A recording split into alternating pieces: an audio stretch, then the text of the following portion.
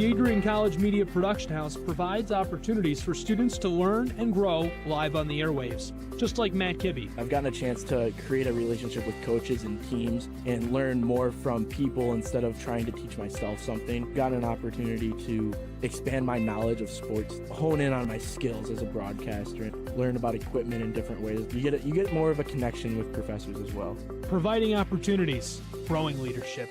The Adrian College Media Production House. Thanks for tuning in. Adrian College is looking for leaders, student athletes with the tenacity to keep the Bulldogs at the top, the forefront, in and out of the classroom. The Bulldogs are looking for talent, character, hard work, grit, leaders who can electrify sold-out crowds, gut out a last-line shift, will their team to victory, hit a grand slam in the bottom of the ninth, and be a part of a legend in the making. Think you have what it takes to become a Bulldog? Visit adrian.edu to learn more.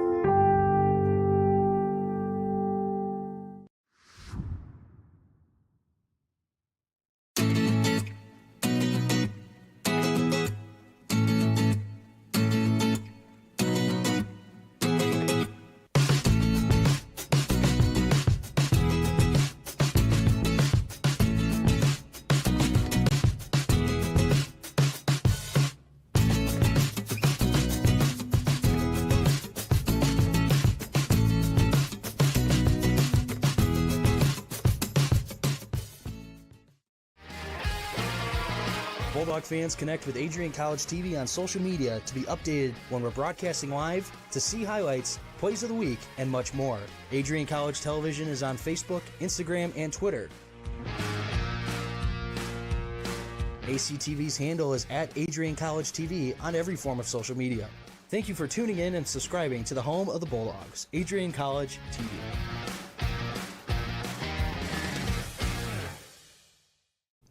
Adrian College is a pinpoint like no other. With our 77 undergraduate degrees, 47 majors, and 21 broad fields of study, Adrian has a one-of-a-kind, hands-on learning experience for everyone.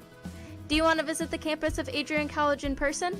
Visit adrian.edu/campus-visit. Again, that's adrian.edu/campus-visit. Come take in the beautiful facilities at Adrian College for yourself. If there was one word I was going to use to describe the communication arts program at Adrian College, it would be unique. Students find themselves on the radio, in front of and behind the camera, and directing their own programs. Students learn in a personalized environment that sets them up for a world of opportunities. Are you ready for your moment in the limelight?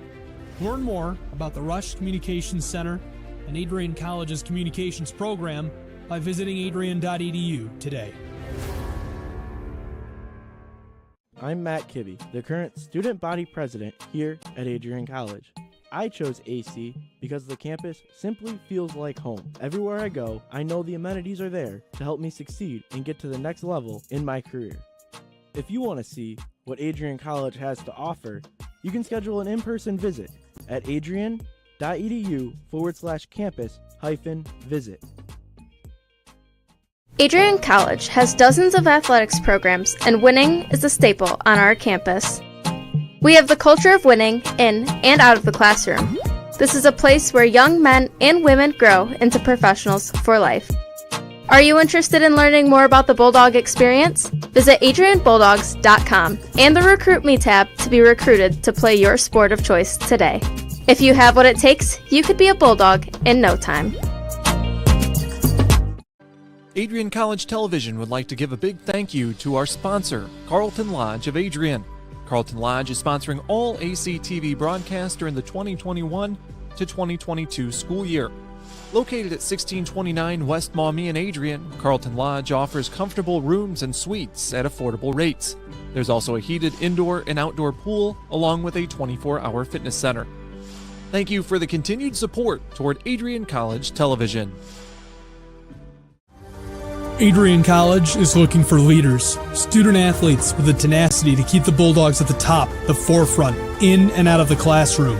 The Bulldogs are looking for talent, character, hard work, grit, Leaders who can electrify sold-out crowds, got out a last-line shift, will their team to victory, hit a grand slam in the bottom of the ninth, and be a part of a legend in the making. Think you have what it takes to become a Bulldog? Visit adrian.edu to learn more.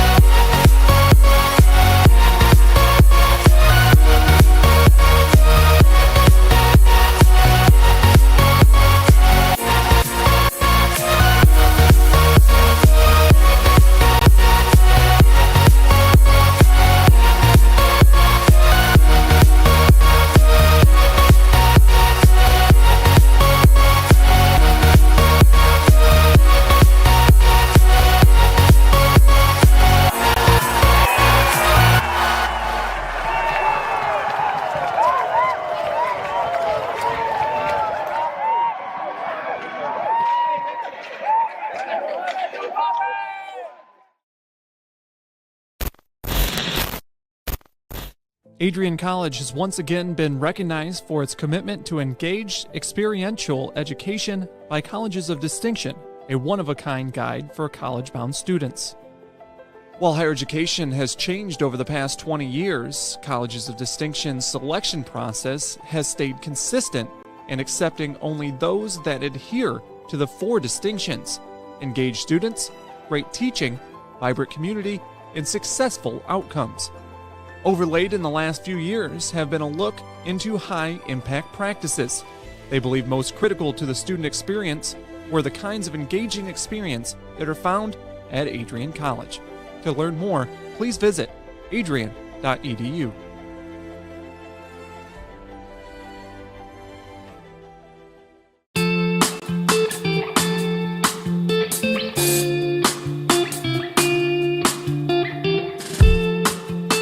On Tuesday, April 6, 2021, I was sitting in my office and an email popped into my inbox from someone in your graduating class today.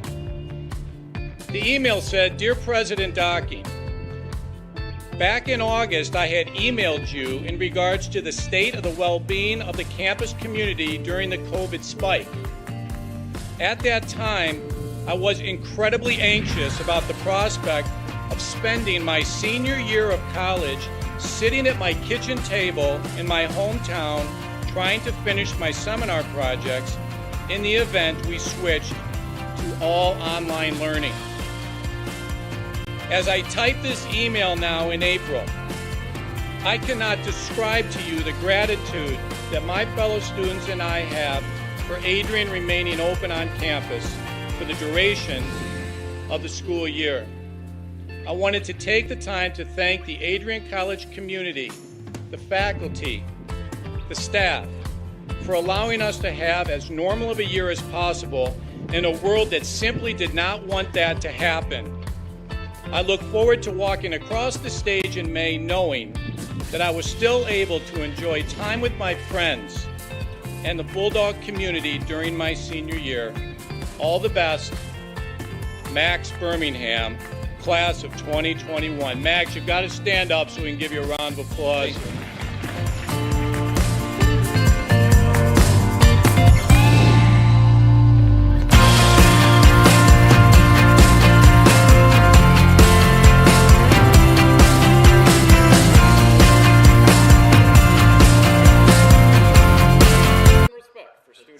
Coaches, officials, and fans.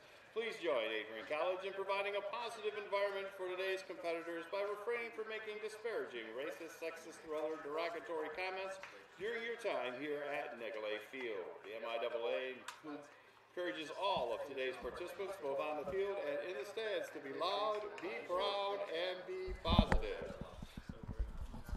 Ladies and gentlemen, also as a reminder to all spectators, please be alert at all times during today's game. Afternoon baseball fans, Mike Prang joined alongside Dave Van Giesen to bring you today's doubleheader between the Olivet College Comets and your Adrian College Bulldogs. Adrian took game 1 of the 3-game series yesterday on the road at Olivet, winning 5-1. Danny Gutierrez, another quality performance, throwing 8 innings for Adrian to pick up his 7th win of the season. Adrian coming in 17-14 on the year. Olivet struggling so far, 3-24. The Bulldogs will look to complete the sweep over the Comets today. Don Goods, the pitcher for the Bulldogs. Zach Wade doing the catching around the infield. A.J. Miranda's at first. Travis Lifford is at second. Jacob Charles at short. And David Kedrow at third. The outfield from left to right. Easton Rogers in left. Jack Blakey in center. And Joe Casal in right.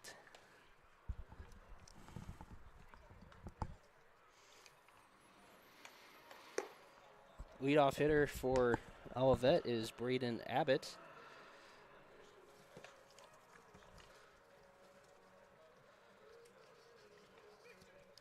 So we'll see him shortly. We'll pull up some stats here on both teams. I got him right here. Braden Abbott will stuff in batting .288 this afternoon. He has played in 24 games and currently is 19 for 66 for that .288 average. Again, as you mentioned, Mike, Don Goods is going to the mound for the Bulldogs this afternoon. A great performance yesterday by Gutierrez. Sure, Coach Rainey certainly appreciated that and saving his bullpen for today's 2 9-inning doubleheader games. And we're getting ready to start here at Nicolay Field. Cool and cloudy here this afternoon. We had a little rain shower about an hour ago, but we're starting pretty much on time as the first pitch is on its way at 1:02. There's a foul ball out into the rugby field, and it's strike one to Abbott.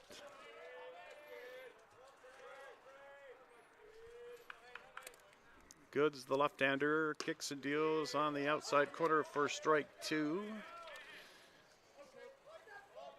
Don comes in. This is his 6th appearance of the year, his 5th start.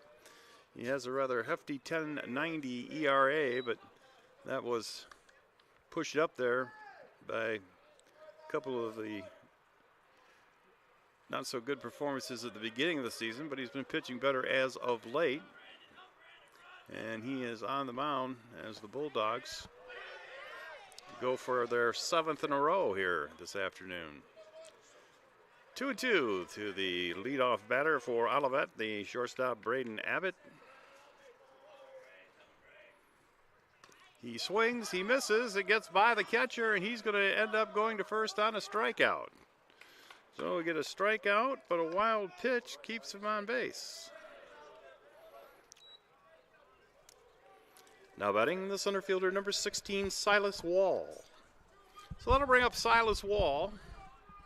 Wall playing center field this afternoon. He comes in batting .327. He is second on the team in hitting for the Comets this season.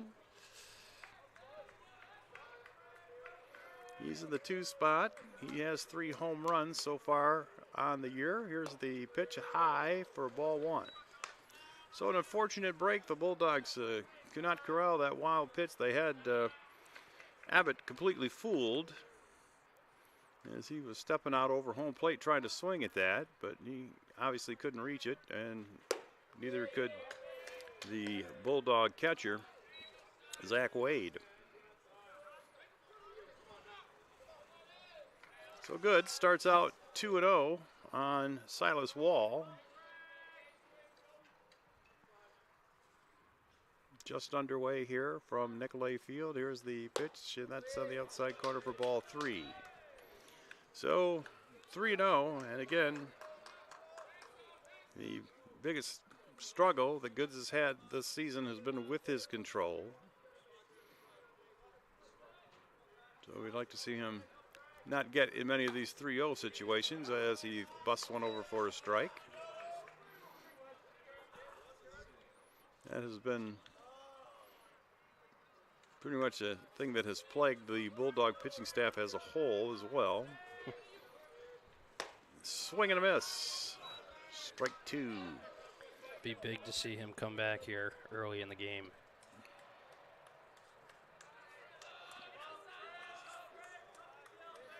Gotta get the ball over and put the ball in play. Let the defense make their play. There's a foul away. Wall was out in front on that one. He was, by the time his bat made contact, he was completely on his front foot. And he did good to just spoil it and see another pitch. 3-2. Here's the pitch. Runner not going. Swing and a miss. He struck him out. So he comes all the way back to get the strikeout for out number 1, and that'll bring up Will Myrick.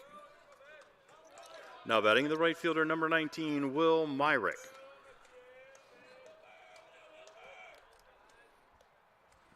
So Will Myrick steps in. He's batting .256 on the season as he takes the first strike.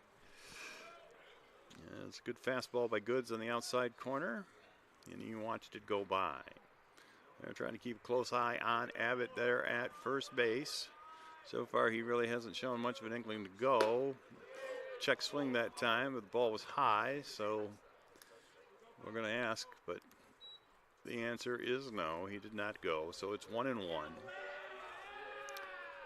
And Goods will go back to work. He checks the runner, delivers. There's a fly ball into shallow right field. And that's going to be grabbed out there by Joe Casal for out number 2.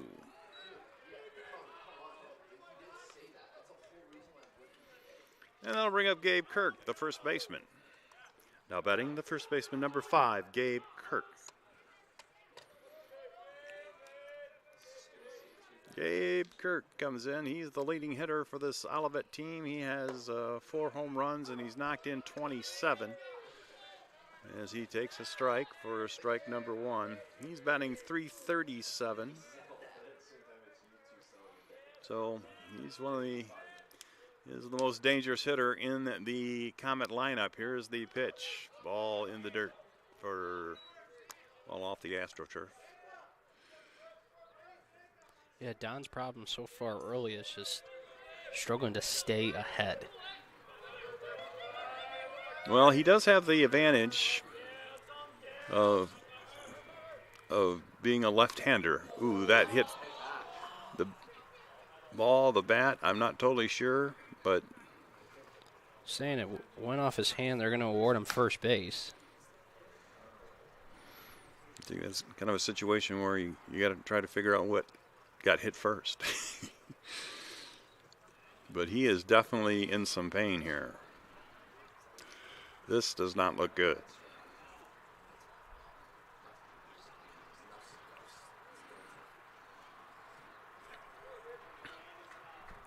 So the runner moves down into scoring position, and Kirk is going to walk to first base. He's still in pain, though. Coach Rainey is talking to see if that did not hit his bat. He's more so talking, did he check swing into that? Yeah, that's... And the field umpire said no.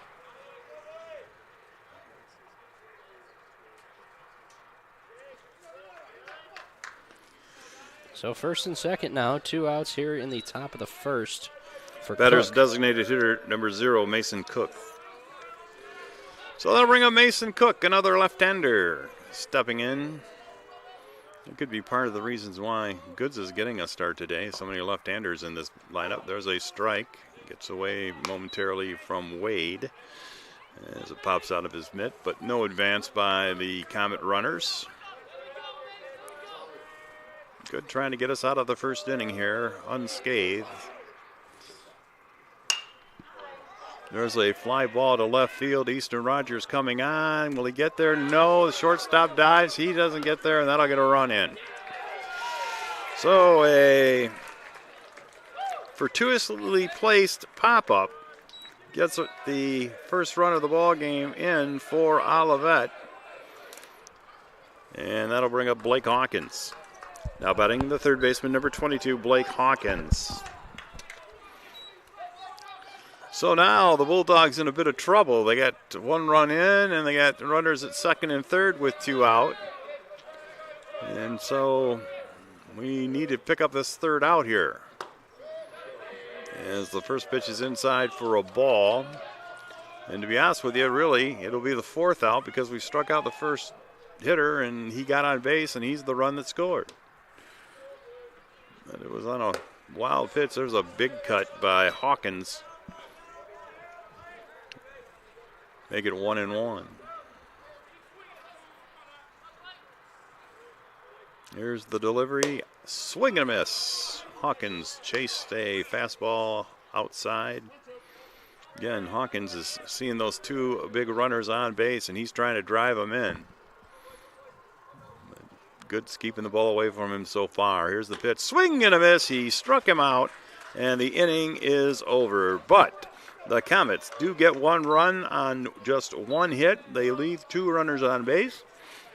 And at the end of a half inning, it's Olivet 1 and Adrian coming to bat. You're watching MIAA Baseball here on ACTV. The Adrian College Media Production House provides opportunities for students to learn and grow live on the airwaves, just like Matt Kibbe. I've gotten a chance to create a relationship with coaches and teams and learn more from people instead of trying to teach myself something. Got an opportunity to expand my knowledge of sports, hone in on my skills as a broadcaster, learn about equipment in different ways. You get more of a connection with professors as well. Providing opportunities, growing leadership. The Adrian College Media Production House. Thanks for tuning in.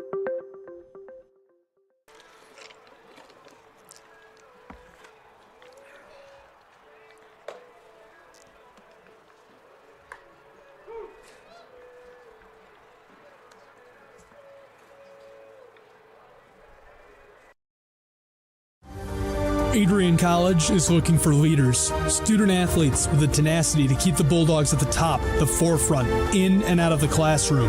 The Bulldogs are looking for talent, character, hard work, grit, leaders who can electrify sold-out crowds, gut out a last-line shift, will their team to victory, hit a grand slam in the bottom of the ninth, and be a part of a legend in the making. Think you have what it takes to become a Bulldog? Visit adrian.edu to learn more. And he'll be facing the right-hand stance of Ryan Upton, and he takes the first pitch into center field for a base hit. He struck that well. He wasted no time and got on to first base, so the Bulldogs got their leadoff runner on here in the first. Now batting the second baseman, number 6, Travis Lifford.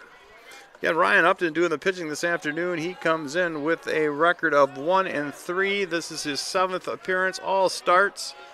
And here's his pitch to Lifford. That's a pop-up. I don't know if it'll stay in the ballpark. It will not. And his ERA is 9.25, so he's given up some runs on the campaign. He has 19 walks and 14 strikeouts, which is not a good ratio if you're a pitcher. No. However, Brian Carney was the starting pitcher yesterday, and he held the Bulldogs to 2 runs heading into the 8th. Luckily for the Bulldogs, his pitch count got a little high, so he was forced to come out of the game, but a quality performance yesterday afternoon from Brian Carney. Yeah, Carney's been the ace of this Olivet staff. And the Comets have struggled all season to find people to back him up. As there's a breaking ball over the outside corner of the plate, make it 0-2 to Lifford, the Bulldog second baseman. Lifford batting .312 coming into the game. Here's the pitch. Swung chopper down to third base, which is speared by Coach Klotz, and he tosses it to the third baseman.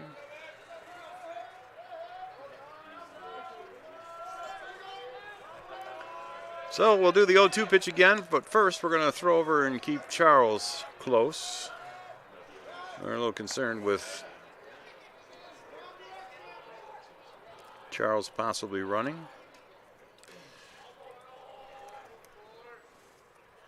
0-2 on its way, fouled right back at us. Got me that time.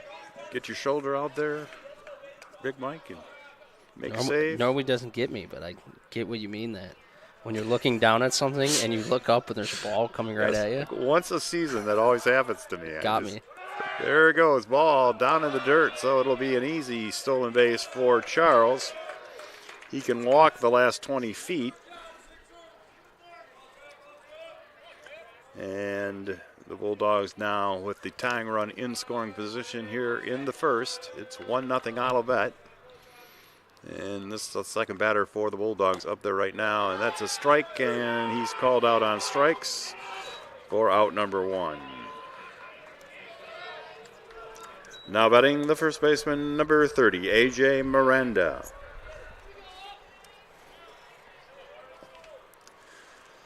So I'll bring up A.J. Miranda. Miranda, right-hand hitter off the right-hand stance of Upton. He hits a pop-up down the first base line, and that will get out of the stadium and bounce off the track, or not the track, but the sidewalk that's out there. I'll put it this way, it hit something hard and bounced way high in the air. There you go.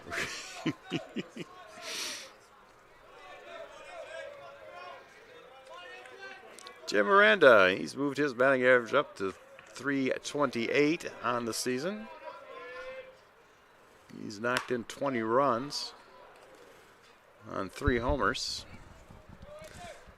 And he fouls that one kind of off his foot, make it 0-2. So he'll take a little bit of a walk, shake that off.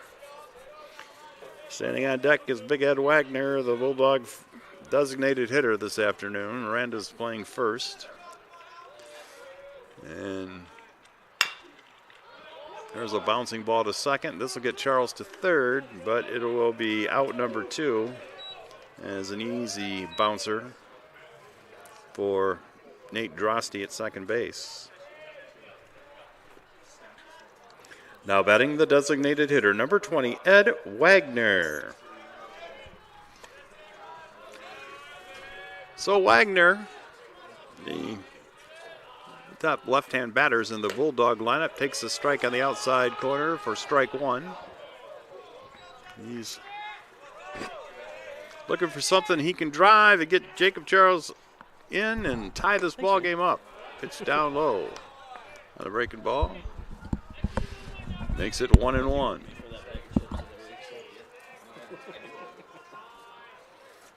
Here he is, swung on, bouncer to first base. Should be an easy play for Kirk. He steps on the bag, and the Bulldogs threaten but do not score. They get no runs on the one hit by Charles. No hits. Charles is left at third. And then one complete inning of play. Our score is Olivet 1 and Adrian College nothing. We'll be back. You're watching ACTV and Adrian College Baseball.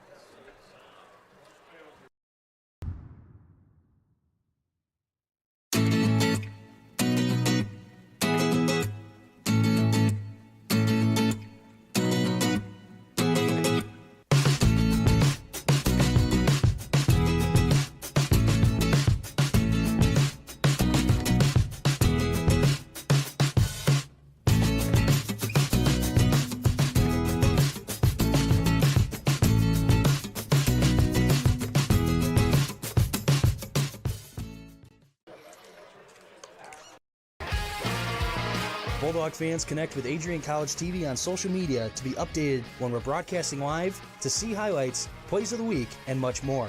Adrian College Television is on Facebook, Instagram, and Twitter. ACTV's handle is at Adrian College TV on every form of social media. Thank you for tuning in and subscribing to the home of the Bulldogs, Adrian College TV.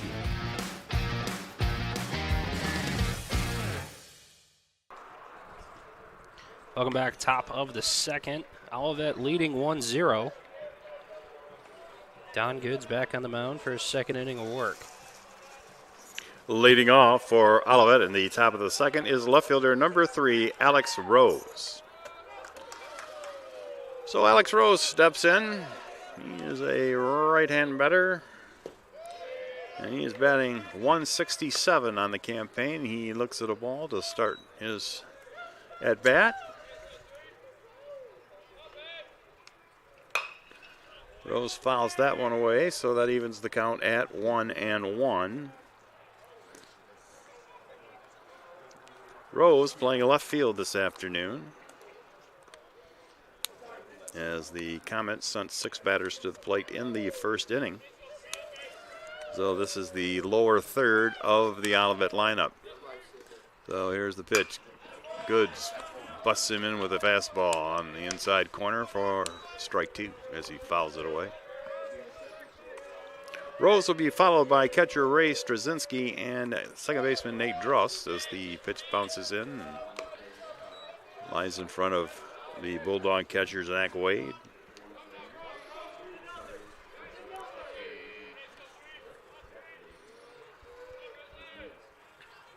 Here's the pitch outside for a ball, and we've went to a full count. So Good deals the payoff pitch, bounding ball off his foot, and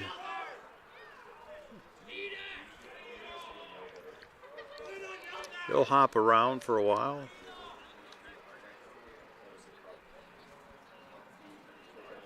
You want to be mean and you're doing the music, you could play Jump Around right now.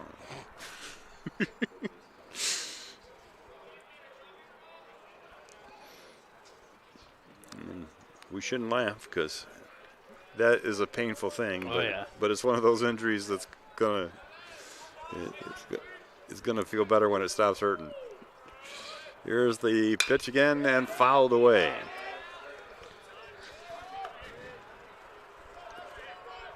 Rose doing a good job battling. The 8th pitch of the at-bat on the way.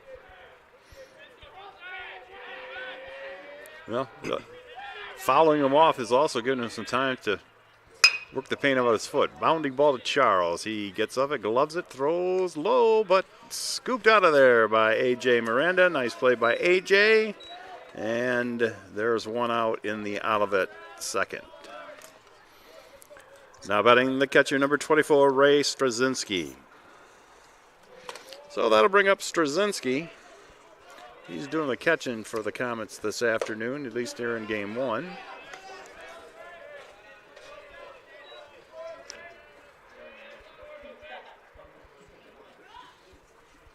There's a swing and a miss for strike two. See if Don triples up here on the fastball, because Straczynski didn't hit either of those. Yeah, it was a bit of a change-up on the inside corner just to show it to him. But stick with that fastball. I agree with you, Michael, that will be his out pitch should that occur. Here's the pitch, down low, ball 2, 2-2.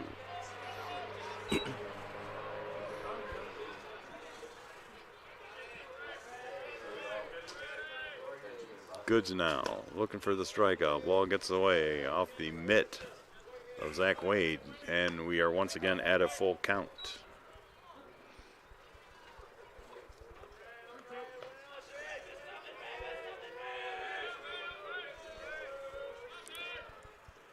Pitch fouled away, right straight back at us, down below, and we do it all again.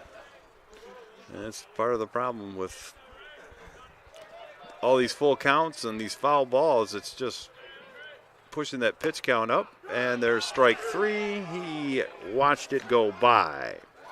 That is the fourth strikeout for Goods this afternoon. Now batting the second baseman, number 6, Nate Drost. Problem is one of those strikeouts scored. You got away from the catcher, and you made it to first. There's a ball inside, 1-0 to Drost. Here's the pitch, outside corner, and that'll make it 1-1.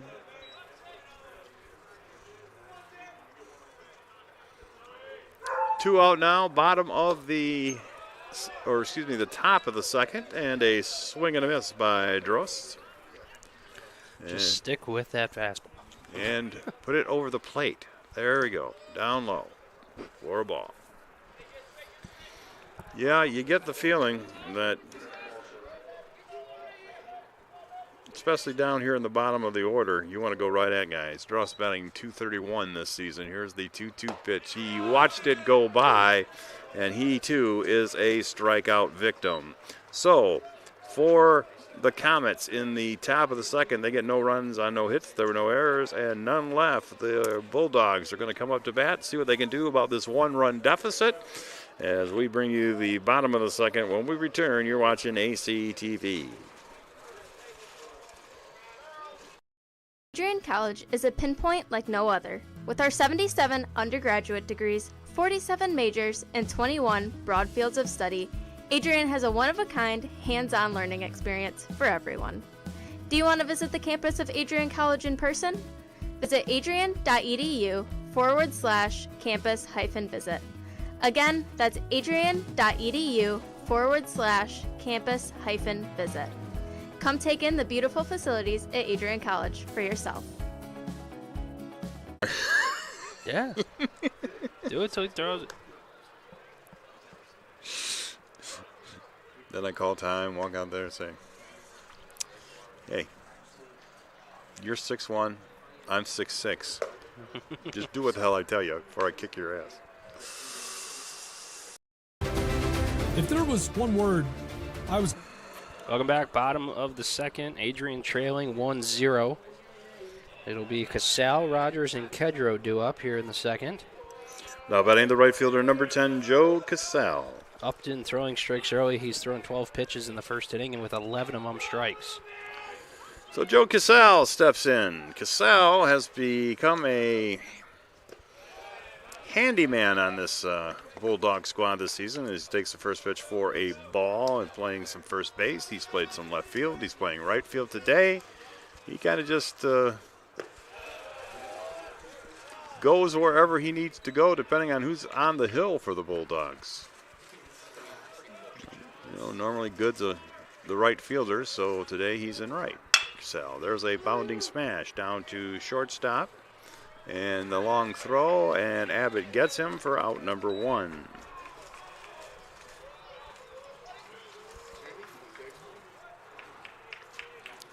Now batting the left fielder, number 26, Easton Rogers. So that'll bring Easton Rogers to the plate. As Bulldogs do not get their leadoff man on in this inning. So they'll try to get something going with Rogers. He banks one out into right field where Myrick waits for it. It looked like it had a chance to get down, but it kind of stayed up for Myrick to make the grab, and quickly there are 2 down. Now batting the third baseman, number 25, David Kedrow.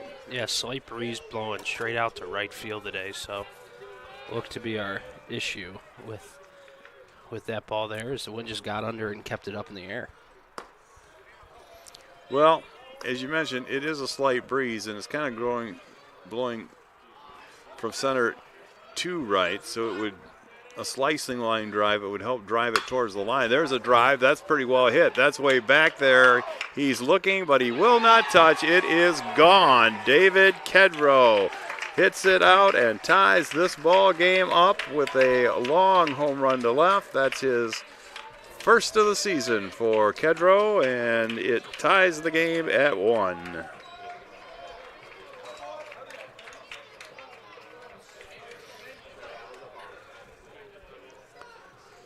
Now batting the catcher, number 13, Zach Wade. Well, the wind was not going to affect that one because Kedrow got all of it. And we are now tied, so that's an instant rally. And there's a strike here to the catcher, Zach Wade. Imagine that's Kedrow's first of the year and his 6th RBI. He watches a strike go by, so Wade is quickly down 0-2. Jack Boyke, the Bulldogs 9-hitter, is coming up, and here's a drive by Wade, and he lines it to center, driving Silas Wall back a few steps, but Wall makes the catch, and the inning is over. So the Bulldogs, they get 1 run to tie the game on 1 hit, but it was a big fly. And at the end of 2 complete innings of play, our score is Adrian 1 and Olivet 1. You're watching Bulldog Baseball on ACTV. If there was one word I was going to use to describe the communication arts program at Adrian College, it would be unique. Students find themselves on the radio, in front of and behind the camera, and directing their own programs. Students learn in a personalized environment that sets them up for a world of opportunities. Are you ready for your moment in the limelight? Learn more about the Rush Communications Center and Adrian College's communications program by visiting adrian.edu today.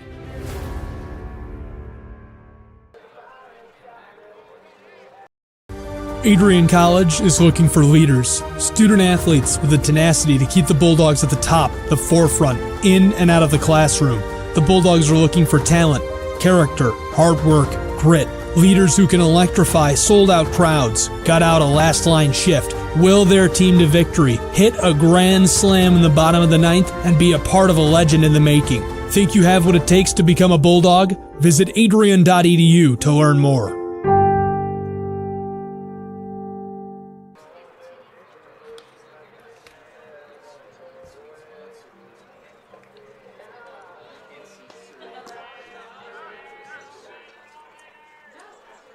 Leading off for the Comets in the top half of the 3rd inning is shortstop number 8, Brandon Abbott.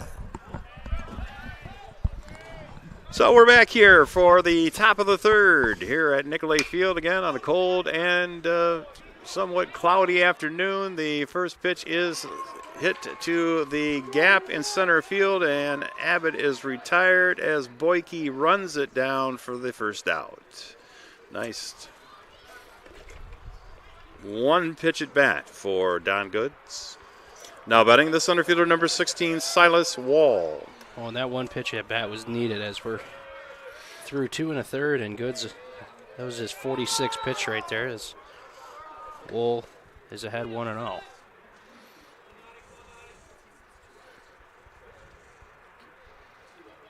Here's the pitch, swing and a miss, as Wall had a big cut.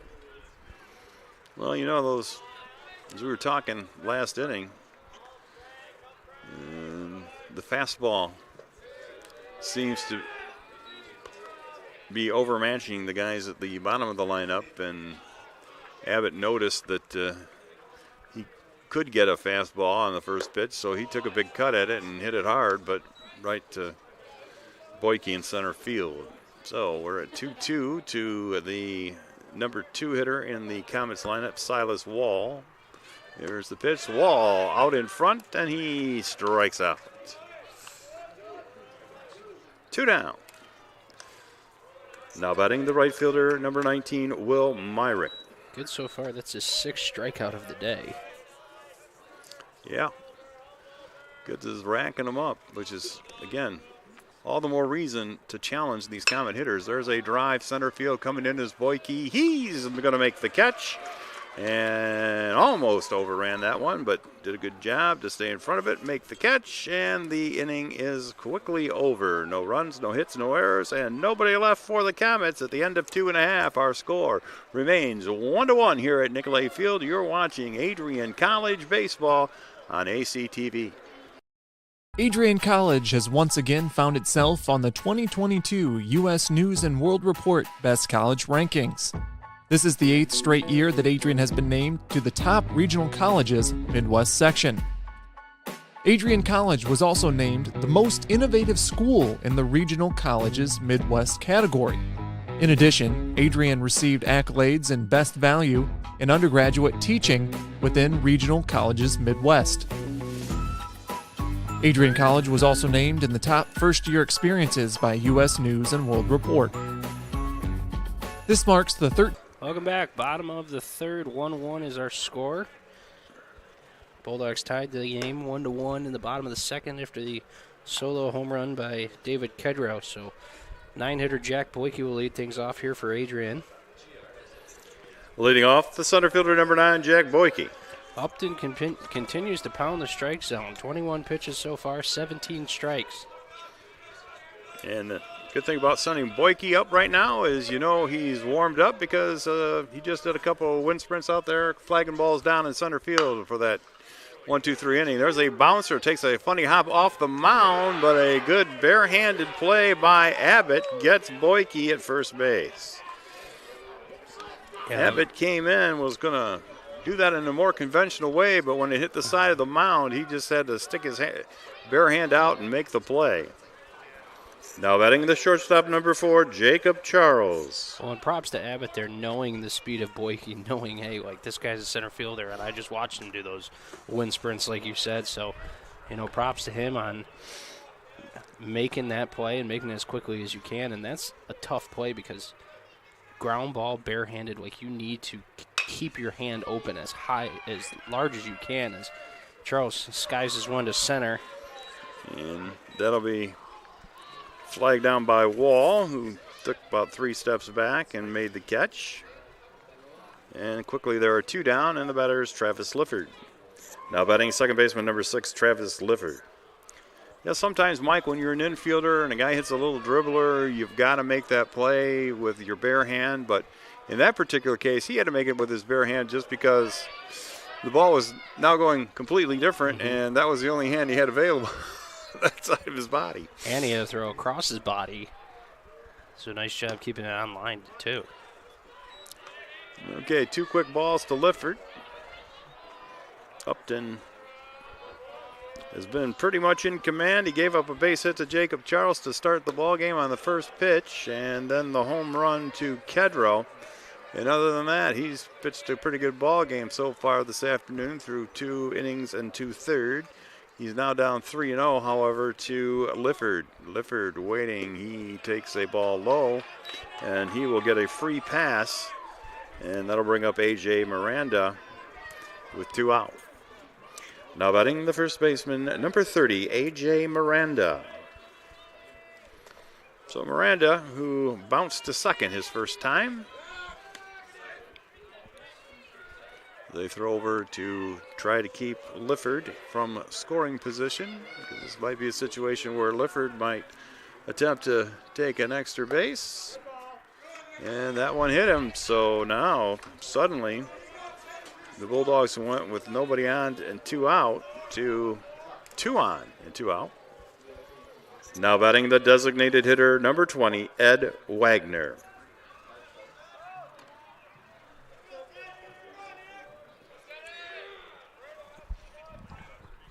So Wagner stepping in. He is the second hitter on the Bulldogs with a .396 average. He takes a changeup for a strike. But most importantly, he leads the Dogs in RBIs with 36, and he's got a chance to add to that total right here. 2 out. Runners get their leads, foul smash. And that'll bounce back into play, so we'll have a momentary delay while we chase it down.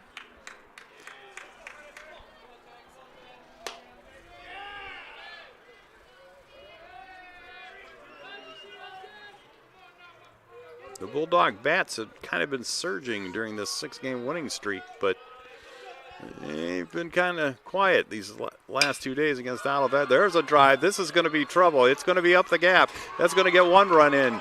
Here comes Miranda. He's going to chug into third base, and it is now 2-1 Dogs.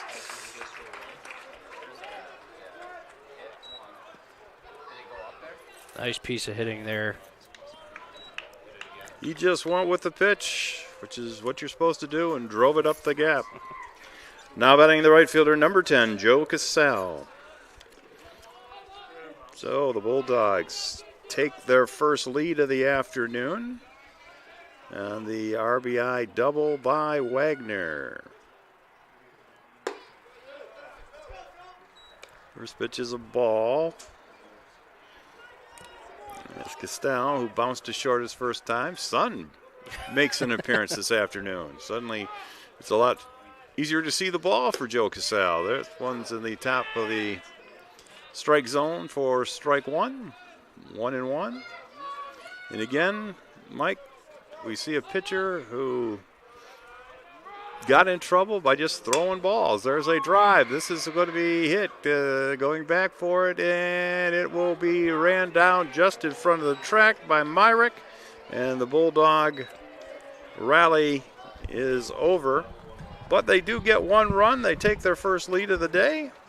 And at the end of 3 complete innings of play, our score is Bulldogs 2 and Comets 1. We'll be back on ACTV after we pause for this. Adrian College has once again been recognized for its commitment to engaged, experiential education by Colleges of Distinction, a one-of-a-kind guide for college-bound students. While higher education has changed over the past 20 years, Colleges of Distinction's selection process has stayed consistent in accepting only those that adhere to the 4 distinctions: engaged students, great teaching, vibrant community, and successful outcomes. Overlaid in the last few years have been a look into high-impact practices. They believe most critical to the student experience were the kinds of engaging experience that are found at Adrian College. To learn more, please visit adrian.edu.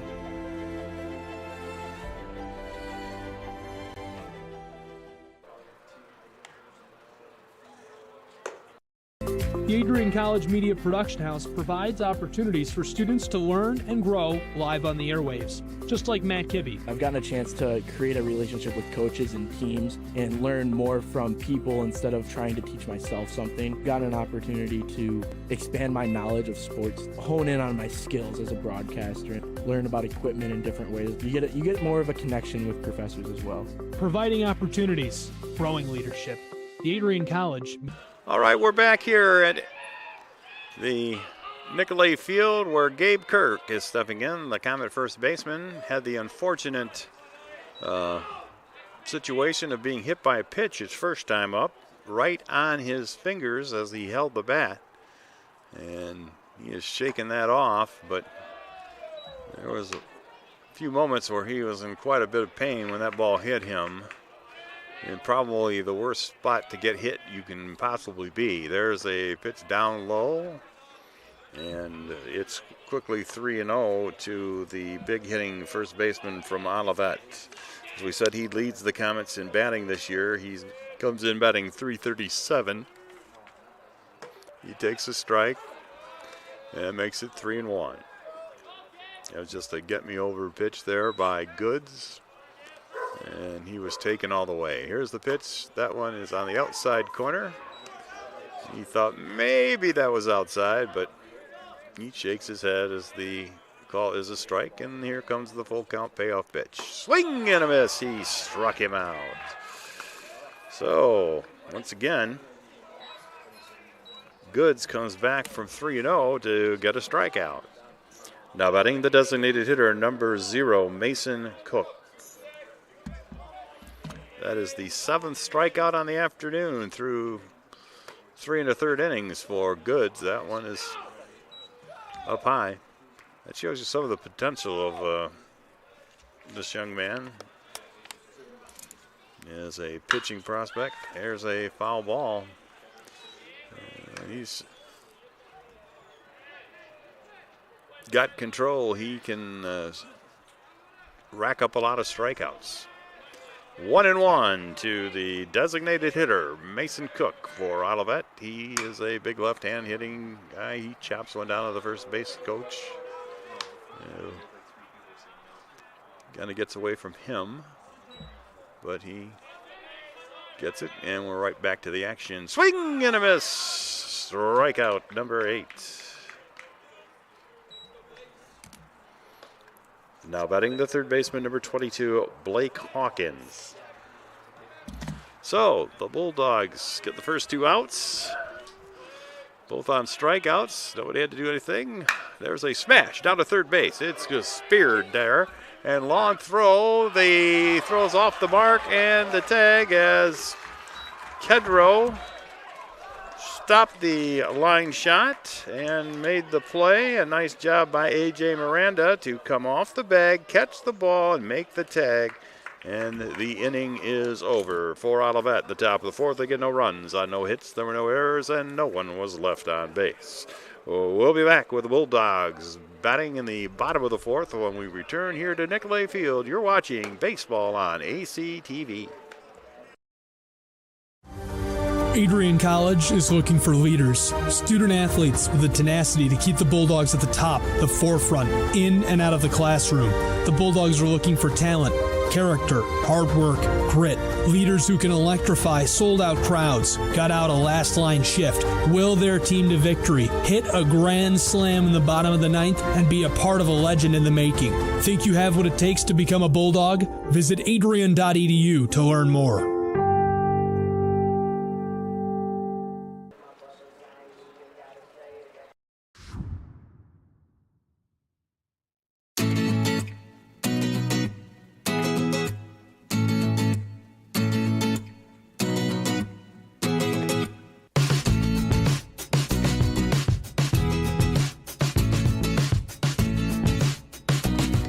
Easton Rogers.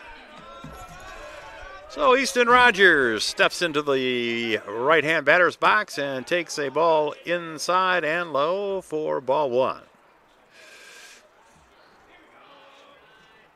Rogers. He comes in batting .288 this afternoon. His first time up, he hit a fly ball pretty well to right, and it just kind of stayed in the air. We thought maybe it'd be a base hit when he first hit it. But as we mentioned, that wind kept it in the air, and it was easily grabbed by the Comet right fielder, Will Myrick. 2 balls and a strike to Easton Rogers. He's leading off for the Bulldogs here in the 4th. He'll be followed by Kedro, who had that home run. Now ball outside, making it 3-1. Bulldogs have 3 hits, 1 in each inning, but it's netted them 2 runs, and they have a 2-1 advantage here as we go to the 4th. There's a strike. Little premature removal of his shin guard by Mr. Rogers. Yeah, I think Rogers thought that pitch was low. So now the count is full to the Bulldog left fielder. Here's a swing tapper that Kedro will retrieve back from his on-deck circle. 1-2 here at Nicolay Field this afternoon. The lights have been on since we started. We have intermittent sunshine, but it doesn't last very long. There's a foul ball before it finds a cloud to get behind. Last couple days, the sun has been hiding from us here in southeast Michigan.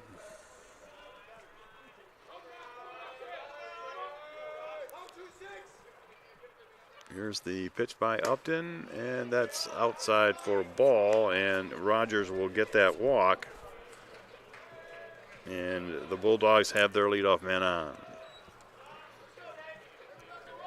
Now batting the third baseman, number 25, David Kedro.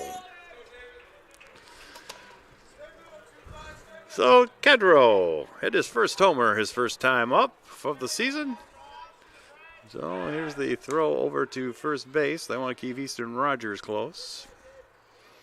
Rogers wants to kind of occupy Ryan Upton's concentration.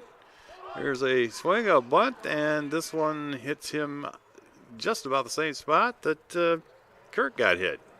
I think this one was more towards his wrist, which might even be more dangerous. Well, and I remember last year, Kedro did not finish the season as he broke his hand, actually, on a hit-by-pitch. Well, he squared around, and when he did so, he kind of presented himself just to be hit. You know what I mean? He was no longer standing, with just a front shoulder. He was fully exposed, and there was no way to get out of the way. So the Bulldogs now have a first and second situation, albeit a painful one, for Kedro. Now batting the catcher, number 13, Zach Wade. So Wade steps in. He will square. He takes a strike on the outside corner. Again, we've talked many times this season about the need to bunt at strikes, and I'm not sure Wade thought that one was a good pitch to bunt there. So we'll see what he does now with a strike on him. He squares again. This one is outside. Good job of laying that one off, Zach. And the Bulldogs trying to get these runners across. The Comets have Kirk playing in close from his first base position, and that one is fouled away. And now there's two strikes. So we'll see what Wade does here with two strikes.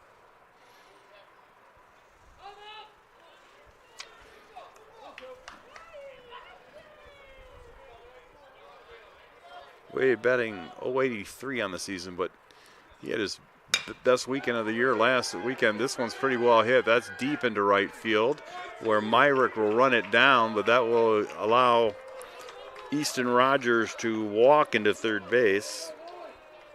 So he at least advances the runner.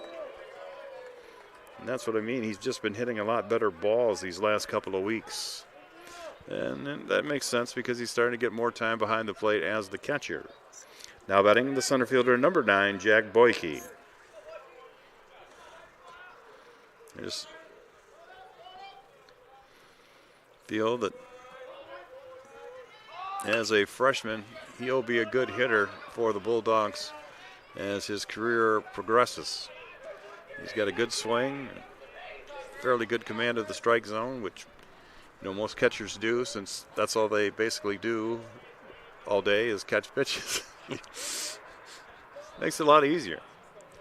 So I can't understand why more umpires aren't former catchers. There's a pop-up foul as Boyke trying to get the runs in here.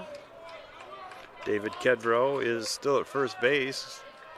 He seems to have recovered from his getting hit in the hand. Here he goes. This one's on the outside corner, and it's a ball, and Kedro will go unchallenged into second base. So the runners are now at second and third with a 1-2 count to the hitter. And now we've got a balk. So a balk will get a run in. That's one way to score a run. We'll take it. And we will get a little bit of a protest from the Comet head coach Santiago Mendez, but it's short-lived. Swing and a miss, and he gets Boyke on the changeup for out number 2. Now batting the shortstop number 4, Jacob Charles. The Bulldogs lead is now 3-1. And here's the pitch by Upton. Strike to start out Charles. Upton pitches from the stretch at all times. He does not use the windup even when no one's on base. So he's used to pitching like this in all situations. And he's quickly ahead of Jacob Charles, 0-2. Charles with a single to center, and he has fly to center. So Charles making a conscious effort to hit the ball up the middle today. Here's the pitch. Breaking ball inside. Oh, we're going to have a daring steal of home. He is out.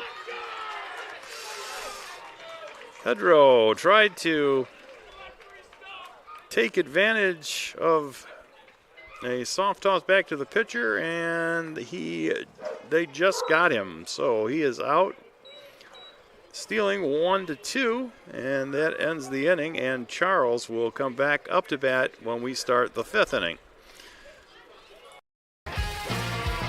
Bulldog fans, connect with Adrian College TV on social media to be updated when we're broadcasting live, to see highlights, plays of the week, and much more. Adrian College Television is on Facebook, Instagram, and Twitter. ACTV's handle is at Adrian College TV on every form of social media. Thank you for tuning in and subscribing to the home of the Bulldogs, Adrian College TV.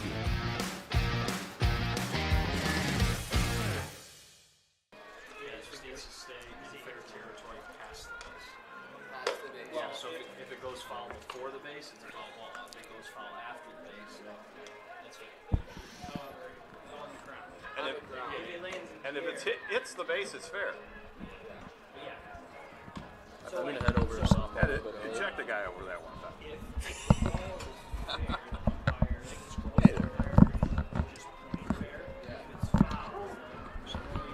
going to have you take over now. I'm going to run over there. Okay.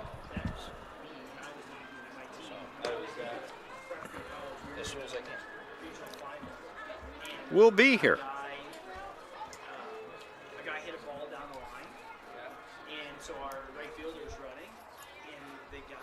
Leading off for the Comets in the top half of the 5th inning is left fielder number 3, Alex Rose.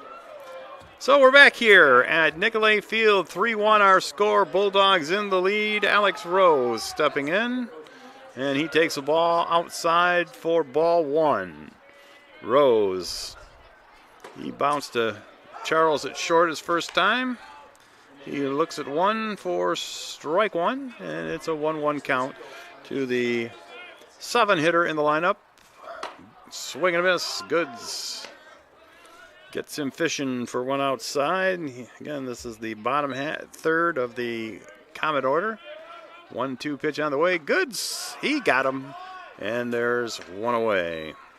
That was a rather late swing for yet another strikeout for Don Goods. Now batting the catcher, number 24, Ray Straczynski. Straczynski swings and misses. He had a big cut at that one. Comets trying to get something going here. Second pitch is fouled away. And quickly, Goods is ahead 0-2. Goods with 66 pitches on the afternoon, 42 strikes. Here's the delivery, swung on, bouncing ball. Miranda will gobble that up. He'll wave off Goods and step on the bag himself for the out. And the second out of the inning is recorded. Now batting, second baseman number 6, Nate Drost. First pitch is a ball to Drost.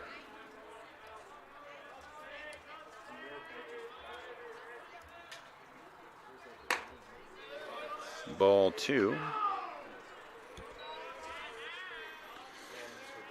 So the 9-hitter in the Comet lineup, up 2-0 on Goods. There's a swing and a miss. Once again, Goods trying to pound that outside corner. And he's getting the Comets to swing at it.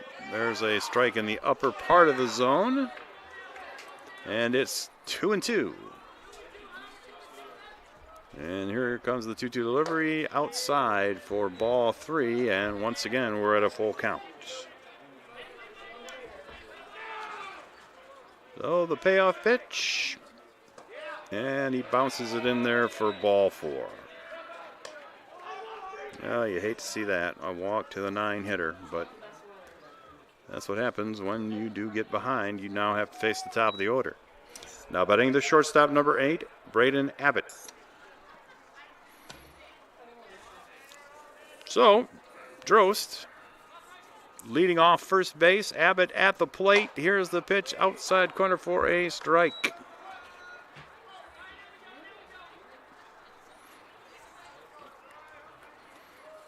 Bulldogs again leading 3-1 here. Pitch on the outside corner for strike 2.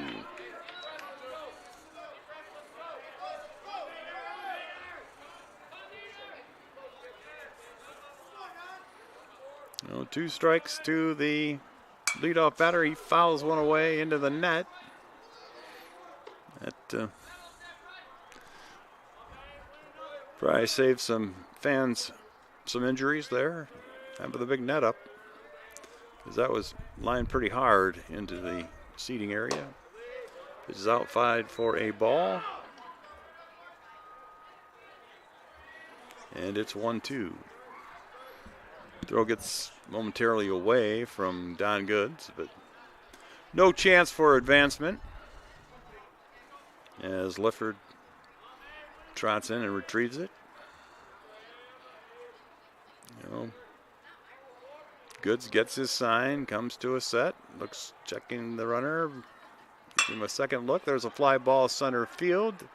This one should be grabbed by Boyke, and it is, and the inning comes to an end. So the Bulldogs have no damage despite the walk to Drost, and he is left on first base, and that's the only thing for the Comets in their half of the 5th. So at the end of 4.5, the Bulldogs lead this one 3-1 here at Nicolay Field. The sun is breaking out once again, and hopefully it'll still be here when we get back after we pause for this. You're watching Adrian College Baseball on ACTV.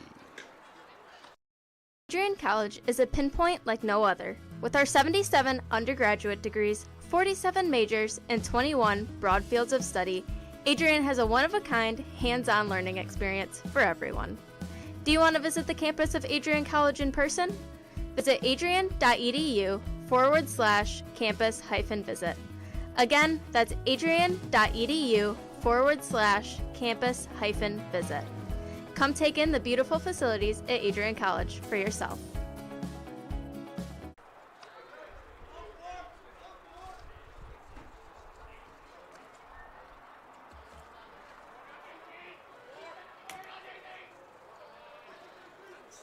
Leading off for the Bulldogs in the bottom of the 5th inning is shortstop number 4, Jacob Charles. So Jacob Charles returns to the batter's box for the Bulldogs. You recall he was batting as the daring steal of home by Kedro did not quite work out. So he shows bunt on his first one, but I don't think he was too serious about that. He just wanted to make sure that the third baseman, Hawkins, knew he could do it and trying to get him to move in a little bit. 1-1 now the count. Here's the pitch inside for ball 2. Charles, as we said, has singled to center and flied to center. There's a smash down the third base line that will be retrieved by the sprinting Bulldog bench. And it's 2-2. Here's the pitch outside corner for a ball, and we have a full count. Upton, he's been a little more efficient than good so far. There's a smash caught. Hawkins, he jumped, but I don't think he really had to. But another at bat where Charles hits the ball right on the nose, but in this case gets nothing for it. Now batting the second baseman, number 6, Travis Lifford. So that'll bring up Travis Lifford. Lifford on the outside corner for strike 1.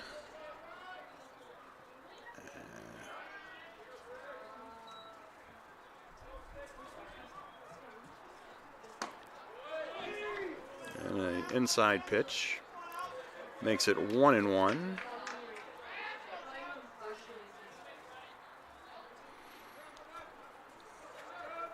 Lifford has struck out and walked, and now he's got himself a base hit as he wraps that one into left field. Another solid blow for the Bulldogs as their top of the order is now kind of settling in here on Upton in the bottom of the 5th. Now batting the first baseman, number 30, A.J. Miranda. So that'll bring up Miranda. Once again, the sunshine feels good here at Nicolay Field. This is a deep fly. Going back for it is going to be Rose. He grabs it, and that one just comes up a little short. You needed to either pull that a little more or hit it just a little harder. Now batting the designated hitter, number 20, Ed Wagner. So Ed Wagner stepping in, the big left-hand hitting designated hitter today. He doubled back in the 3rd inning for an RBI, get the Bulldogs' 2nd run, and he takes a strike for his first pitch.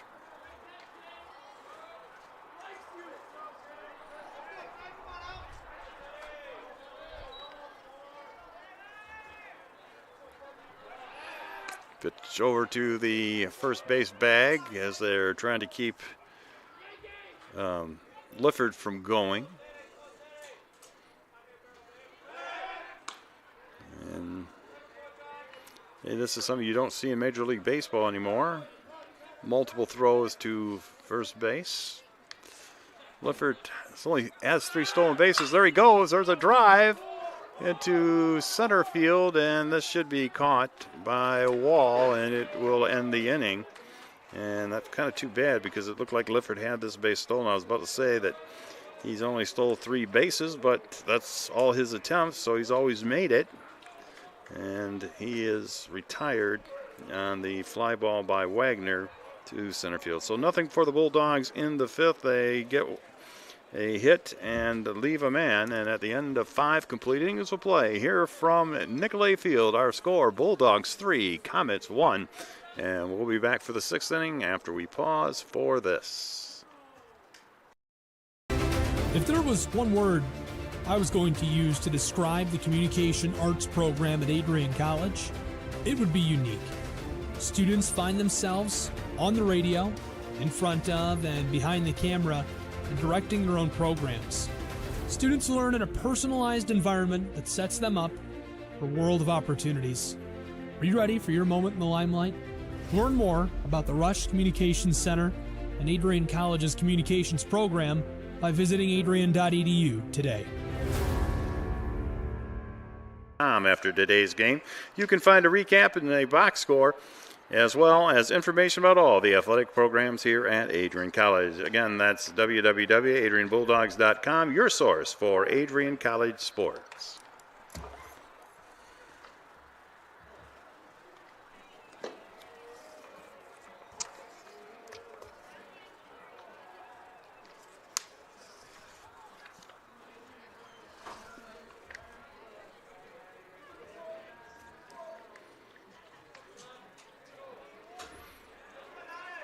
Leading off for the Comets in the top of the 6th is center fielder number 16, Silas Wall. So Wall steps in, and he has a big cut at the first pitch from Don Goods. Goods toiling into the... Here's the pitch down low for a ball. And it's now 1-1. Here's the pitch from Goods. Swung on, fouled. Another one into the screen that protects the Olivet faithful here this afternoon. And here's the 1-2 pitch. Got him. Strikeout by Wall. He went fishing for one outside, and another strikeout for Don Goods. Now batting the right fielder, number 19, Will Myrick.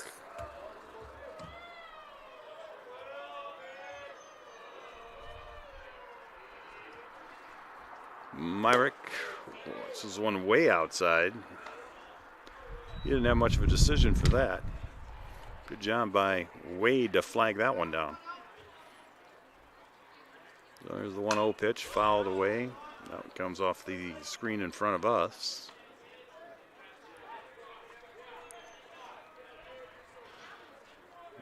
If we didn't have that screen, we might have caught one there, but make no mistake, I'm eternally grateful for the screen that sits in front of us here at the press box at Nicolay Field.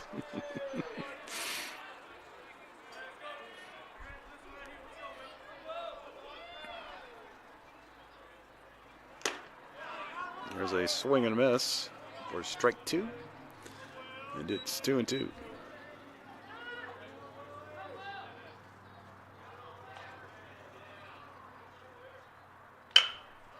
There's a bounding ball to Charles. He gobbles it up, throws the long throw over to Miranda, and there are 2 down in the Olivet 6th.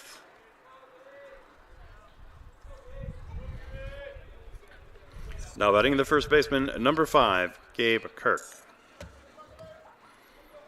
And quickly there are 2 down as Kirk steps in. He takes a curveball high.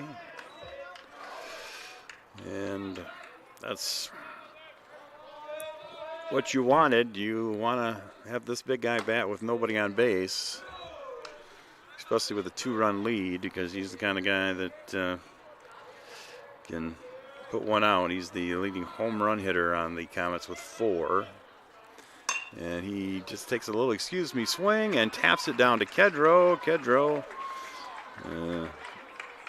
kind of stunned by that one as it he took a little hop to catch it, but again, I don't think he had to.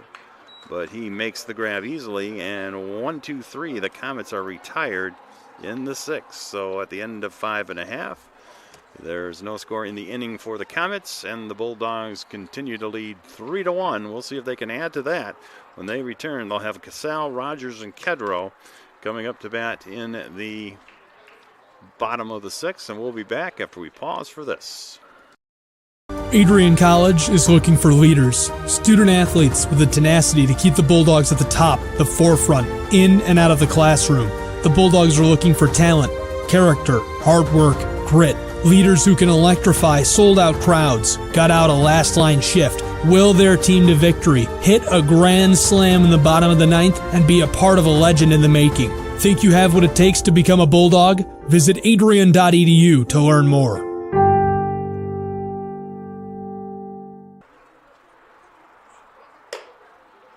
Adrian College has dozens of athletics programs, and winning is a staple on our campus. We have the culture of winning in and out of the classroom. This is a place where young men and women grow into professionals for life. Are you interested in learning more about the Bulldog experience? Visit Adrian Bulldogs. Number 10, Joe Casal. Okay, Joe Casal coming up to bat for the Bulldogs. He'll lead off the 6th. He's sitting here thinking that the 6th innings that we've seen from both these pitchers are probably,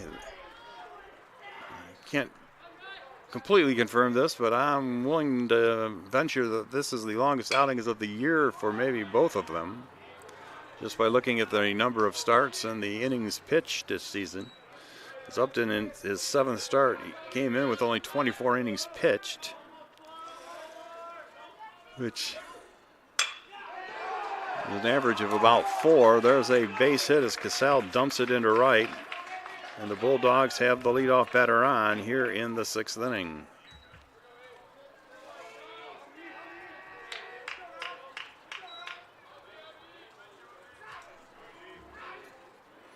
Now batting the left fielder, number 26, Easton Rogers.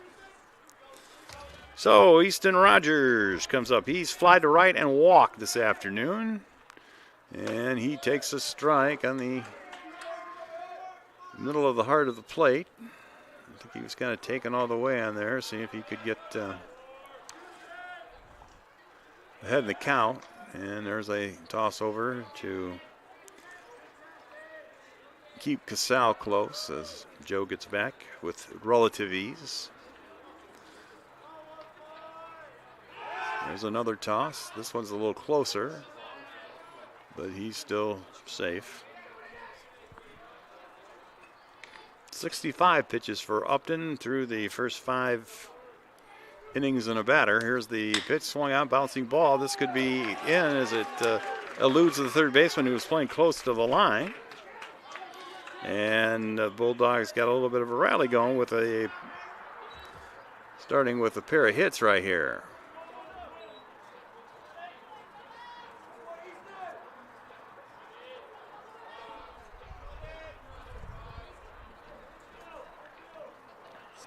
Now batting the third baseman, number 25, David Kedrow. So the Bulldogs got something brewing here in the 6th. Runners at first and second. First baseman in very close. There's a bunt. It's right in front of the pitcher. That's going to be a perfect sacrifice bunt. And it's going to move both the runners up easily. So an interesting day for Kedrow at the plate. He has a home run, a hit by pitch, and now a sacrifice to move the runners aboard, doing whatever needs to be done. And that'll bring up Zach Wade.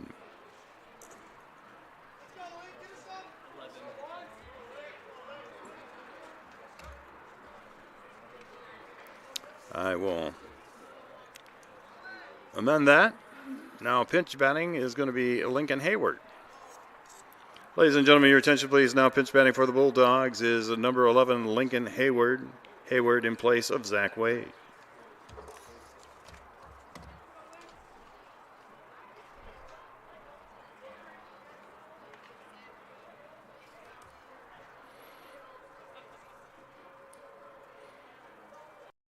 Adrian College has once again found itself on the 2022 U.S. News & World Report Best College Rankings. This is the 8th straight year that Adrian has been named to the top regional colleges Midwest section. Adrian College was also named the most innovative school in the concluded. And Lincoln Hayward is stepping in. Hayward looks at a ball.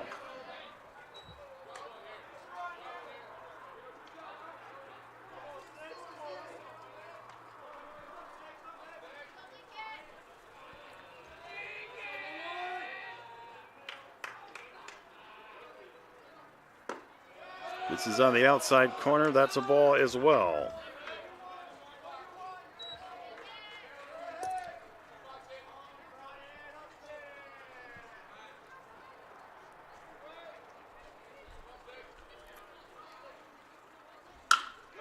There's a drive. It's going to go into center field. It's going to fall in front of the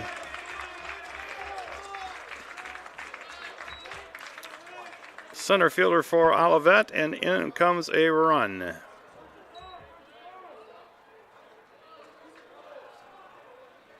RBI for Hayward.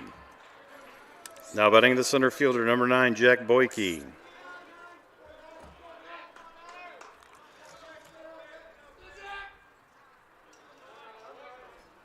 Boyke squares the bunt. It's a good bunt. This could be it because there's nobody at first base. They have to shovel it. It's going to be a single and an error to the first baseman.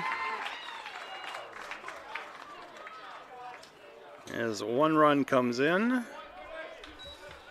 And the runner moves up.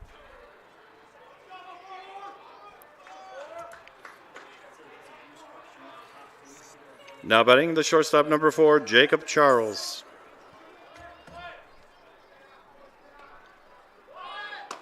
Pitches outside for a ball.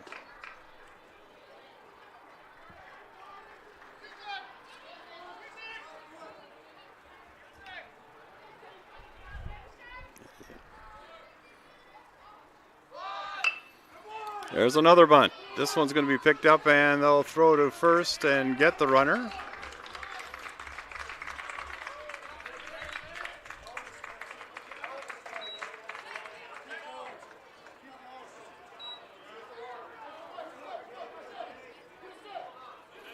Boyke moves up to second, another run in.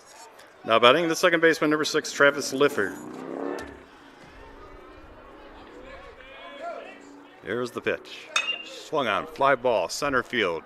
Going back is the center fielder Wall. He makes the catch and the inning is over, but it's a very valuable inning for the Bulldogs, who score 3 times.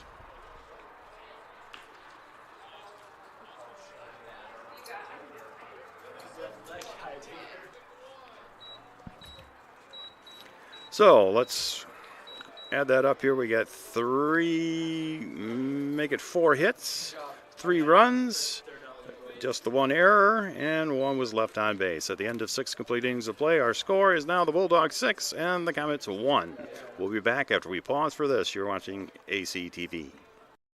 Adrian College has once again been recognized for its commitment to engaged experiential education by Colleges of Distinction, a one-of-a-kind guide for college-bound students. While higher education has changed over the past 20 years, Colleges of Distinction's selection process has stayed consistent in accepting only those that adhere to the 4 distinctions: engaged students, great teaching, vibrant community, and successful outcomes. Overlaid in the last few years have been a look into high-impact practices. They believe most critical to the student experience were the kinds of engaging experience that are found at Adrian College. To learn more, please visit adrian.edu.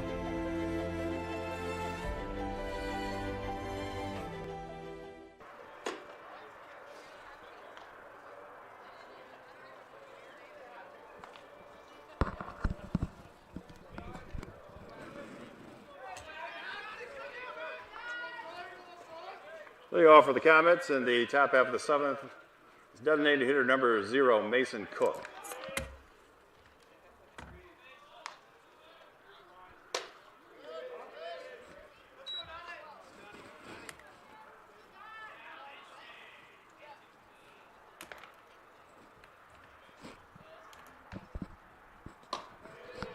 There's a ball outside. 2-0. Should mention the new catcher for the Bulldogs is Logan Loeffler. As a strike comes in.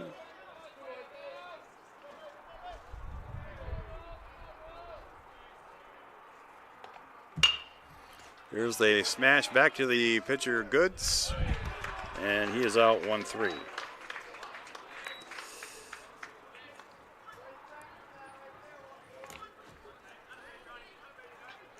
Now batting the third baseman, number 22, Blake Hawkins.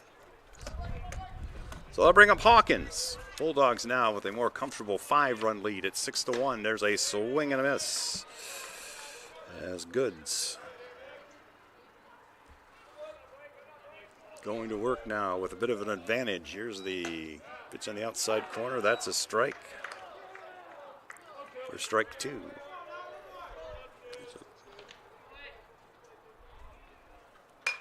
Fouls one away.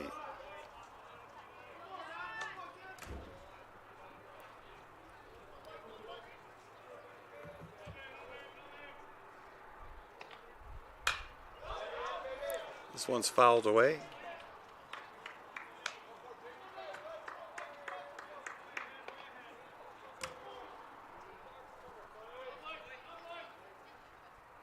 Swing and a miss. strikeout number 10 on the day for Don Goods.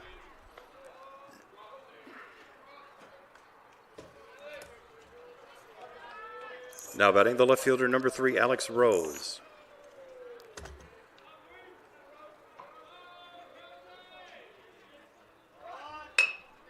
He lays one down. It's going to be picked up here by Goods. He tosses and gets him for the out.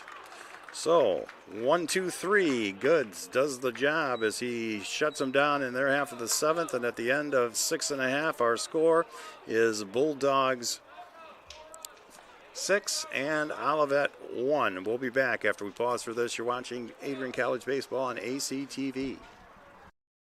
The Adrian College Media Production House provides opportunities for students to learn and grow live on the airwaves, just like Matt Kibbe. I've gotten a chance to create a relationship with coaches and teams and learn more from people instead of trying to teach myself something. Got an opportunity to expand my knowledge of sports, hone in on my skills as a broadcaster, and learn about equipment in different ways. You get more of a connection with professors as well.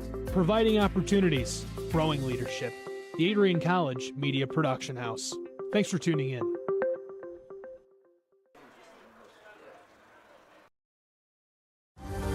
Adrian College is looking for leaders, student athletes with the tenacity to keep the Bulldogs at the top, the forefront, in and out of the classroom. The Bulldogs are looking for talent, character, hard work, grit, leaders who can electrify sold-out crowds, gut out a last-line shift, will their team to victory, hit a grand slam in the bottom of the 9th, and be a part of a legend in the making. Think you have what it takes to become a Bulldog? Visit adrian.edu to learn more. Leadoff for the Bulldogs in the bottom of the 7th. First baseman number 30, A.J. Miranda.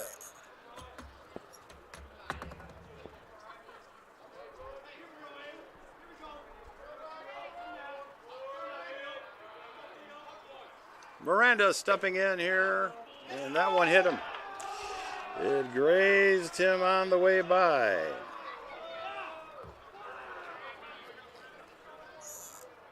Now batting the designated hitter, number 20, Ed Wagner.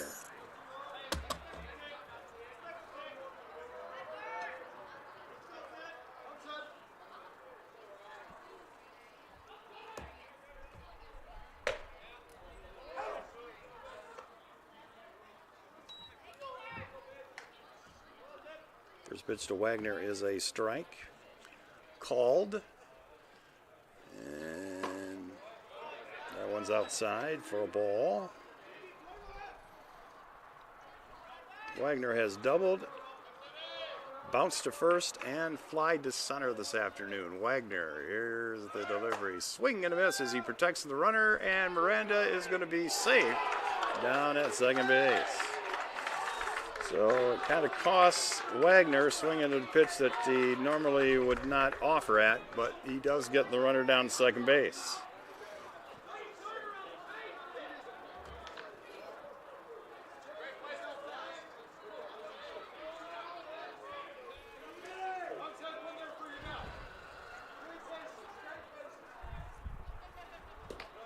Ball skips into Wagner, so he's hit by a pitch.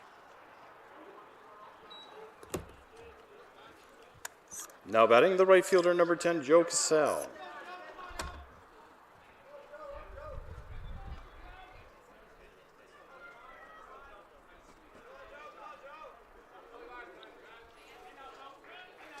So Cassell, runners at first and second. He's going to bunt. This is a tapper down the line, and it's going to roll foul.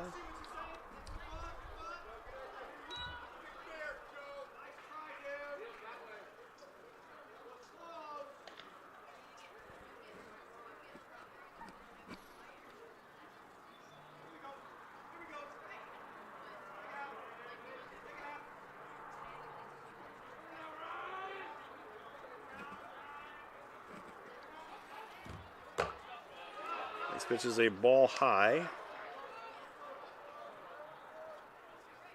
Easton Rogers waiting on deck.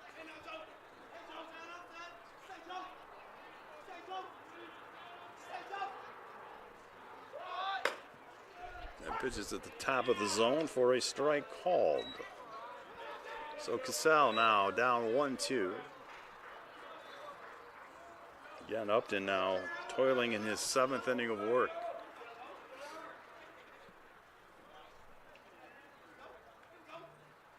Swing and a miss.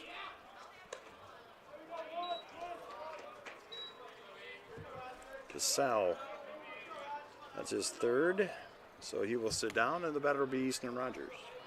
Now batting the left fielder, number 26, Easton Rogers.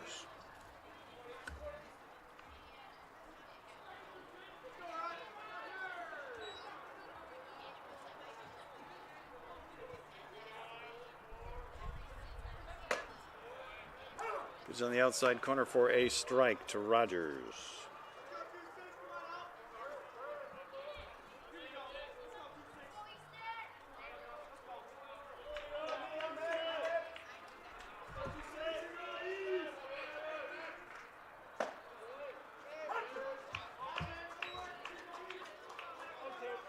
So Rogers now has looked at 2 balls, and the runners, who were both hit by pitches, have not moved up since.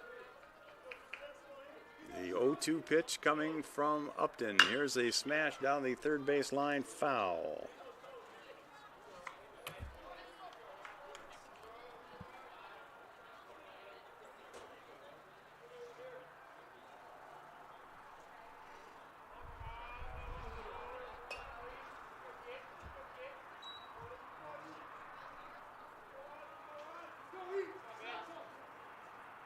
There's a drive.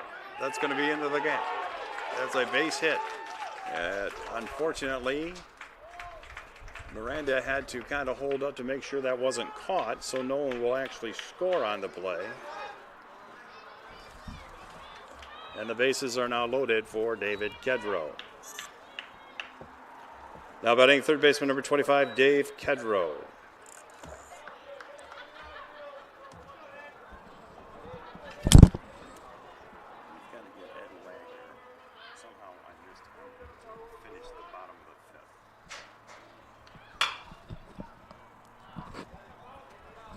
First pitch is bounced foul. Kedrow with the bases loaded now. 1 out. Okay. Make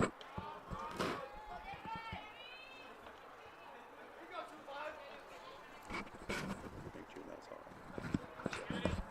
Yeah. So if it's singles, right? Is that a single?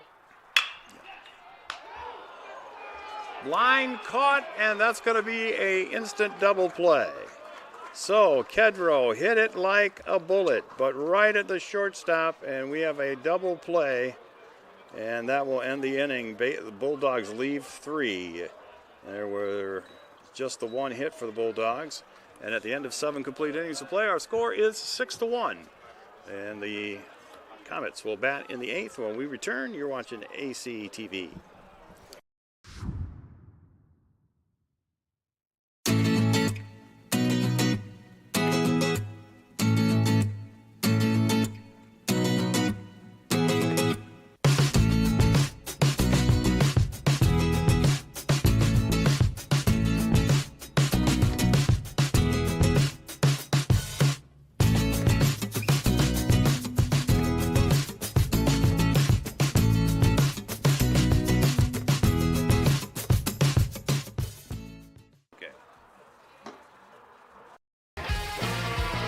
Bulldog fans, connect with Adrian College TV on social media to be updated when we're broadcasting live, to see highlights, plays of the week, and much more.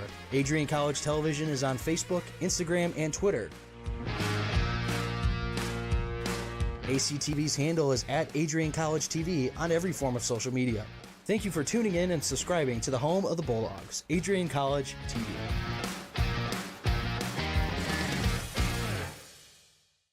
Ladies and gentlemen, your attention please. Now pitching for the Bulldogs is number 37, Joe Toth. Toth in place of Don Goods.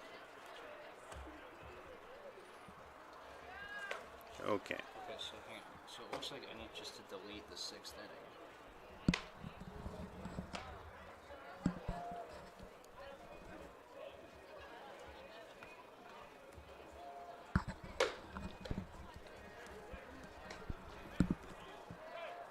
you can look at my scorebook and kind of figure out what happened. Yeah. But you got, I got the pitches down there too. If you want to put them in or do whatever you want. But Hayward. Adrian College is a pinpoint like no other. With our 77 undergraduate degrees, 47 majors, and 21 broad fields of study, Adrian has a one-of-a-kind, hands-on learning experience for everyone. Do you want to visit the campus of Adrian College in person? Visit adrian.edu/campus-visit. Again, that's Adrian. Ladies and gentlemen, your attention please. Now pitch batting is number 27, Isaac Moore.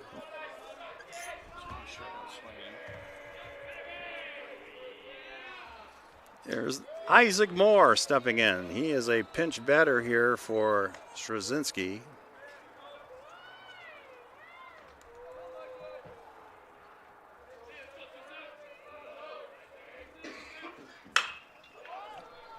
He hits a base hit into left field. So he gets it started here for the Comets in the top of the 8th.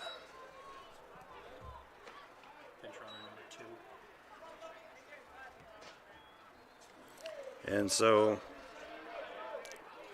they're going to be a pinch runner. And he is, I can tell you he is number 2. Who he is, I'm not sure.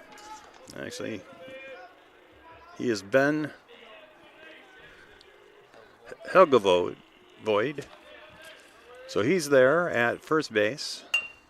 There's a bunt, and that is going to stay fair, and that's going to be a base hit. Nothing you could do about that. So Drost gets a scratch base hit.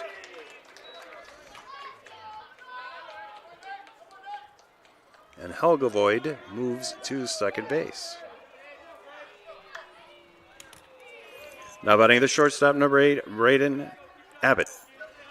So the Comets kicking up their heels, as we really haven't had a chance to tell you that Joe Toth is in for the Bulldogs on the mound after taking over after a fine performance by Don Goods today. And there's a base hit into left field. They're going to hold the runner at third. Here comes Rogers' throw, cut off nicely by Kedrow. And the rally continues as that's 3 straight hits off Toth.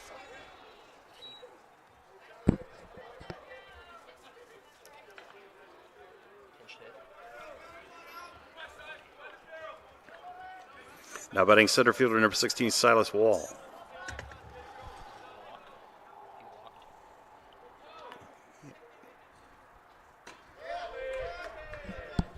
Those are all hits. That's it.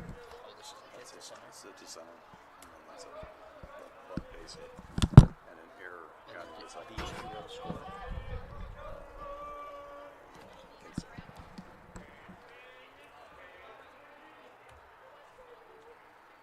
There's a chopper. It's a low bounding ball. Kedrow cuts it off and gets the out as the run scores. So Kedrow gets out number 1. Nice play by David.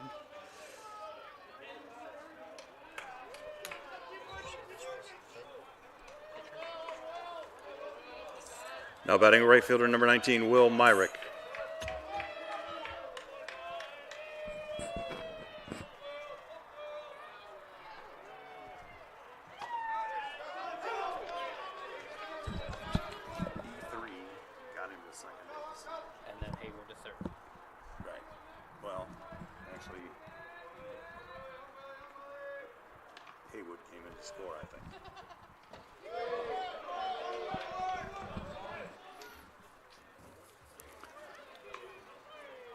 The ball outside makes it 1-1. Runners now are at second and third. 6-2 is our score.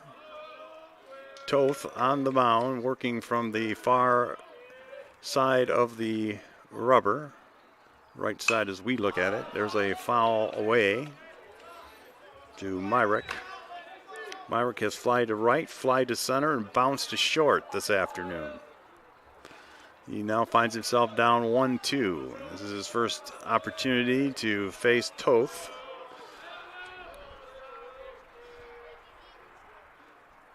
There's a bounding smash. Picked up by one of the Bulldogs stepping out of the dugout to spear that one. And we'll do the 1-2 again.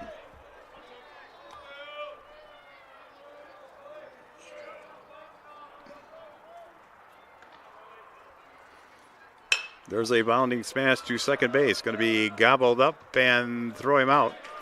But each ground ball nets them a run as now Drost comes in.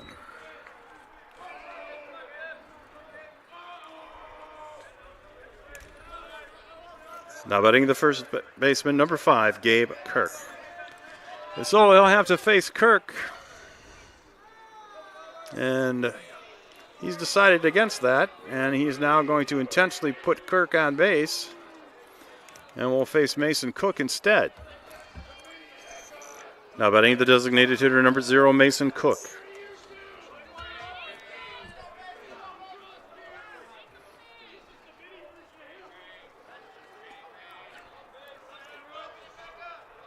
So, first and third, 2 out. It's now a 3-run ball game. That makes Cook the tying run. Swing and a miss. And Cook was trying to tie it up with one swing of the bat. We're in the top of the 8th. First inning for Toth. He's trying to get out of a jam. Here's the pitch. Swing and a miss. Strike 2. Well, that's 2 pretty big cuts by Cook. We'll see if he shortens up and just tries to put the ball in play now with 2 strikes.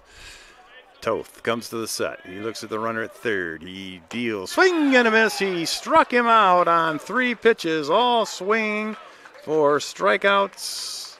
And the inning is over. But the Comets get 2 runs on 3 hits. There were no errors, and they left 2, as it were. So at the end of 7.5, our score and lead has been cut to 6-3. Bulldogs in front, and we'll have the bottom of the 8th for you when we return, as Logan Loeffler should be stepping in to see if he can get some insurance runs for the Dogs for the 9th inning. We'll be back on ACTV. If there was one word I was going to use to describe the communication arts program at Adrian College, it would be unique. Students find themselves on the radio, in front of and behind the camera, and directing their own programs. Students learn in a personalized environment that sets them up for a world of opportunities. Are you ready for your moment in the limelight? Learn more about the Rush Communications Center and Adrian College's communications program by visiting adrian.edu today. Adrian College is looking for leaders, student athletes with the tenacity to keep the Bulldogs at the top, the forefront, in and out of the classroom. The Bulldogs are looking for talent.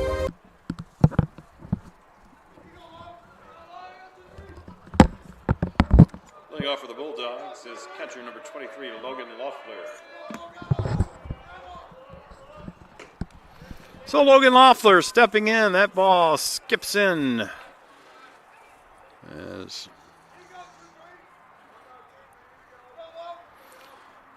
Here's the pitch. There's a liner, and no, he almost had it, but he couldn't hang on as he came down there. That's one of those catches where he did not maintain control that we would look at in football for about an hour to determine whether it was incomplete or not.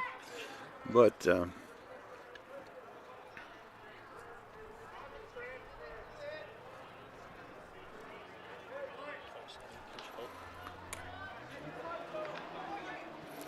anyway, Logan Loeffler's got himself a hit, and he's on first base.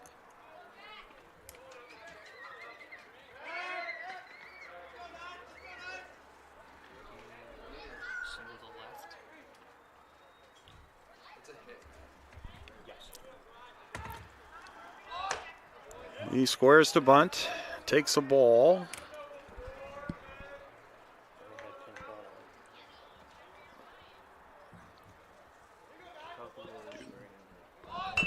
There is the bunt. It's dragged down the first base line. The pitcher gets off the mound very quickly and gets the out. A nice sacrifice for Boyke.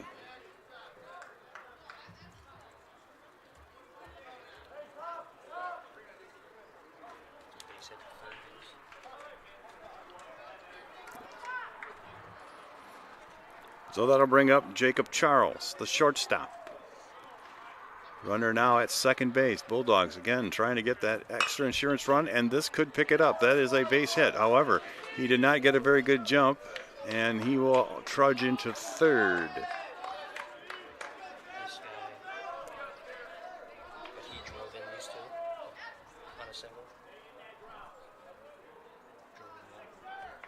Excellent.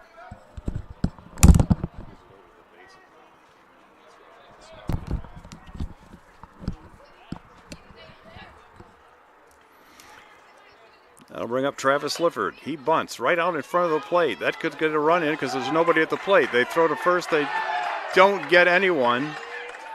And that's going to require a little bit of a scoring decision. The ball was bunted right out in front. He picked it up. He looked back at home base. I guess that has to go as a sacrifice fielder's choice and an RBI.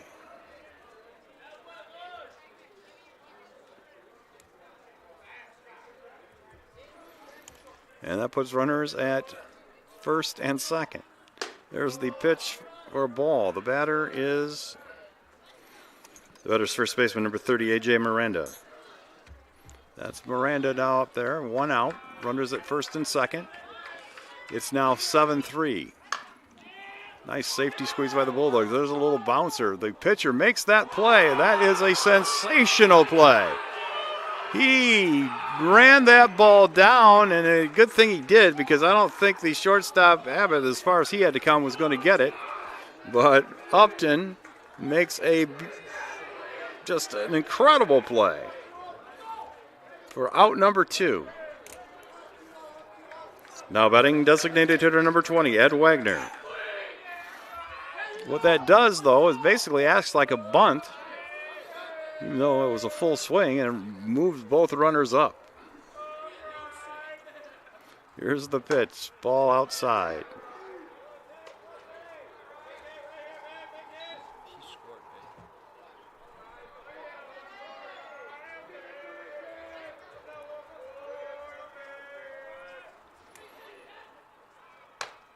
Pitches a ball outside, make it 2-0. So this has been quite the inning, as Lover led off with a base hit that just got out of the shortstop's glove. He was then bunted to second, and there was a base hit by Jacob Charles, moving Lifford to third. There's a drive by Davis. That one's deep, and that's not going to be caught. It's going to bounce over the wall, and that will be 2 bases for everybody, and that will clear the bases. And 2 more runs come in for the Bulldogs. We'll get back to that recap here in just a minute.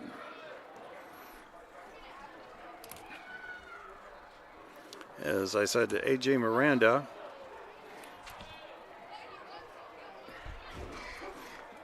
and that's going to be all for our pitcher. So we're going to take a break here. Again, I'll just tell you that the score is now Bulldogs 9, Comets 3. And we'll be back with more after we pause for this.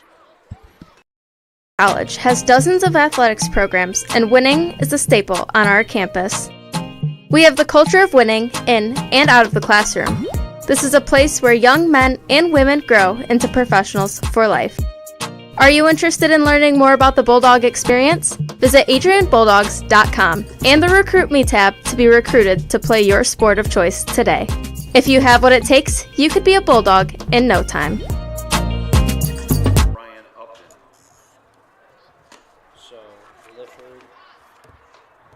Safe because the guy picked it up. He looked back. There was nobody. So Lawford made it to third on Charles' single to left, correct?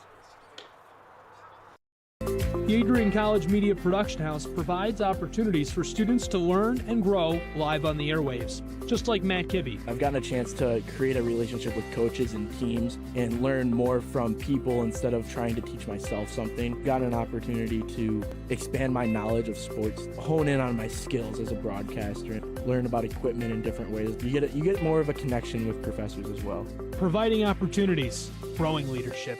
The Adrian College Media Production House. Thanks for tuning in. Got on. And Lifford got it. Then there was the 1-3, which moved them up to second and third. then there was the bomb that just bounced over the stadium and double 2 RBIs there. Okay, I think I'm good then. Okay. Now we just have our new pitcher coming in. It's number 12. Yep. Adrian College is looking for leaders, student athletes with the tenacity to keep the Bulldogs at the top, the forefront, in and out of the classroom. The Bulldogs are looking for talent, character, hard work. Ladies and gentlemen, now batting for the Bulldogs is a right fielder number 34, Owen Brown. So, the Bulldogs come back with 3 of their own so far in the 8th inning, and they have reestablished their lead at 6.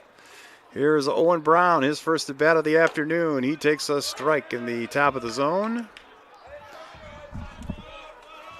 3 runs, 4 hits, and 1 error for the Comets, and 9 runs, 11 hits, no errors for the Dogs so far this afternoon.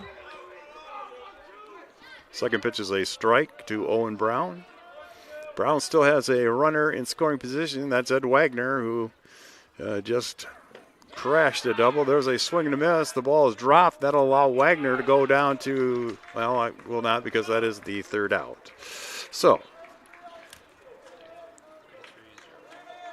for the Bulldogs, they get 3 runs on 3 hits. There were no errors, and 1 is left on base in the 8th. And we'll go to the 9th. Our score is Bulldogs 9 and Comets 3. We'll be back after this. You're watching ACTV.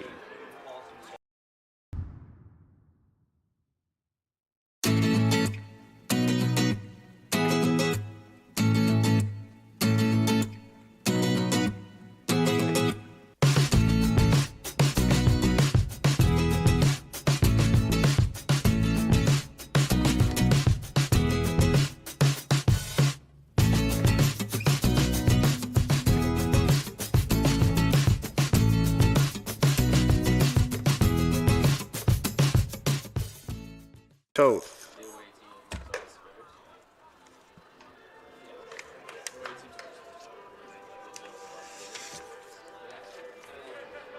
So your only problem was you had, who was it? You know, my You problem. had Lifford flying out to left rather than Singleton a lot. Yeah, see, I missed him, and then the wrong batters came up, and when I went to put the guy in, I just, again, I got too many things going on. But I had the Bulldog fans, connect with Adrian College TV on social media to be updated when we're broadcasting live, to see highlights, plays of the week, and much more.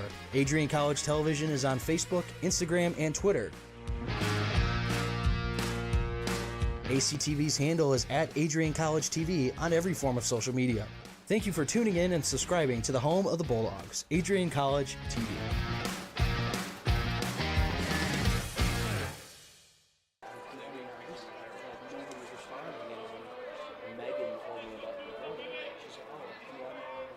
So like I did, and it got back to me next week. I'm like, just send me a W9.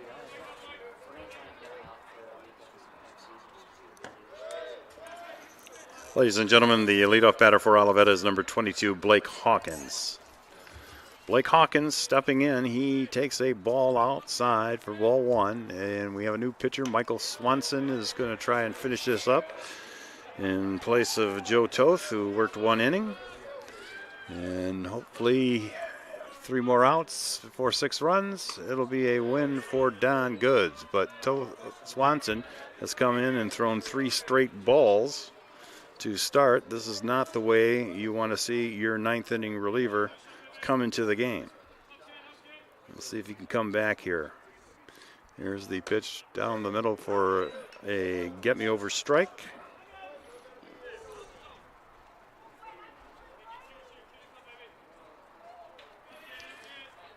And the 3-1 pitch, a little chopper out in front. The batter did not pick that one up, and so he did not run initially, so that makes it for an easy out. So that really helps as the 2-3 put out gets out number 1. Now batting left fielder number 3, Alex Rose. Like I say, I don't think it was a lack of hustle on Hawkins' part. He really didn't know where the ball was until it was lying out there, and Loeffler was picking it up, throwing to first. So Alex Rose is the next hitter.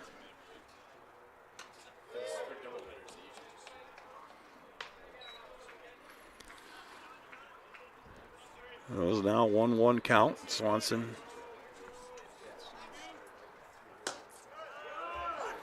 takes a strike on the outside.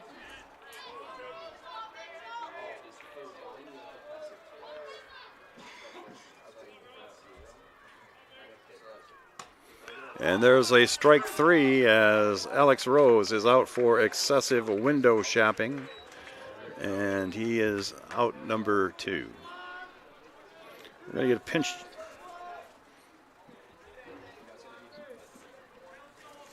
Now batting number 15, Max Coben.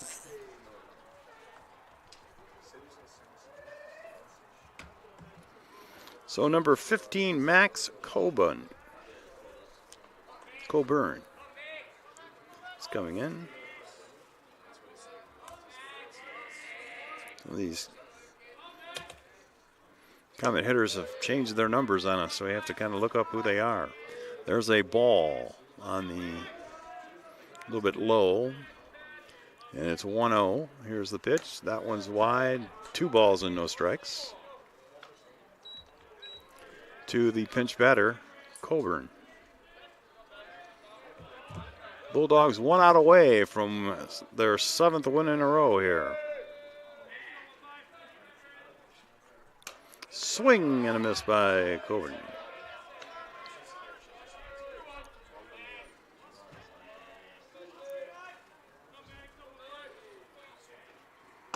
Another swing and a miss. That tied him up inside. And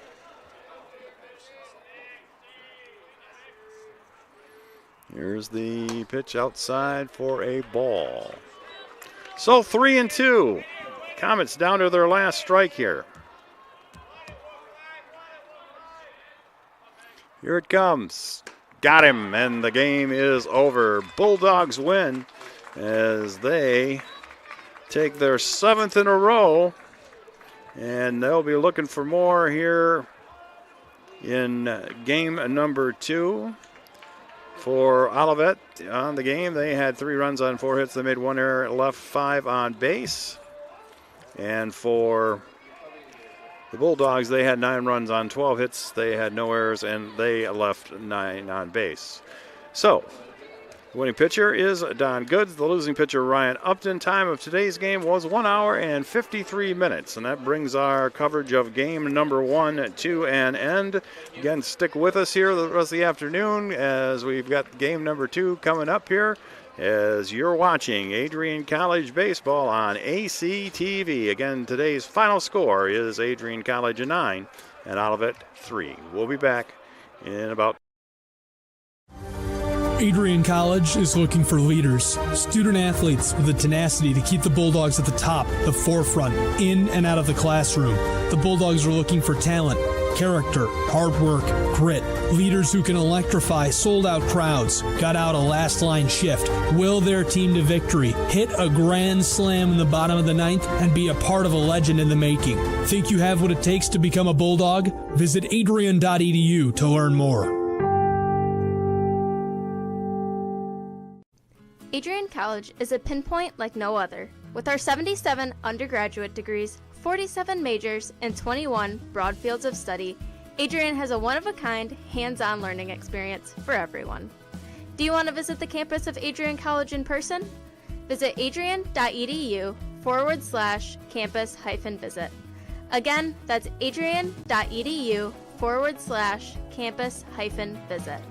Come take in the beautiful facilities at Adrian College for yourself.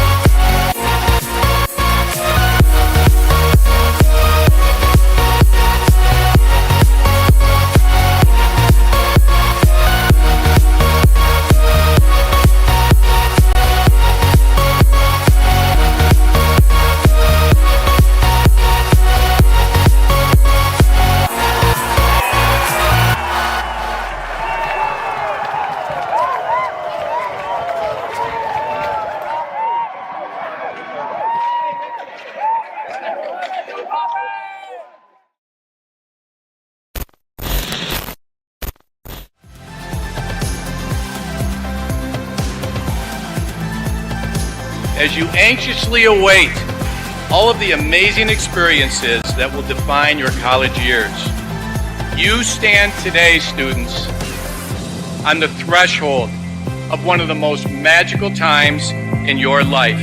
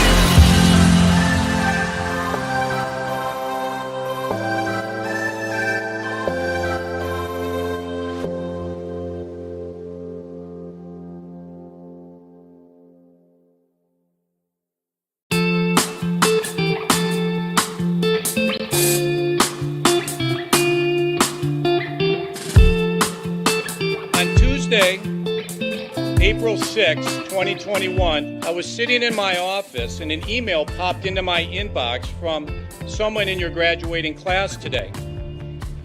The email said, "Dear President Docking, back in August I had emailed you in regards to the state of the well-being of the campus community during the COVID spike. At that time, I was incredibly anxious about the prospect of spending my senior year of college sitting at my kitchen table in my hometown trying to finish my seminar projects in the event we switched to all online learning. As I type this email now in April, I cannot describe to you the gratitude that my fellow students and I have for Adrian remaining open on campus for the duration of the school year. I wanted to take the time to thank the Adrian College community, the faculty, the staff, for allowing us to have as normal of a year as possible in a world that simply did not want that to happen. I look forward to walking across the stage in May knowing that I was still able to enjoy time with my friends and the Bulldog community during my senior year. All the best, Max Birmingham, class of 2021. Max, you've got to stand up so we can give you a round of applause.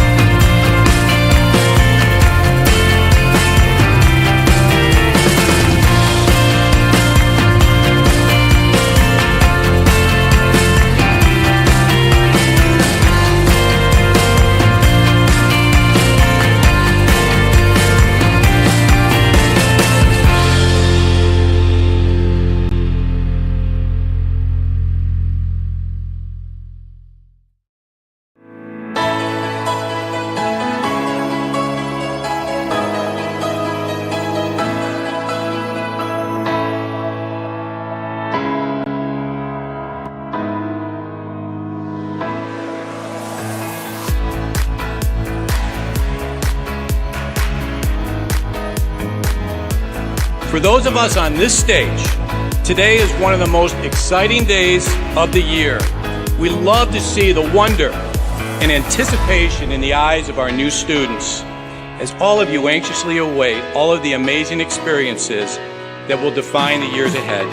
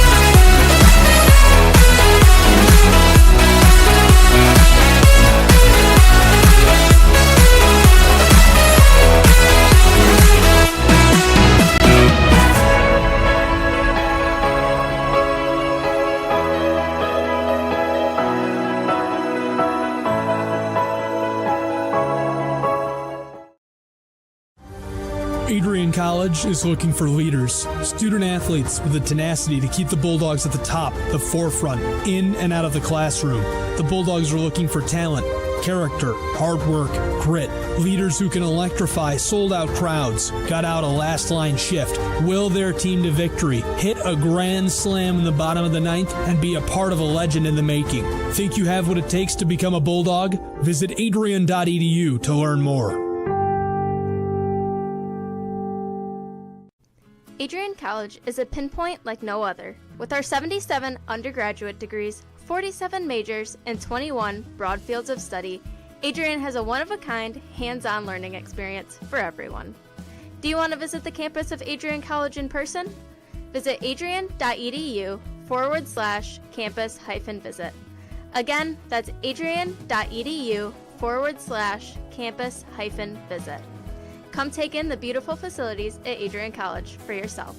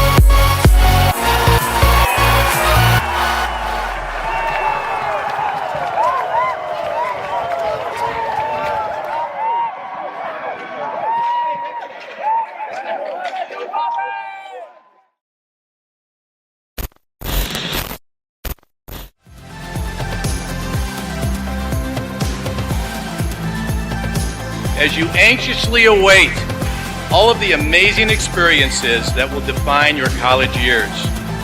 You stand today, students, on the threshold of one of the most magical times in your life.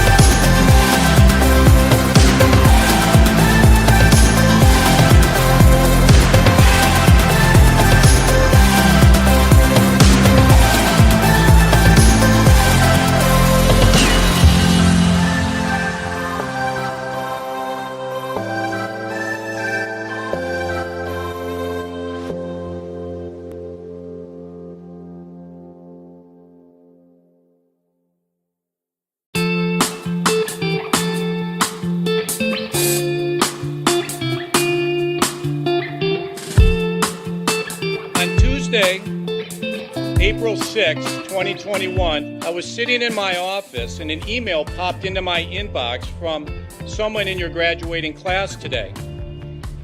The email said, "Dear President Docking, back in August I had emailed you in regards to the state of the well-being of the campus community during the COVID spike. At that time, I was incredibly anxious about the prospect of spending my senior year of college sitting at my kitchen table in my hometown trying to finish my seminar projects in the event we switched to all online learning. As I type this email now in April, I cannot describe to you the gratitude that my fellow students and I have for Adrian remaining open on campus for the duration of the school year. I wanted to take the time to thank the Adrian College community, the faculty, the staff, for allowing us to have as normal of a year as possible in a world that simply did not want that to happen. I look forward to walking across the stage in May knowing that I was still able to enjoy time with my friends and the Bulldog community during my senior year. All the best, Max Birmingham, class of 2021. Max, you've got to stand up so we can give you a round of applause.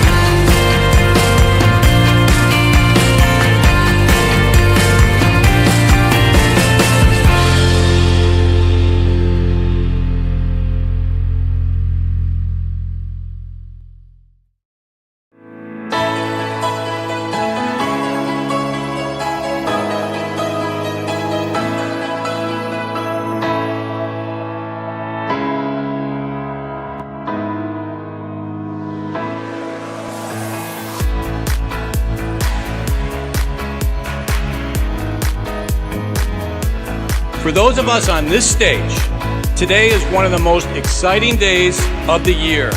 We love to see the wonder and anticipation in the eyes of our new students as all of you anxiously await all of the amazing experiences that will define the years ahead.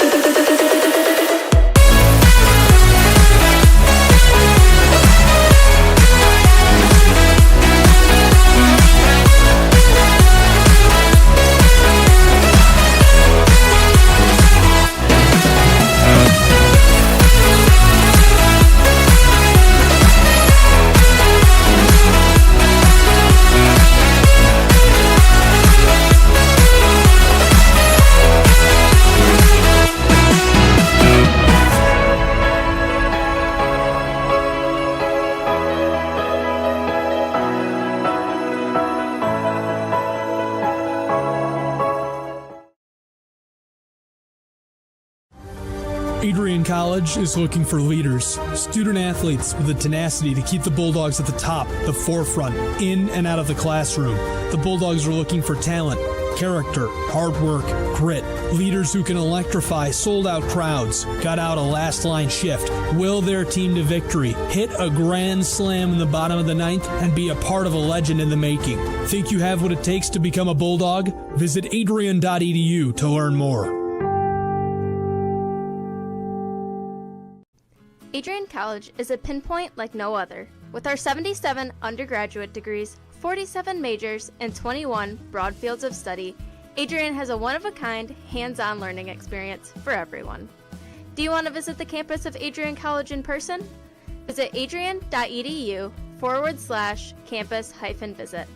Again, that's adrian.edu/campus-visit. Come take in the beautiful facilities at Adrian College for yourself.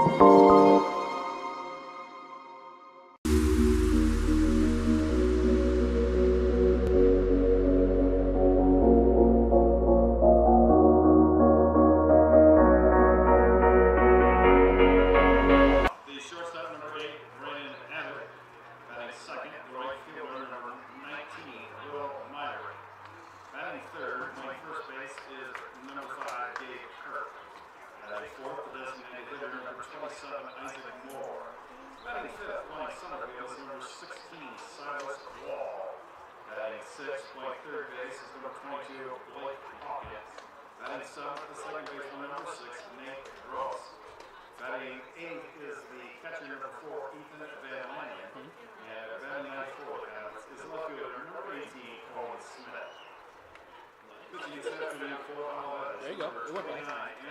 It just, like, right as you switched it, it was fine. Go back. Now, ladies and gentlemen, here's the starting line for your Adrian College Bulldogs. Leading off and playing shortstop is number 4, Jacob Charles. Batting second, the second baseman, number 6, Travis Lifford. Batting third, playing first base is number 30, A.J. Miranda. Batting fourth is designated hitter, number 20, Adam Whitinger. Batting fifth in the right field is number 10, Joe Cassell. Batting sixth, playing center field is number 14, Don Goods. Batting seventh and playing left field is number 26, Easton Rogers. Batting eighth for the Bulldogs is catcher number 23, Logan Loeffler. And batting ninth for your Bulldogs is third baseman number 25, David Kedrow. Pitching this afternoon for Adrian is number 21, Lincoln Lipinski.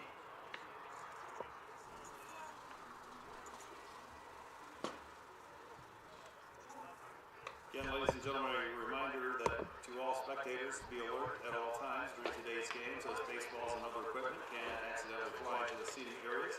Please be alert to the action at all times. Adrian College and Adrian College Baseball wants everyone to have a safe and enjoyable day watching today's game.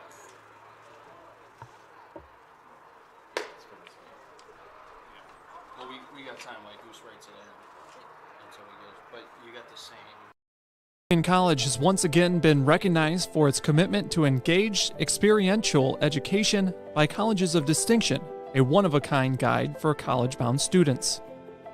While higher education has changed over the past 20 years, Colleges of Distinction's selection process has stayed consistent in accepting only those that adhere. Said the game is starting. All right, welcome back. Game 2 of today's doubleheader. Leading off for the Comets is shortstop number 8, Braden Abbott. Adrian versus Olivet. Adrian won game 1 today, 9-3. They officially win the series after winning 5-1 yesterday. Abbott, our first hitter of the game, going up against Lincoln Lipinski, the freshman. And Abbott's going to hit this one into the right field corner. It's going to bounce off the wall. It's going to be picked up, thrown into second, and Abbott has himself a leadoff double.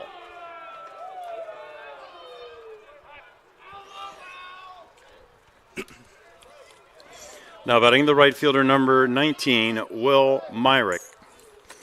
So that's the first hit for the Comets of the second game. It's a 2-bagger, and Will Myrick will come in. Myrick, the Comet right fielder, as Lincoln Lipinski is on the mound for the Bulldogs this second game. Lipinski, he comes in with a 2-0 record, and this is really his first start of the season. He is leads the team in ERA with a 1.76 ERA coming into the game as he blows one by Myrick for strike one, making it 1-1 as it gets darker here at the Nicolay Field. And the lights have been on all day, but we need them right now. And here's the pitch that's just down low for a ball. 2-1, the count to Myrick. Looking back at the first game, Myrick was 0 for 4. He popped to right field, flied to center, and then grounded out twice. There's a foul ball. And it's now 2-2 as Lipinski toils on the mound for the Bulldogs. Lipinski has 12 strikeouts. He's walked 7. Pitched 15 innings so in a third. There's a fly ball to center field. Goods coming over for it. He'll grab it. The runner advances to third base. Throw is offline, but run down by David Kedrow. And so the fly ball advances Abbott, and he's now at third with 1 out. Batter's first baseman, number 5, Gabe Kirk. So that'll bring up Kirk. Here's the swing and a base hit. That'll get a run in. That's going to go up the gap. Kirk may try for 2 here. He's going to round first, and he is going for the second base, and he dives in, and he's got a double as well. So that was a hard hit ball in just the right spot for a 2-base hit for Kirk. And once again, much like the first game, the Comets strike first with a run in the first inning. Now batting the designated hitter number 27, Isaac Moore.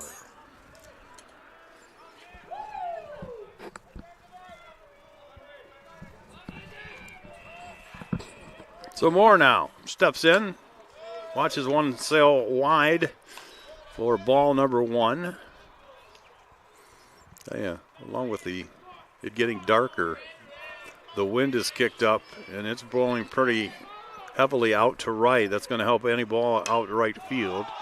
This one's popped up on the infield. Everyone's converging, and Lipinski will, Yikes. will basically run right through the other two. Kedro was coming in, and Logan was going out there, and he just kind of grabbed it and ran past both of them. So, 2 down. And the batter is Silas Wall.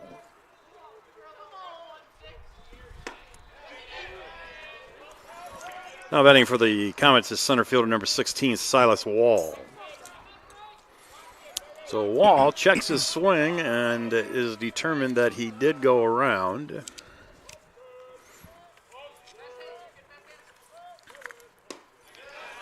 He takes a strike now on the inside corner. So he's quickly down 0-2. Wall came into the day batting .327 for the Comets.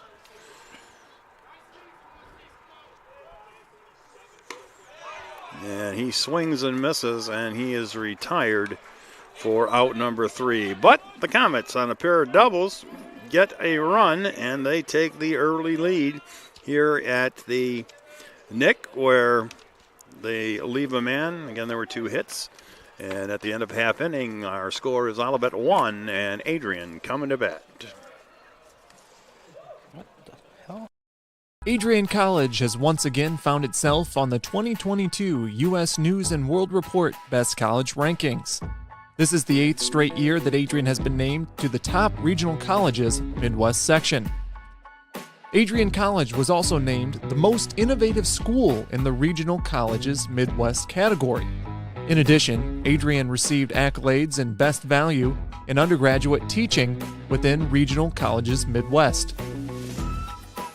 Adrian College was also named in the top first-year experiences by U.S. News & World Report. This marks the 13th consecutive year that Adrian has appeared in U.S. News & World Report. To see the full rankings, visit their website. For more information on Adrian College, visit adrian.edu.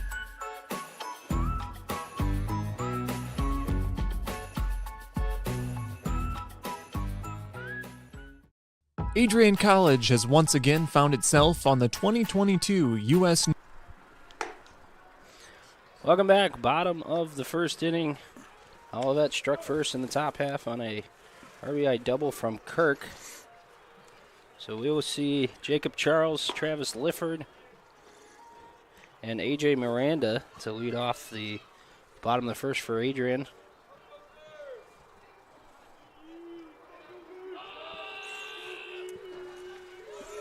Leading off for the Bulldogs on the bottom of the first is shortstop number 4, Jacob Charles. Pitching for Olivet is Andrew Venzu. That's how you say it. First pitch is wild. Goes to the backstop. 1-0 the count. Time-honored strategy of hitting the ball on the first pitch. I was just thinking that. Base hit. Jacob Charles, he lines a second. He's single to center. Now batting the second baseman, number 6, Travis Lifford. Which, again, looking at similarities, Olivet got 1 run in the first game in the first inning, and then they get 1 here.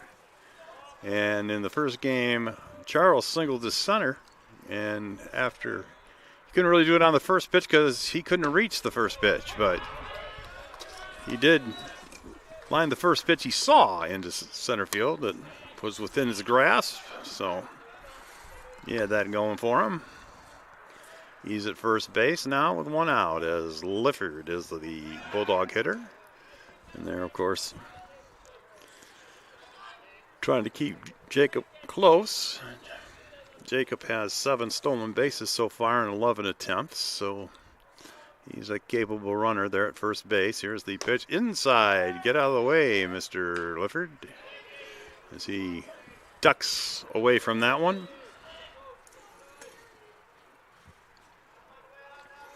Throw down to first base by the catcher, but Van Lannen, but Charles was safe easily. There's a hit and run. That's going to be a base hit. Charles had to kind of stop, see where that ball was, but he trudges into third, so the hit and run works, and the Bulldogs now with a threat as A.J. Miranda steps up with runners at first and third. Now batting the first baseman, number 30, A.J. Miranda. Runners at first and third, nobody out here in the first inning. Bulldogs won the first game. It was their 7th win in a row. They're looking for 8 now, and they, as Mike said, have won the series with Olivet. But I tell you, when you're chasing down the MIAA championship, and you've got ground to make up, you need to get yourself some sweeps. And being at home, they really need this one. There's a ball outside for Miranda, making it 2-0. And you just, again, Olivet comes in here, and they are just 3 wins. There's a pick off at first, and they get him. So Lifford is picked off. A nice move that time by the pitcher, Benzu. And there is one down. So that makes the threat a little less dangerous and gets easy out as Miranda takes a big cut.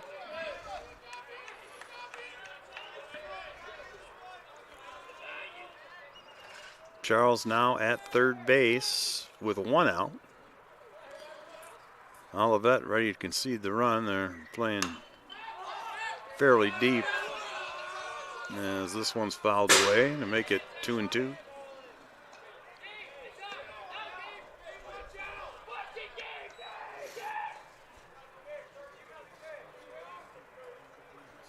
Looking at the MIAA standings, Kalamazoo in first at 12-1. Adrian sits in second at 10-4. Alma in third, 8-4. Hope is 8-7 in conference in the 4 spot. Fly ball center field. Charles started to go home. Now he won't be able to tag up. And so he'll be staying at second base.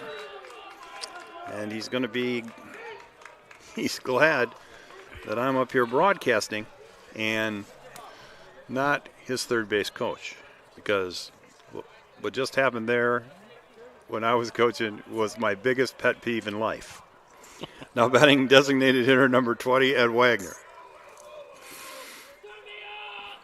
Because Jacob Charles could have, had that ball fallen in, could have crawled home. So you've only got one job to do when that ball's hitting the air and you're on third base with less than 2 out, and that's go back to the bag. And he just didn't do it, so he wasn't there. Now a pickoff throw to third base. Haven't seen that in a while. Well, again.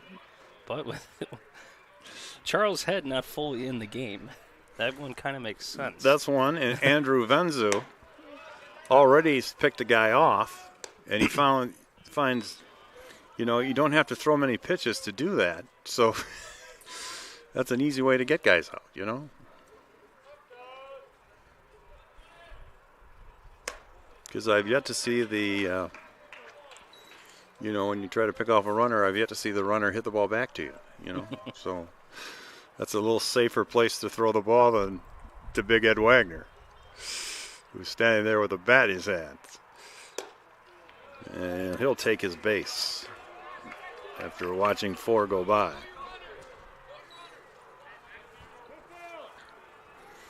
That'll bring up Joe Casal. Joe playing right field again in game number 2. And he'll be trying to pick up his teammate Jacob Charles here at third base. Ball's outside. It's now 5 in a row. Well, see again. You don't have to be quite as accurate when you're just throwing to pick guys off as you do when you're pitching. There's a pitch right down the middle for a strike. Casal, knowing that he'd thrown 5 balls in a row, was pretty much just a spectator on that one until he got one over. Ed Wagner is at first base with second base open. I'm telling you, Ed is digging in there because he wants that steal sign. When you're a big first baseman and you're in the first and third situation, you want the steal sign. This is your chance. Swing and a miss by Casal. And I'll say this for Ed. He has shown to run pretty well for a big man. He's surprisingly beat out about 4 or 5 infield hits this year, and he's taken the extra base on teams as well. So, hey, the big man, they can run, they can't stop though. So you don't want to be standing on the tracks when the train's coming through. Well, there he goes. He kind of stopped on the way just to intimidate the catcher and snare him down. So he'll take a base. But I will say this, and I guess my point is that, you know, even if you're not fast, you can still be a good base runner. There's one that gets away, and that will get Charles home to tie the ball game. Wagner moved over to third on that one, too. Oh, yeah. That's what I mean. Yeah, you know, like I say, you look at him and you say, well, he's not going anywhere, but he's, on many an occasion, he's one of the Bulldogs' better base runners. Again, he's not fast, but he knows how to get a jump, and he, you know, like I say, he read that perfectly and knew that throw it to Charles.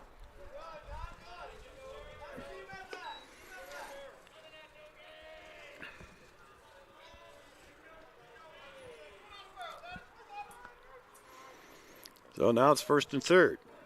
I always remember when I was in high school playing baseball.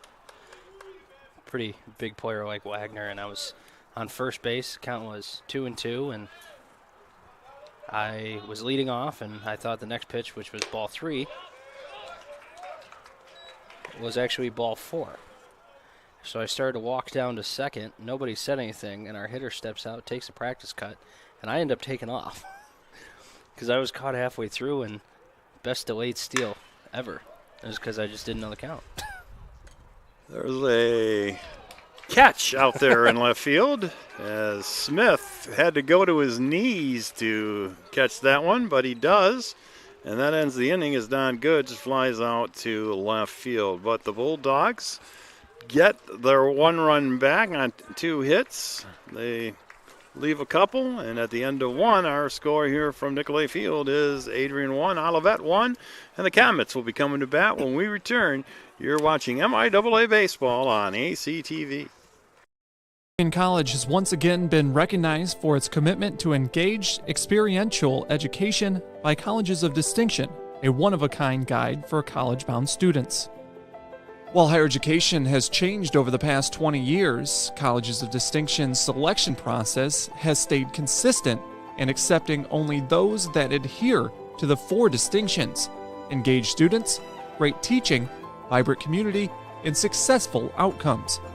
Overlaid in the last few years have been a look into high-impact practices.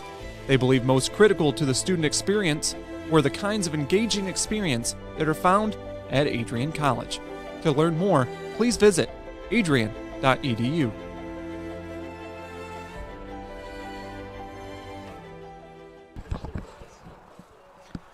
Welcome back. Top of the second, 1-1 our score. Each team with a pair of hits. Lincoln Lipinski on the mound for Adrian. Leading off for Olivet in the top of the second is third baseman number 22, Blake Hawkins. Hawkins lines it to Kedrow, who makes the grab. One pitch and one away in the Comet second inning. Now batting second baseman number 6, Nate Drost. So that'll bring up second baseman Nate Drost. Drost watches one go inside.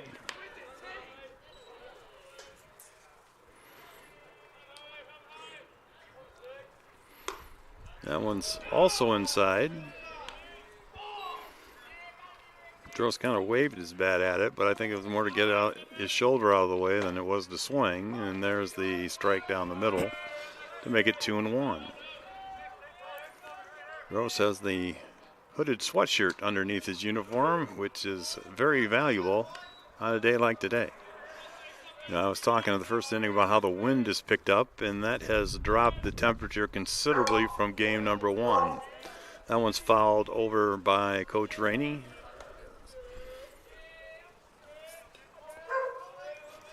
So 2-2. Ooh, that's a big breaking ball. That ball first left his hand. I didn't know if that was going to be on the right side of the batter. That was way behind him. There's a swing and a miss. He struck him out. He set him up good there. He had that big breaking curve for a ball and then came back with the fastball to get him. Now batting the catcher number 4, Ethan Van Lannen. So this will be Van Lannen's first attempt to bat this afternoon. He checks his swing and he did go around.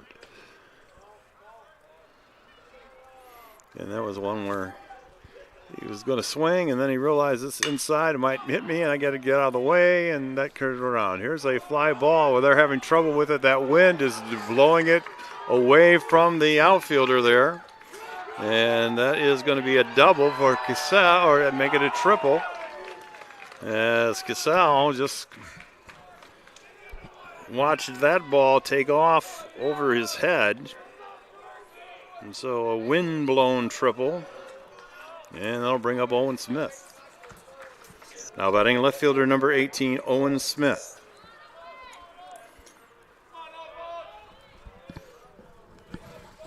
So, as we can see, it's going to be interesting out in right field this afternoon.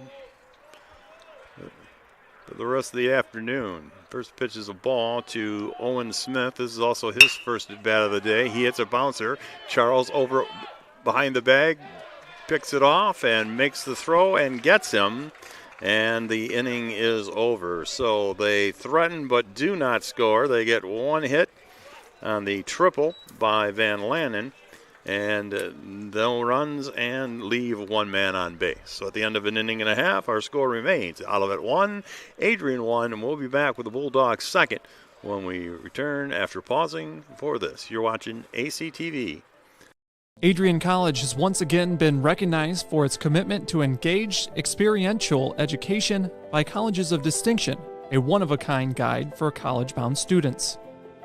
While higher education has changed over the past 20 years, Colleges of Distinction's selection process has stayed consistent in accepting only those that adhere to the 4 distinctions: engaged students, great teaching, vibrant community, and successful outcomes.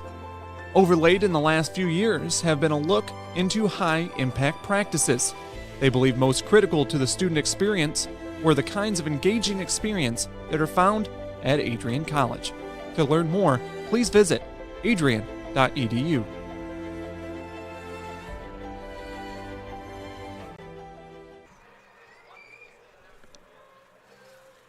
Welcome back. Bottom of the second. Easton Rogers to lead things off for the Bulldogs.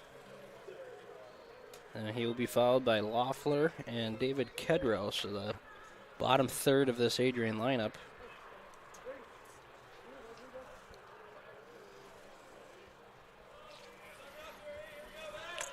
Leading off for the Bulldogs in the bottom of the second is left fielder number 26, Easton Rogers. Game 1, Rogers was 2 for 3 with 2 runs scored and a walk. First pitch is a ball outside to Rogers. Bottom third of the Bulldog lineup here in the second. And that's a ball 2. Bulldogs got their first 2 runners on in the top of the first and really could have done some more damage, but a pickoff kind of hurt them. There's a fly ball out to right field. Again, that wind is battling it and taking him away. He hangs with it as Myrick makes the play. But again, you could see, and that was more of a high pop fly, so it was a little easier. But now batting the catcher, number 23, Logan Loeffler. Then the line drive that was hit at Casal an inning ago. Here's the first pitch to Loeffler. He takes a strike on the inside corner. Logan got into the first game late in the game when we pinch hit for. There's a base hit into left field. Loeffler comes through. He stroked that one. And so Logan, as I was mentioning, pinch hit for Zach Wade, and or I should say he did not pinch hit for him, but Lincoln Hayward pinched for him, and he came in as a defensive replacement. I'll bring up David Kedrow, runner at first, 1 out. Here's the pitch. That's stroked into left field, and it is going to bounce in front of the Comet left fielder, Owen Smith. And so 2 straight hits, almost identical. And the Bulldogs got runners at first and second again. Now batting the shortstop, number 4, Jacob Charles.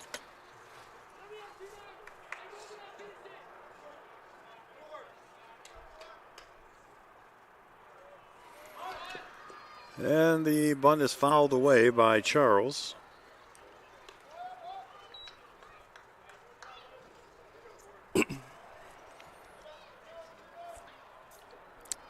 Charles had a leadoff base hit last inning, and he was the man to cross home for the Bulldogs' only run. It's 1-1, 4 hits aside, and there's one that hits him in the side, and he'll walk to first base.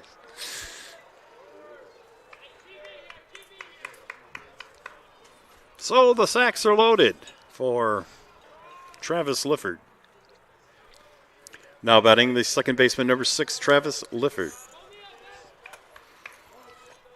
So the Bulldogs on every base, they're itching to come home. And here's the pitch outside for a ball. Lifford singled to right his first time. That was part of a rather nifty hit and run play, in which he hit the ball into right behind Jacob Charles, who was stealing the base at the time. And a swing and a miss for strike 1. And it looked like the Bulldogs had something going, but unfortunately, Travis got picked off on a nice move by Benzu. Here's a bouncer, and it's going to be right to the bag. Could be a double play, but it's not. Ball gets away as the big first baseman from Olivet, Kirk, made the play. Basically, his glove, as he fielded the ball, landed on first base. So Lifford was out, but because he was down on his knees, he couldn't make a good throw, and that gets the run in. It's 2-1 Bulldogs. Now batting first baseman, number 30, A.J. Miranda. So here's A.J. Miranda now with 2 down and still 2 runners aboard. We need A.J. to come through with a big hit here. Ball 1 to the Bulldog first baseman. He's a right-hand batter, batting against the right-hand pitching of Benzu.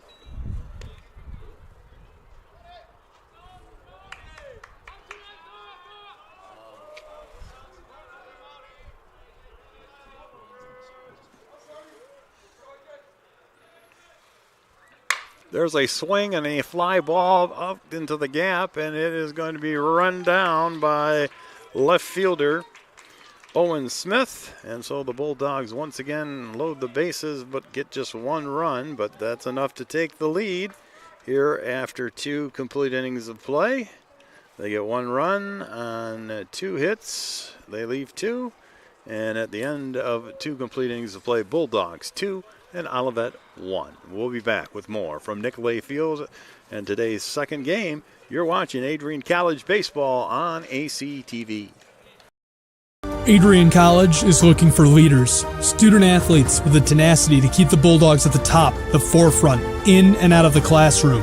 The Bulldogs are looking for talent, character, hard work, grit, leaders who can electrify sold-out crowds, gut out a last-line shift, will their team to victory, hit a grand slam in the bottom of the 9th, and be a part of a legend in the making. Think you have what it takes to become a Bulldog? Visit adrian.edu to learn more.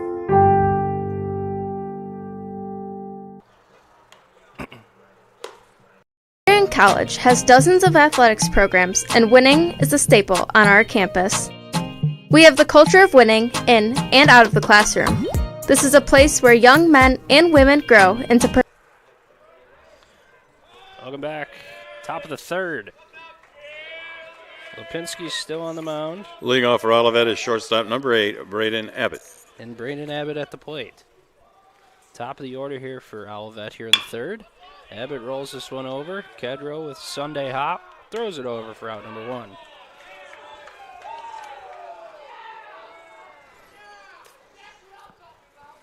Now batting the right fielder, number 19, Will Myrick.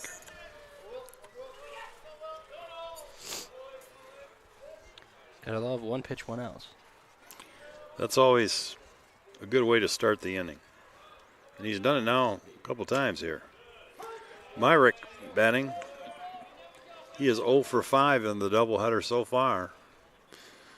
So he's itching for a hit here, I think. Ball inside. Tell you, Lipinski features that big, slow break and curveball that's got a lot of break to it. Swing and a miss right into the mitt of Loeffler. And that really sets up the batters well for his fastball. There's a base hit for Myrick. He is finally on for the first time today. So he breathes a little sigh of relief, and that puts a runner on board for Gabe Kirk. Now batting the first baseman, number 5, Gabe Kirk. Kirk, the leading home run hitter on this Olivet squad. He has 4 this season. Had 27 RBIs coming into the action today.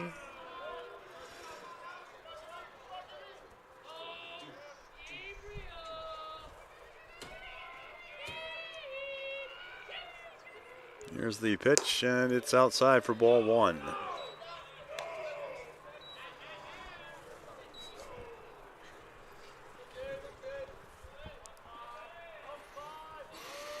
Myrick leading off first base. Lipinski comes to the set. He looks and deals, and there's a drive. That's out into right field. Cassell is going to watch that one just get blown out of the stadium, and that's home run number 5, and the Comets lead 3-2. Yep, knew it right off the bat. Nice little bat flip there by Kirk. And with the wind just blowing out to right, it was definitely a no-doubter. Now batting designated hitter number 27, Isaac Moore.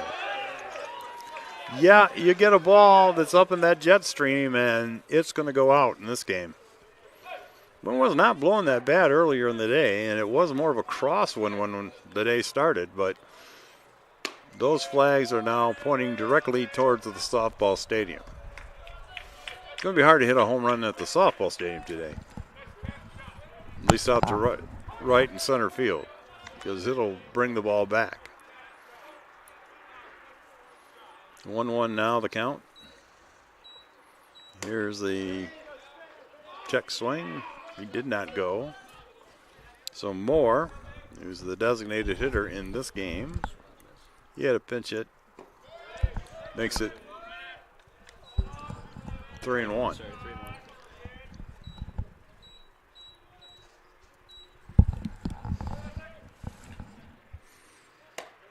That one's outside. So he walks Moore. And that'll bring up Silas Wall. Now batting the center fielder, number 16, Silas Wall. So the Comets get 2 here in the third. They now have the lead back once again. Lipinski tolling for the Bulldogs, and that's wide. And since the home run by Kirk, that's 5 of the last 6 pitches are balls. There's a throw over to first, and it doesn't quite make it to first, but there's no advance. Again, having that close fence to the first base bag kind of prevents running on throws like that. That saves Lipinski an error.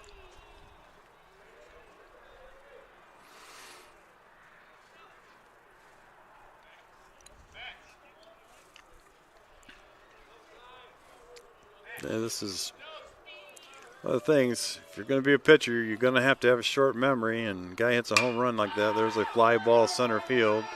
Coming over for it is Goods. He will make the play. And there's 2 out now.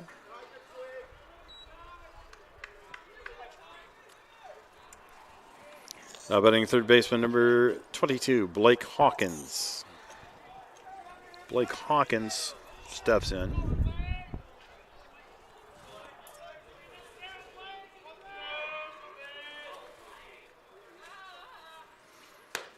First pitch is a strike on the outside corner. Hawkins went 0 for 4 with a couple of strikeouts in game number 1. He lined to Kedrow. That one's right over top the head of Hawkins. That was a big ball that didn't really break that much, and so it went like right over his head. He had to duck out of the way. Here's the pitch, swing, and a little blooper. This is going to be trouble if it's fair, and it is. And that's going to get the runner to third base. A scratch hit there by Hawkins for his first hit of the day. Now batting second baseman number 6, Nate Drost. Well, that was not a fortuitous bat for the Bulldogs, as Lipinski really had him fooled there, and he just kind of hit the ball on the end of his bat, and it drifted over Miranda's head and landed about 3 inches inside the line.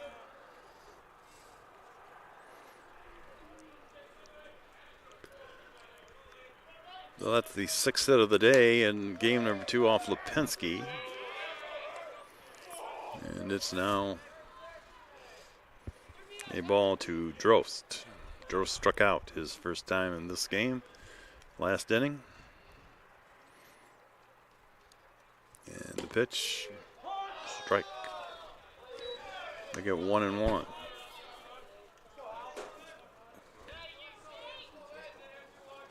Drost, the 7th hitter, batting this inning. Here's the pitch. There's another strike. Fastball right down the inside corner. He jammed him.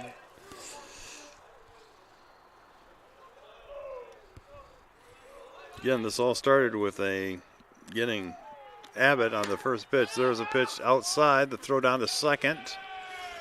And to be honest with you, I think there was a little miscommunication as to who was covering the bag there. So they really couldn't have got him even if it was a perfect throw, because there was no one really there to catch it. And for Charles to catch it, he would have caught it where he could not even make a tag. So stolen base. And this one's foul. I'm going to be out of play. with the stolen base. There's runners now at second and third, as remember Moore went to third on the base hit. And now Hawkins has stolen the base to get down to second. 2-2 pitch on the way from Lipinski, fouled off the foot of Drost.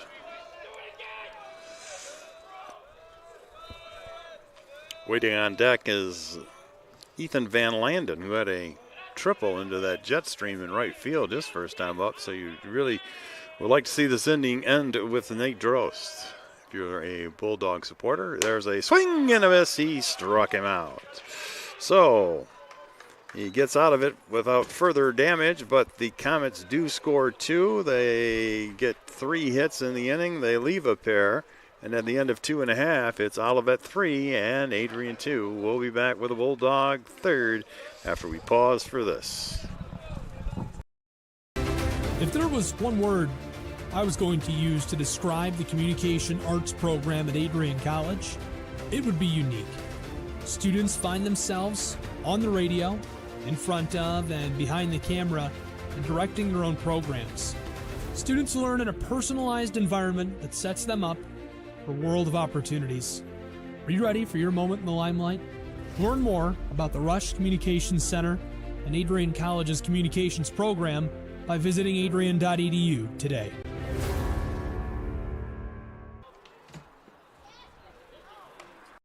Adrian College is a pinpoint like no other. With our 77 undergraduate degrees, 47 majors, and 21 broad fields of study, Adrian has a one-of-a-kind, hands-on learning experience for everyone. Do you want to visit the campus of Adrian College in person? Visit adrian.edu/campus-visit. Again, that's adrian.edu/campus-visit. Come take in the beautiful facilities at Adrian College for yourself.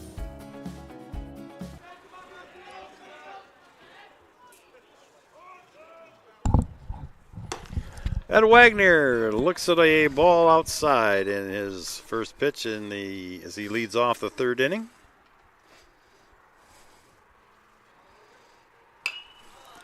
Well, he fouls one away.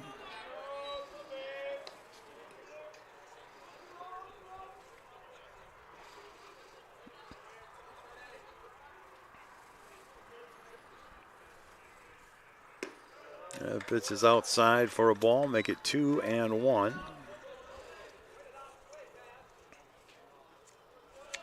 Andrew Venzu is 0-1 on the year. He has an 11.7 ERA. As the count goes to 3-1 on Wagner.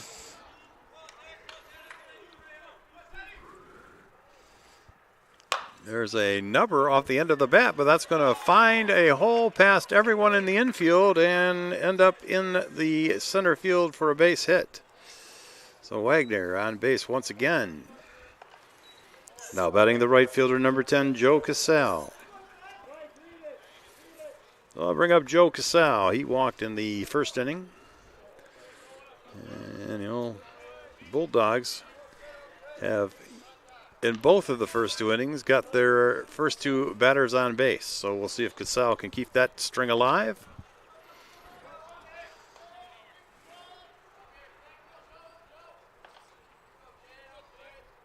Here's the pitch down low. Nice job of blocking that one by Van Lanen.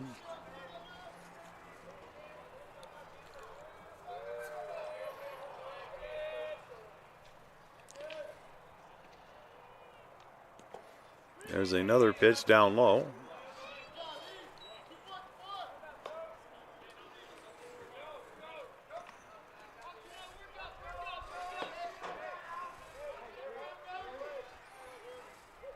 Two and 0 to Joe Casal.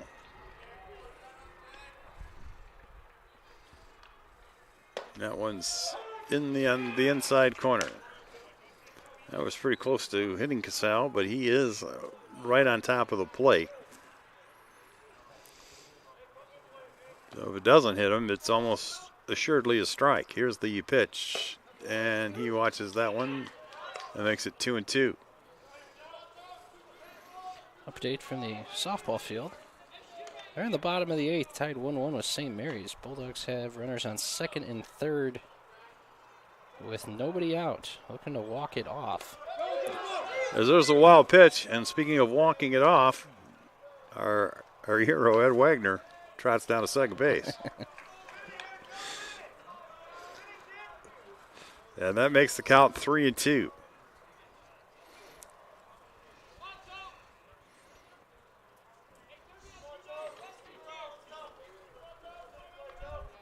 The Comets are keeping Wagner close as this one almost hits Cassell in the head. He gets his head out of the way and he walks down to first, so he gets a second walk in a row as they clearly want nothing to do with Joe Cassell, and that'll bring out a visit from the manager. Santiago Mendez makes the trip out to the mound. Of course, we've always have the bullpen for the visiting team is behind the right field wall, so we never really know what's going on out there. Bulldogs do have someone warming in their bullpen. Yes, it's Jacob Charles. And we also have regular students who are warming up in center field. They're ready to come in case Coach Rainey or Coach Mendez need a little help.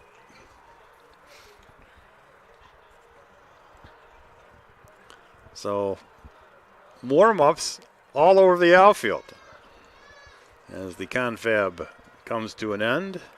And we're going to see the winner of our first game on the mound, Don Goods. He's playing center field right now. Now batting in the center fielder, number 14, Don Goods. So Goods stands in.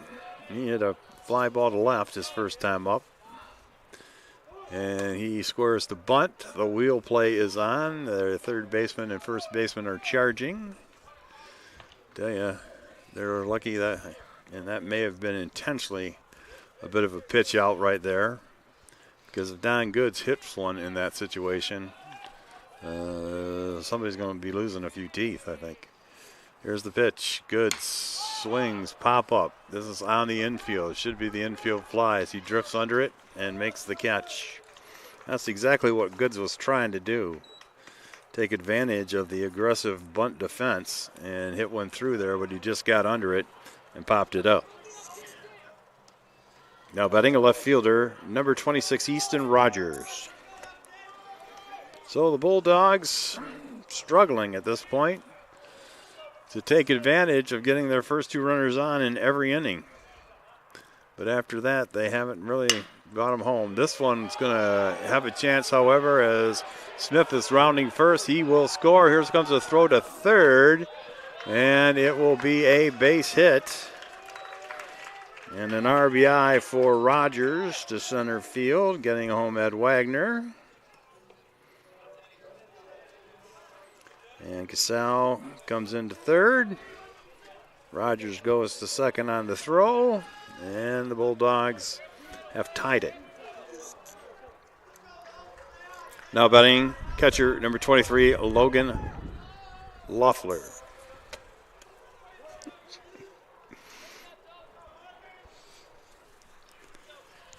So Loeffler stepping in. He's got a base hit this afternoon here in this game. Bulldogs now with 6 hits. That matches the Comets' 6 hits. Both teams now with 3 runs, 6 hits, and no errors. Logan is going to try and do something about that. He's got Cassell at third. There's a chopper foul. Kedro will pick that up and bring it up with him when he comes to the plate. I was about to say Cassell is on third. And Rogers at second. Both pretty good runners, so a base hit should score a couple here. Here's the pitch inside for a ball. 2-1 now to the Bulldog catcher.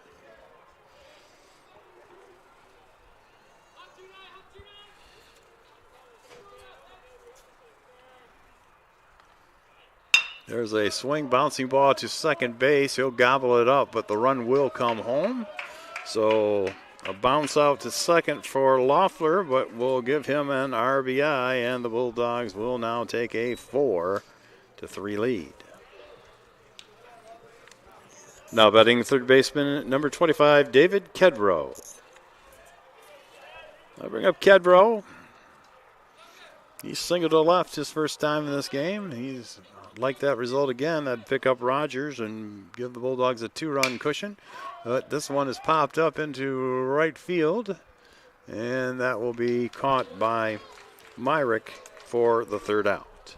So the Bulldogs get 2, and at the end of 3 innings, they lead by a score of 4-3, as each team just adding a run or two every inning, and that's led to a 4-3 score after 3 innings of play.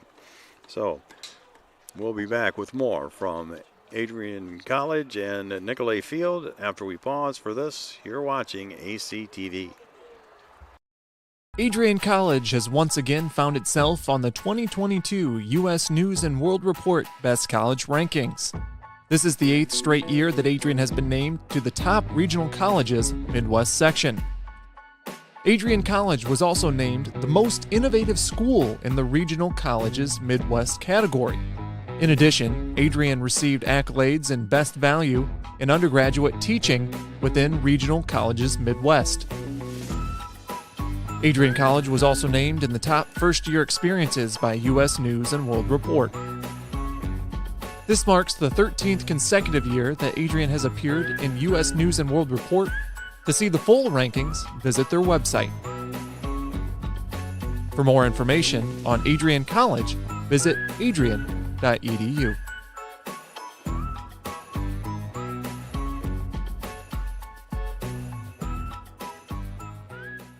Leading off in the top of the 4th is catcher number 4, Ethan Van Lannen. Okay, we start the top of the 4th. Here's the pitch. And for a strike on the inside corner.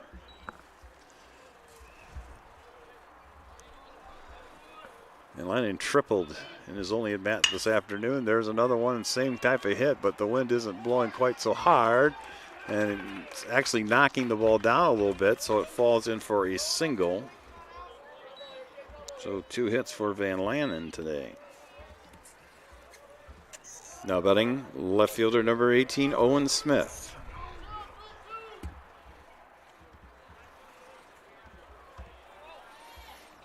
Lipinski coming out for his 4th inning of work. Again, Lipinski, his first start. There's a little tapper down the first base line. It's going to be picked up. Lipinski will throw him out. And there's 1 out. And the runner, Van Lannen, moves up to second base.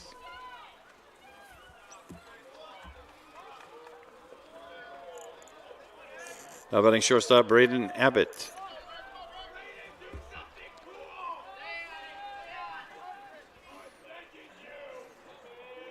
So again, much like the starters in game number 2, being their first start, you have to be concerned as to just how many innings they can go. This one's hit out to Cassell and right. He'll glove it one-handed and make a throw to the infield. But he's just getting the ball back in because the runner easily moves up. And there's now 2 out. And Van Lannen has advanced to third. Now batting the right fielder, number 19, Will Myrick. So Will Myrick looking for a 2-out hit. And again, Lipinski would love to not let that happen. And there's a pop-up. This is in shallow right. Cassell coming on. He will make the play as diving down was second baseman Travis Lifford to get out of his way. So Cassell makes the play. Myrick is out. We hold him. And no run score on 1 hit. They leave a man. So at the end of 3.5, Bulldogs in the lead, 4-3. They'll try to add to that lead as the top of the lineup comes up in the bottom of the 4th. And we'll be back to tell you all about it when we return after we pause for this. Adrian College has once again been recognized for its commitment to engaged experiential education by Colleges of Distinction, a one-of-a-kind guide for college-bound students. While higher education has changed over the past 20 years, Colleges of Distinction's selection process has stayed consistent in accepting only those that adhere to the 4 distinctions: engaged students, great teaching, vibrant community, and successful outcomes. Overlaid in the last few years have been a look into high-impact practices. They believe most critical to the student experience were the kinds of engaging experience that are found at Adrian College. To learn more, please visit adrian.edu.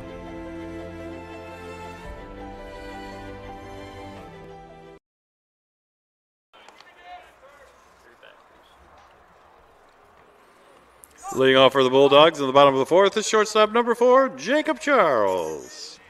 So Jacob Charles will step in to lead off as we move to the bottom of the 4th. Mike Prang tells me the girls got that run in the 8th inning for the walk-off victory over St. Mary's, 2-1. And they'll play game 2 of their doubleheader here in a little while as the big day of action here among the Bulldog athletic teams. There's a foul by Charles, making it 1-1. Girls win the softball game, and the men's golf team is playing in the MIAA qualifier in Holland. There's a fly ball out to right where Myrick puts it away, and Charles is retired for the first time in this game. And that's the first time that the Bulldogs do not get their first 2 runners on base in an inning. Now batting the second baseman number 6, Travis Lifford. I'm pretty sure there's a couple of events that we got going on that I'm forgetting right now. But so far it's been a successful day for Bulldog teams, at least in the ball and bat categories.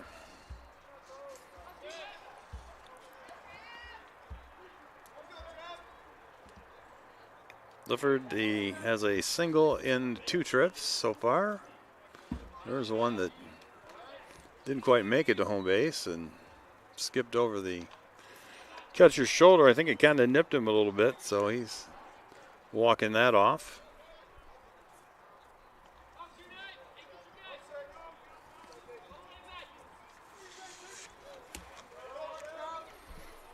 Lifford standing at the plate, waiting, takes a strike.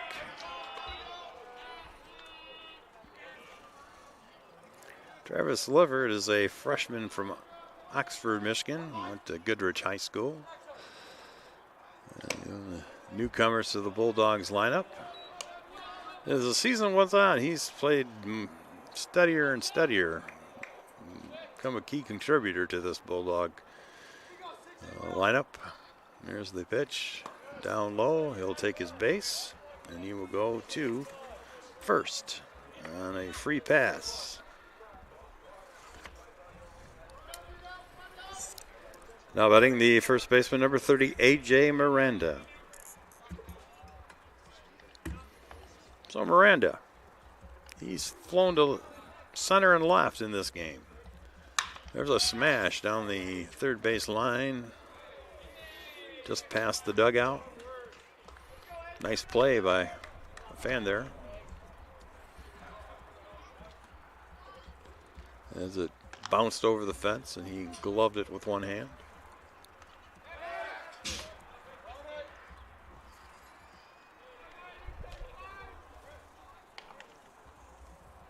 One strike, the count to Miranda. He'll be followed by Ed Wagner. Bulldogs leading by 1, 4-3. This one's off Miranda. A curveball hits him right in the back.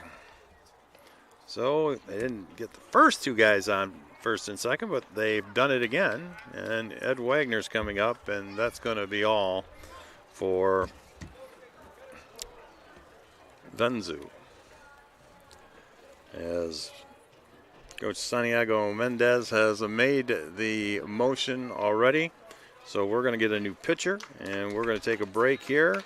We'll tell you that the Bulldogs lead 4-3, and we'll be back to tell you all about the new pitcher when we return.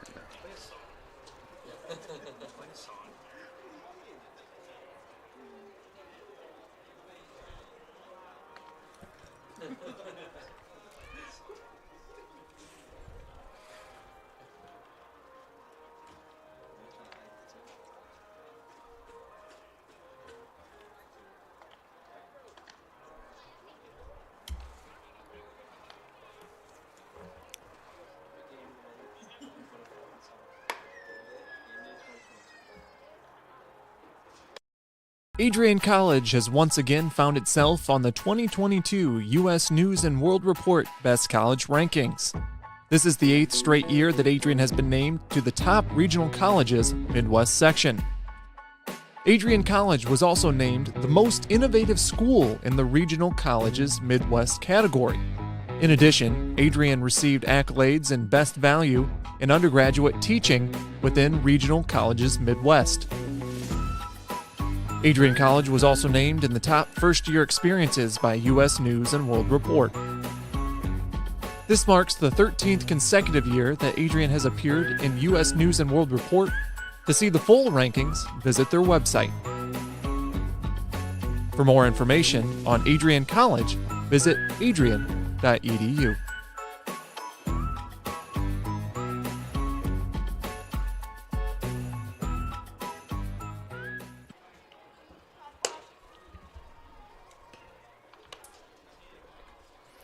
Okay, we're back here, and we're getting ready to see Tyson Carter. Ladies and gentlemen, your attention please. Now pitching for Olivet is number 12, Tyson Carter. Carter in place of Andrew Venzu. Now batting for the Bulldogs is designated hitter Ed Wagner. So that sets it up here. Tyson Carter, who we saw briefly in game number 1, is back on the mound here in game number 2. He should have a little bit longer stint this time. Here's the pitch for a strike to Wagner. He comes in a not enviable position as he is facing Ed Wagner with runners at first and second. There go the runners, and there's a pitch out, and there's no place to throw it. That's how much of a jump they got off the pitcher Carter. So a double steal for the Bulldogs. Put him at second and third. 1-1 count. And here's the pitch to Wagner. And that goes right through the catcher, and that'll get a run in. Low ball. Catcher tried to catch it on the hop, and that allowed it to go all the way to the screen between his legs. So 2-1 now. Runner at third. Bulldogs have increased the lead to 2 at 5-3. And that means they've now scored in every inning in this game.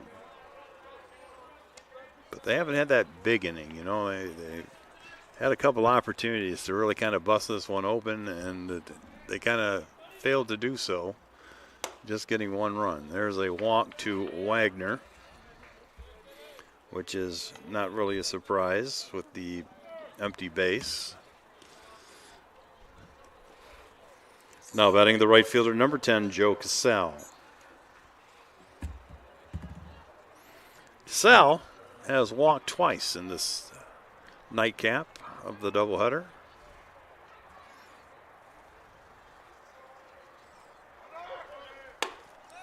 There's a steal.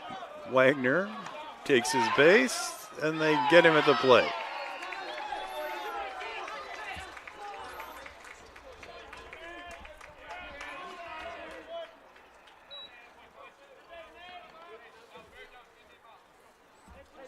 So that means there are now 2 out.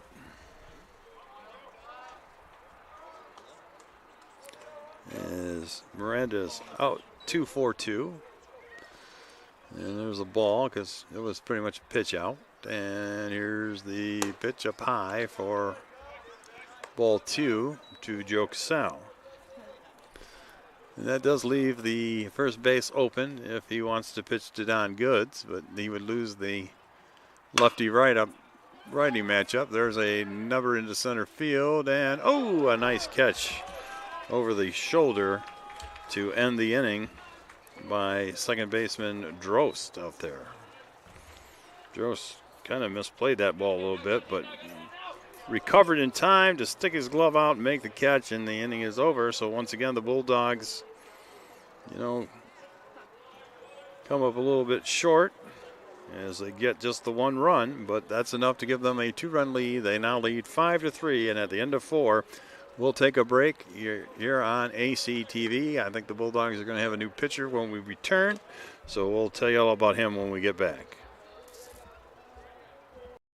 The Adrian College Media Production House provides opportunities for students to learn and grow live on the airwaves, just like Matt Kibbe. I've gotten a chance to create a relationship with coaches and teams and learn more from people instead of trying to teach myself something. Gotten an opportunity to expand my knowledge of sports, hone in on my skills as a broadcaster, and learn about equipment in different ways. You get more of a connection with professors as well. Providing opportunities, growing leadership.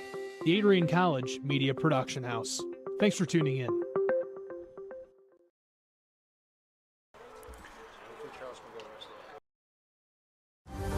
Adrian College is looking for leaders, student athletes with the tenacity to keep the Bulldogs at the top, the forefront, in and out of the classroom. The Bulldogs are looking for talent, character, hard work, grit, leaders who can electrify sold-out crowds, got out a last-line shift, will their team to victory, hit a grand slam in the bottom of the ninth, and be a part of a legend in the making. Think you have what it takes to become a Bulldog? Visit adrian.edu to learn more.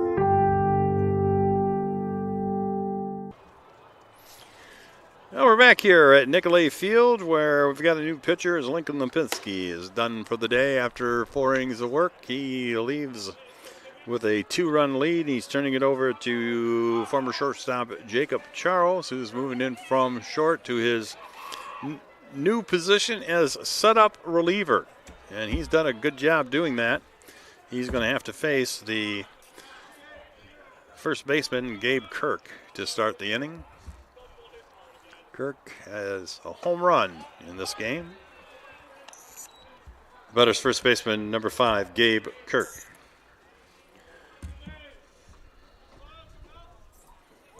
Also has a double, so he's a dangerous man up there. And there's a smash, and that's going to be up the middle.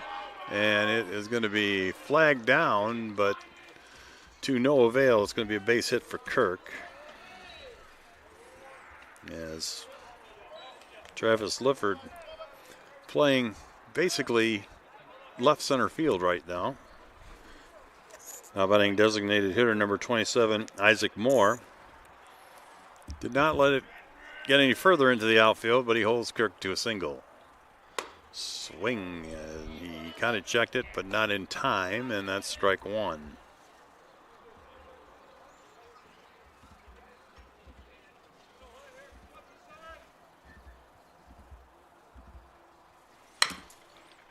There's a bouncing ball to third on foul territory. For Kirk, he now has a double, single, and home run. So if he can get a triple, he will have hit the cycle. Well, of course, the triple probably the more difficult of the 4 to get. There's another swing. And they check, and he is out. Isaac Moore is a strikeout, so that's the first strikeout for Charles. Now batting center fielder number 16, Silas Wall. And it brings up Silas Wall. First pitch to Wall is a ball. Silas is a senior from Mason, Michigan. Former Mason Bulldog. Here's the pitch inside. That's ball 2. 2-0. As Kirk gets his lead off first base, Charles delivers. Swing and a miss. One thing I'll say for Charles, he is not really a person who needed the pitch clock to pitch fast. Here's the pitch, swing, foul ball, which I gotta tell you, as a coach, I wanted just like 9 of these guys. Because if you take a long time pitching, you may be ready, but it just bores your infielders to death. And sometimes they are not ready when they need to be called upon. Foul ball. Fast working pitchers get better defense. I just totally believe that. At every level. Here's the pitch, and there's a chopper down to third. And that one going to be a base hit. That just wasn't hit hard enough for Kedro to get to it. And there's runners at first and second. So the Comets mounting a threat again. Now batting third baseman number 22, Blake Hawkins. The Comets are 3-25 this season, but they have been a tough out for the Bulldogs all weekend. There's a pitch on the outside corner for a strike.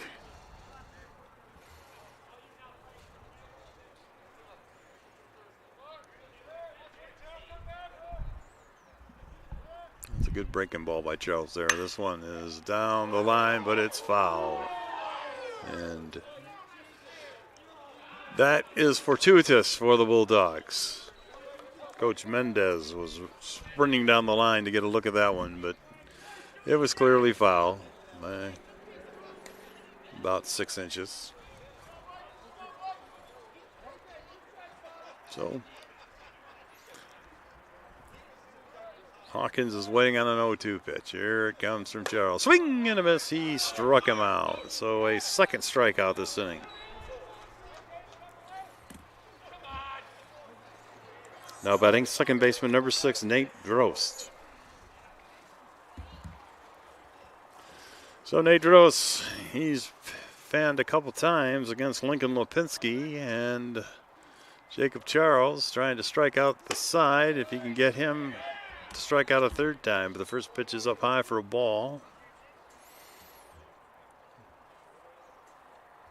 You look at especially the coaches and some of the fans who aren't playing. Now it's gotten a little cooler. Their shoulders are a little tighter as they try to huddle for some warmth. 1-1 to Drost. If he gets on, Ethan Van Landen will be up.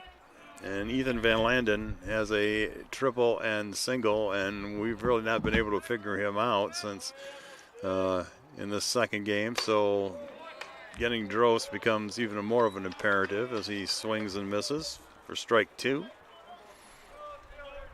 And this will be a good situation for that big breaking curveball outside. See if he can get Drost to go for it. Charles comes to the set, checks the runner, and delivers. Strike 3. He stood there like the house aside of the road, and he watched it go by. So Charles starts fast by fanning the side. In between, there were a pair of hits, so they leave 2. And at the end of 4.5, we're halfway done here in game number 2. And our score remains Adrian College 5 and Olivet 3.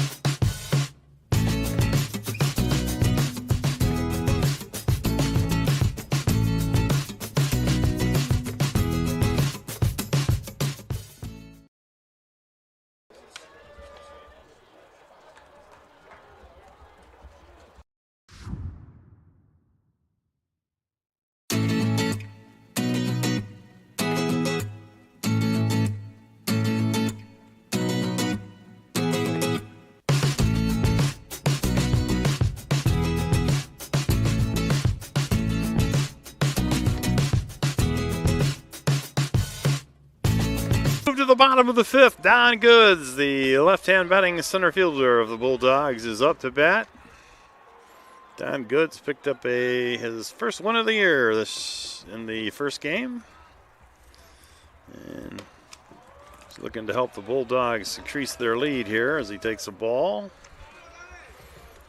2-0. Here's the pitch outside corner for a strike. He again is facing Tyson Carter. Carter throws it in, and Goods laces it into right for a base hit. So Bulldogs once again have their leadoff man on. That's 4 of the 5 innings we've played in which the Bulldogs have put the leadoff man on. Now batting the left fielder, number 26, Easton Rogers. Rogers stepping in. This will be his first at bat against Carter. And the pitch, and that's inside for a ball. He just got out of the way of that one. I tell you, Carter does not hold runners on very well. He doesn't. And this time he's looking at him, and there he goes. And it's going to be a stolen base. Again, he doesn't really throw over there, and a lot of times he just doesn't even look. 2-0. But at this point, he needs to concentrate on the batter. Here's the pitch, outside strike. We're just on the corner. It was a ball by the time it got to the catcher, but it would break the plane of the home plate. In the strike zone. There's a drive. This is well hit to center field. The runner is going back. They're not going to get it. It's going to hit and bounce over the wall. And therefore, a run is going to come home on the ground rule double. And Easton Rogers picks up an RBI. So the stolen base proves to be key. Now batting the catcher, number 23, Logan Loeffler. And it's now 6-3. Loeffler coming up here. He'll be followed by Kedro, then the top of the order with the pitcher Charles. There's a pitch up high. Hey, Logan's had a solid day of hitting the ball hard. He said he came in the first game. And he had a base hit in that game. And he's got a base hit here. And he hit a hard ground ball to get a run in. Pick up an RBI his last time. So we'll see what he does here with the runner at second and nobody out. Inside corner for a strike. That's the first strike to Loeffler.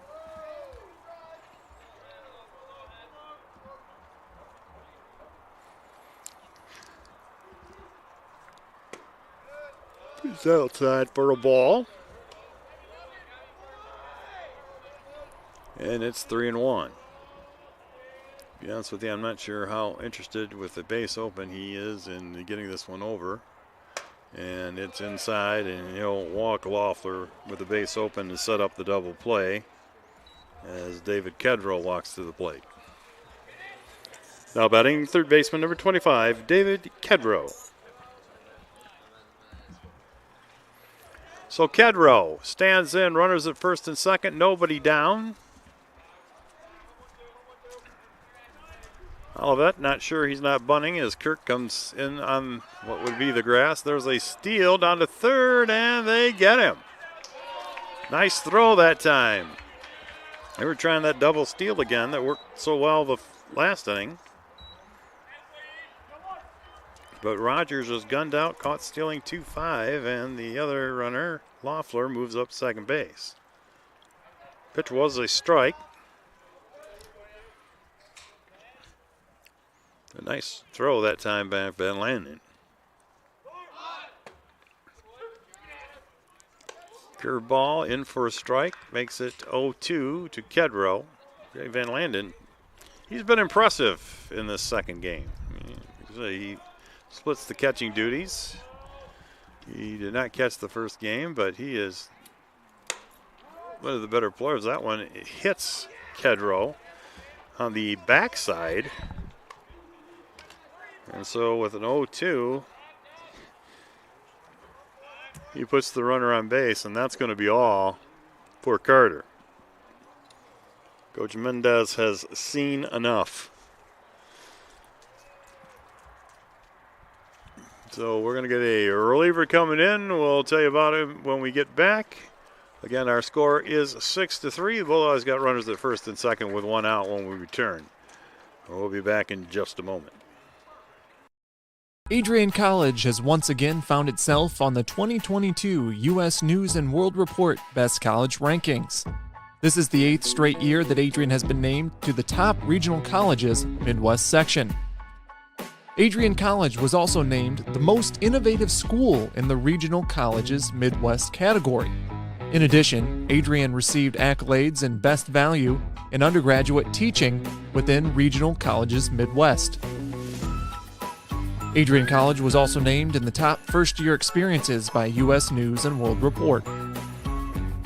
This marks the 13th consecutive year that Adrian has appeared in U.S. News & World Report. To see the full rankings, visit their website. For more information on Adrian College, visit adrian.edu.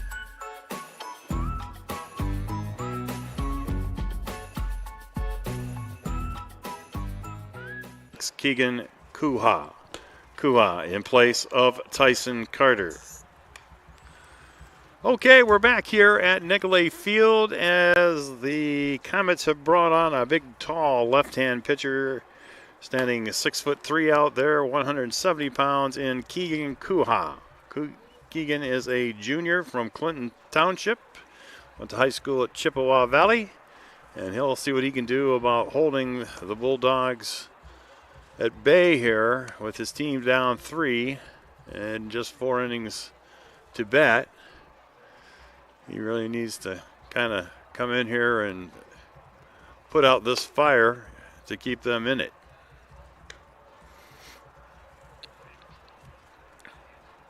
Making that task more difficult is the fact that the Bulldogs are now at the top of the order. And Jacob Charles will be batting for the first time as the pitcher today. Now batting the pitcher, number 4, Jacob Charles. Of course, has been the shortstop in Game 1 and most of Game 2. He just pitched the last inning, so this is his first at bat since turning it over, as the Bulldogs have lost the DH. Ed Wagner no longer in that 4 spot. And there's a strike on the inside corner. That 4 spot is now taken up by his shortstop replacement, Gus Weeks. So this time down the order, it'll be Charles, Lifford, Miranda, and Weeks. First pitch is a strike from the tall left-hander from Olivet inside. That's another nice play by Van Lannen to keep that from going to the screen. Keegan Kuha is the new pitcher. He checks the runners and delivers. There's a bunt by Charles. Kuha comes in, picks it up, goes to his knees, then throws and got him. That's one of those throws that I like to call that as an artificial turf out, because the ball would not bounce on the grass like that, and he probably would not have got him. But the runners are now in scoring position with 2 out, and Travis Lifford will try to get him home. Now batting second baseman number 6, Travis Lifford.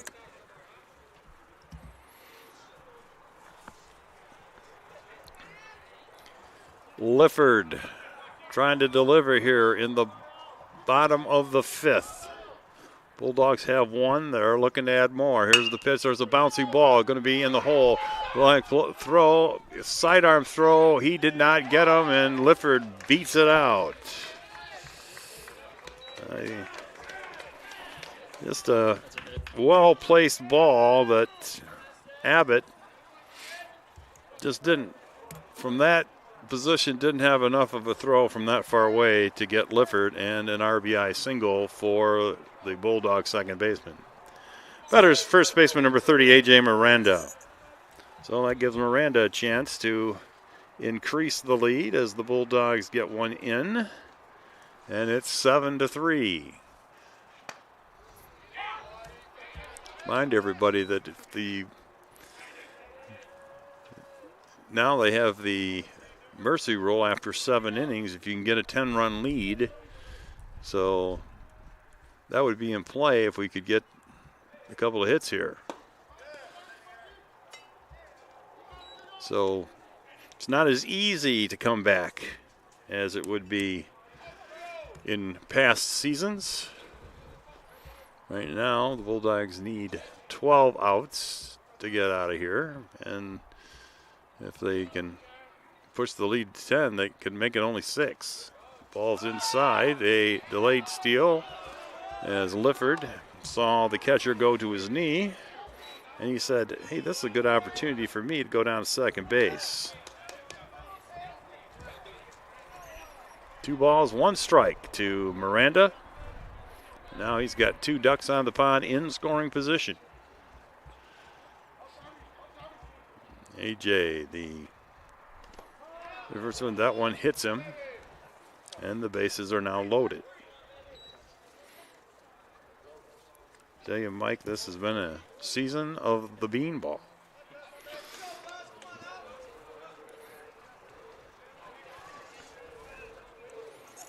Now batting shortstop number 2, Gus Weeks. It has been a plague to just about every team that we've broadcast for this year. Some worse than others, but a problem for everyone nonetheless. Foul ball out into the rugby field for Weeks. This is his first at bat of the day. And he came in to play shortstop when Charles went to the mound, and in doing so, that invalidated the designated hitter, Ed Weeks. Here's the pitch. Swing, line shot, slicing foul. Ooh, that ball first left his bat. You could see that rolling down into the corner and all the runners coming home. And then we would be inching very much closer to that 10-run lead that I was talking about. As it is, it's just 4, but the bases are loaded. Here's the pitch, swung on, fouled away. Means a 2-strike count on the batter, Gus Weeks.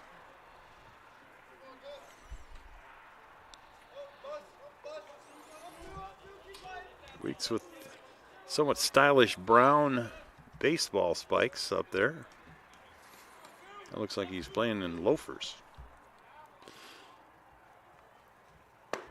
Down low for a ball, makes it 1-2. I don't think I've ever seen baseball shoes like that. But, like I say, they're pretty stylish for the sophomore infielder from Farmington. Weeks waiting on the 1-2 pitch. Bounding ball. This is going to be knocked down by the third baseman. Long throw. He won't get him. This is going to get another run in. Yes! It gets away. It goes into the Bulldog dugout, and that will advance people. It's actually probably not good, but so we're going to give Gus Weeks a hit. I'm going to get him an RBI. And then an E3 charge to the first baseman. At any rate, it's now 9-3. Now batting is right fielder number 10, Joe Cassell. And Joe Cassell's up, and he's got a chance to put on 2 more. Here we go. Inside pitch. There have been 2 hits this inning that have just been right between Hawkins and Abbott. And Hawkins couldn't get enough, or Abbott couldn't get enough on his throw to get Lifford, and down on his knees, Hawkins could get enough on his. And this one is well hit. This is way back, and it is off the top of the fence. That's going to be a 2-run double. And it was just missed by Joe Casale. That's one of the better balls he's hit all season long. And this is what we became used to when 2 years ago from Casale, and he tagged that. Now batting, center fielder number 14, Don Goods. When he first hit that, I thought it was a gone, but it just caught the top of the fence right out there by the wow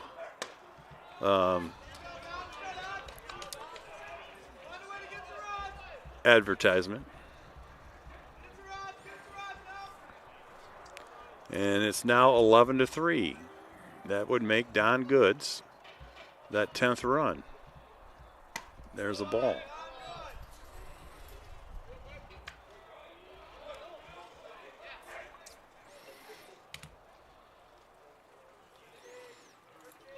Bulldogs looking for their 8th win in a row.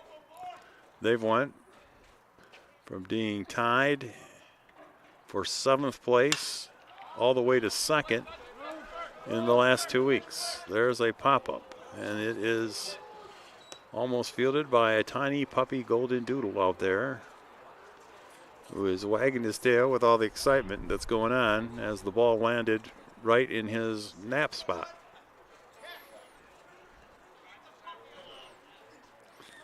So Donnie Goods with a 1-2 count on him. Swing and a miss. Goods strikes out. But a very, very good inning for the Bulldogs, in which they score 6 times. And they now lead by a score of 11-3 after 5 complete innings of play. We'll move to the 6th after we pause for this. You're watching Adrian College Baseball on ACTV. Adrian College has once again been recognized for its commitment to engaged experiential education by Colleges of Distinction, a one-of-a-kind guide for college-bound students. While higher education has changed over the past 20 years, Colleges of Distinction's selection process has stayed consistent in accepting only those that adhere to the 4 distinctions: engaged students, great teaching, vibrant community, and successful outcomes. Overlaid in the last few years have been a look into high-impact practices. They believe most critical to the student experience were the kinds of engaging experience that are found at Adrian College.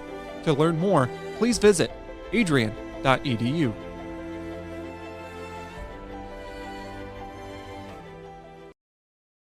Ladies and gentlemen, your attention please. Here's a change in the lineup for Adrian. Now playing center field is number 9, Jack Boyke.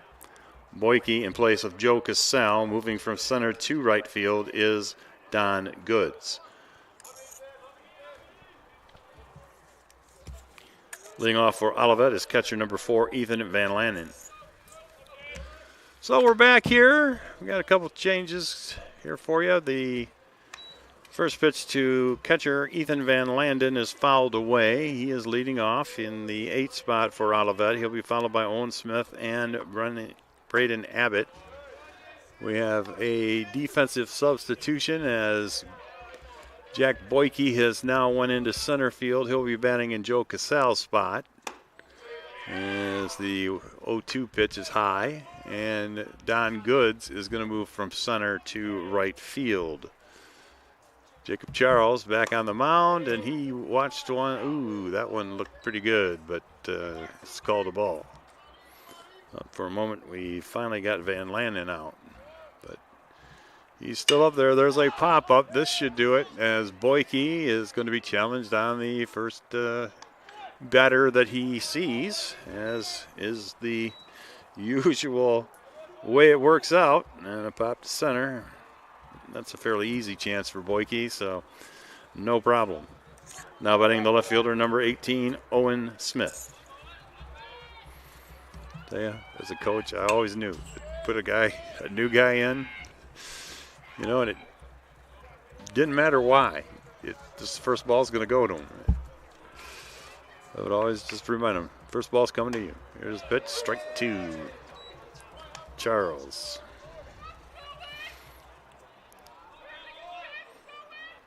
Just waiting for him to step back in. There's a drive. It's foul.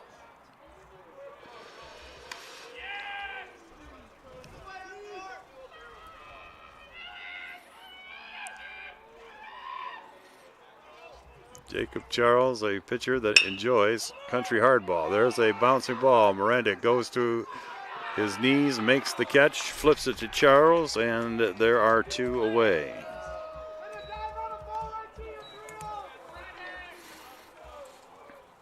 Now batting the shortstop, number 8, Raiden Abbott.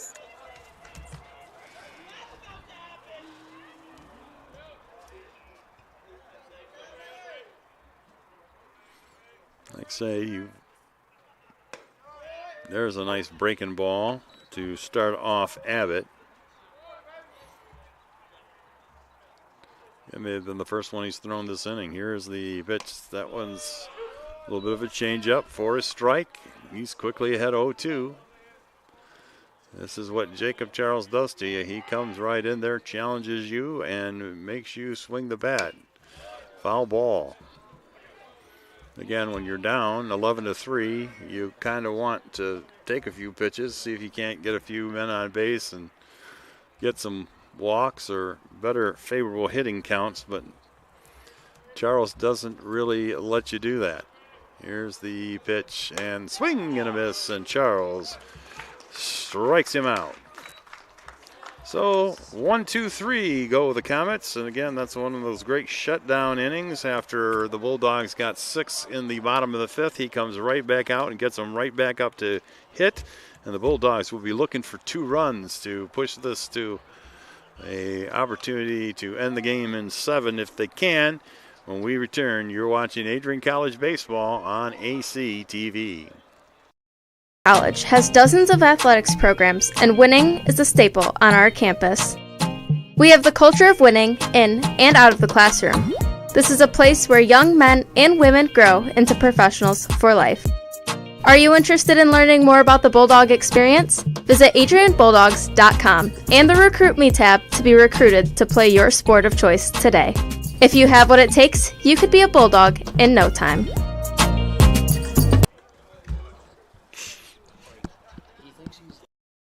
Adrian College is looking for leaders, student athletes with the tenacity to keep the Bulldogs at the top, the forefront, in and out of the classroom. The Bulldogs are looking for talent, character, hard work, grit, leaders who can electrify sold-out crowds, gut out a last-line shift, will their team to victory, hit a grand slam in the bottom of the 9th, and be a part of a legend in the making. Think you have what it takes to become a Bulldog? Visit adrian.edu to learn more. Ladies and gentlemen, your attention please. Now pinch batting for Adrian is number 11, Lincoln Hayward.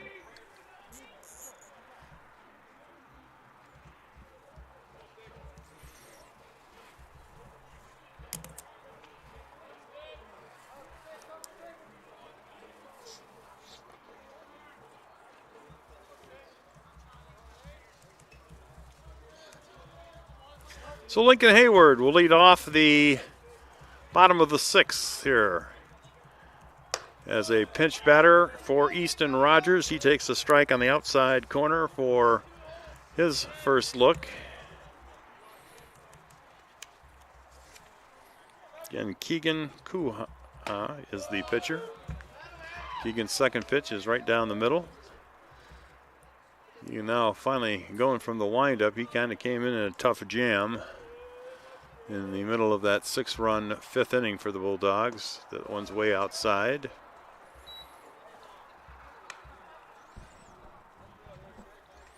So we'll see how he does starting anew at the beginning of the inning.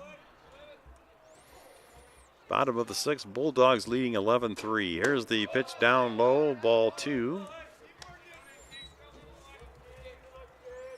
Haywood, as we said, is in for Easton Rogers. That's the 7th spot in the Bulldog lineup. He'll probably go in to play left field, I would think. And that one's down low, skips in. So after jumping ahead 0-2, It is now 3-2. And Keegan Kuha is going to have to throw a strike if he wants to get Hayward out here. And the delivery inside, ball 4.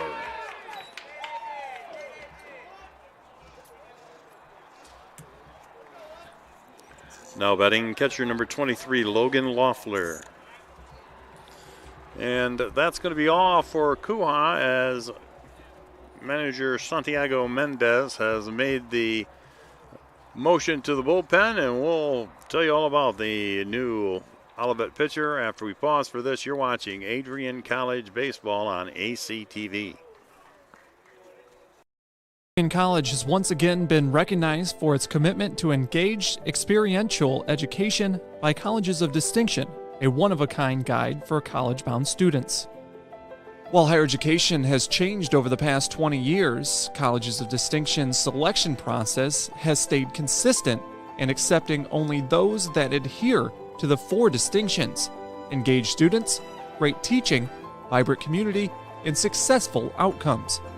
Overlaid in the last few years have been a look into high-impact practices. They believe most critical to the student experience were the kinds of engaging experience that are found at Adrian College. To learn more, please visit adrian.edu.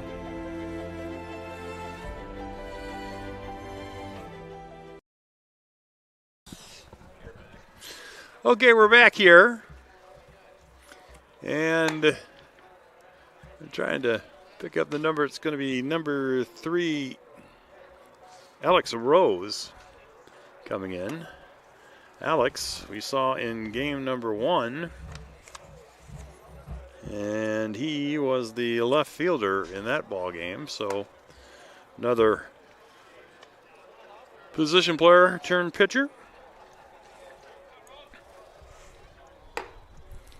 Ladies and gentlemen, your attention please. Now pitching for Olivet is number 3, Alex Rose. Rose in place of Keegan Kuha. So he inherits a runner at first base, and he will face Logan Loeffler to begin. As he gets his final preparatory pitch. Now batting for the Bulldogs is catcher number 23, Logan Loeffler.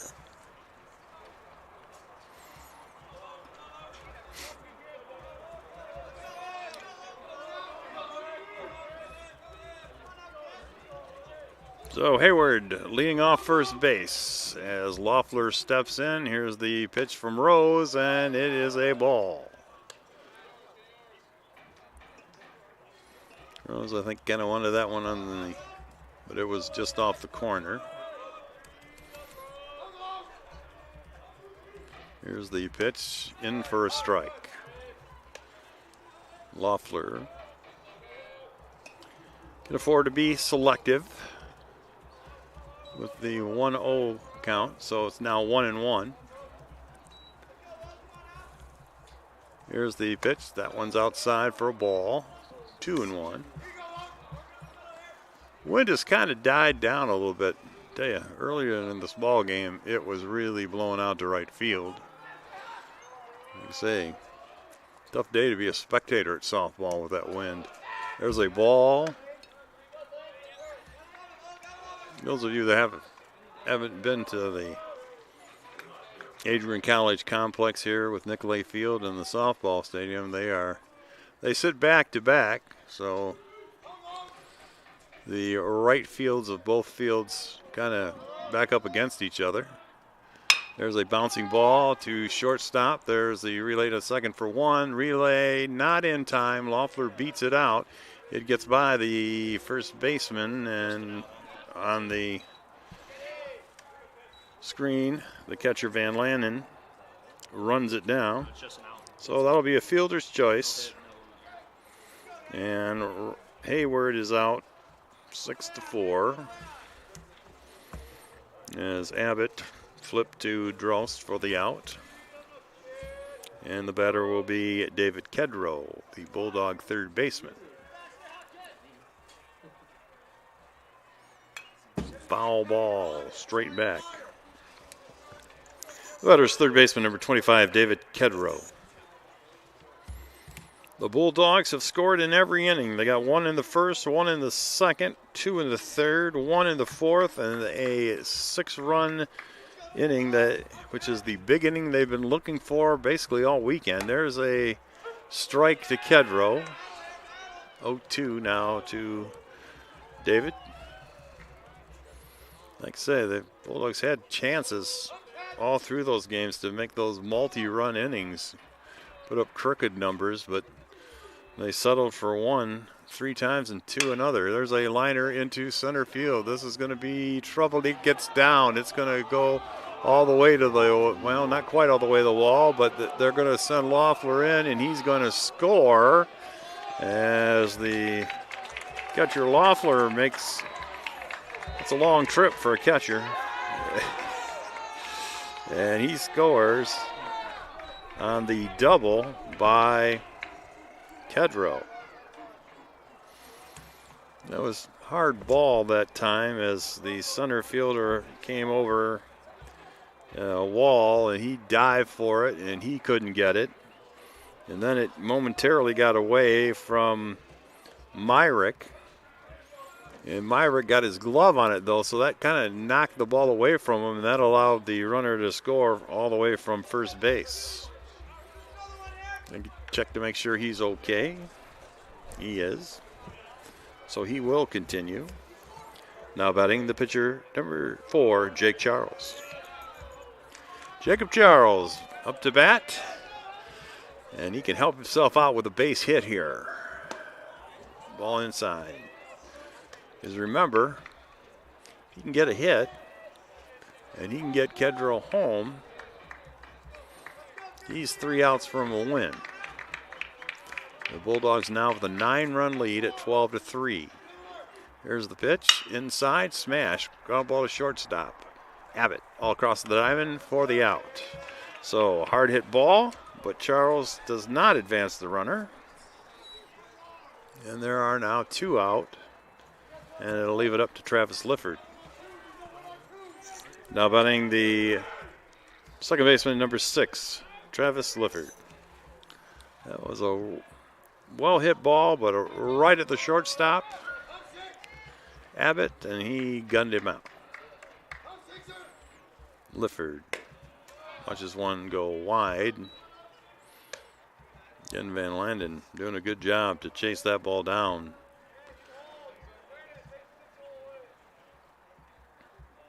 Van Landen, a very active catcher back there. He does a good job for these Comets. I'm impressed with his play this afternoon.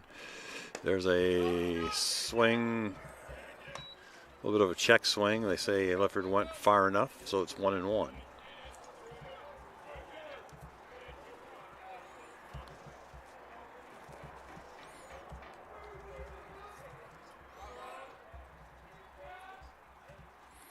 Here's the pitch outside for a ball.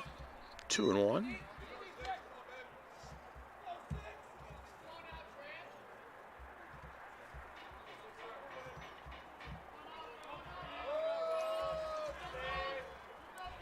Three 9-0 for the Comets, and 12-12-0 for the Bulldogs as the pitch comes in high for ball 3. 3-1 now to Lifford. Here's the pitch, and swing and a miss.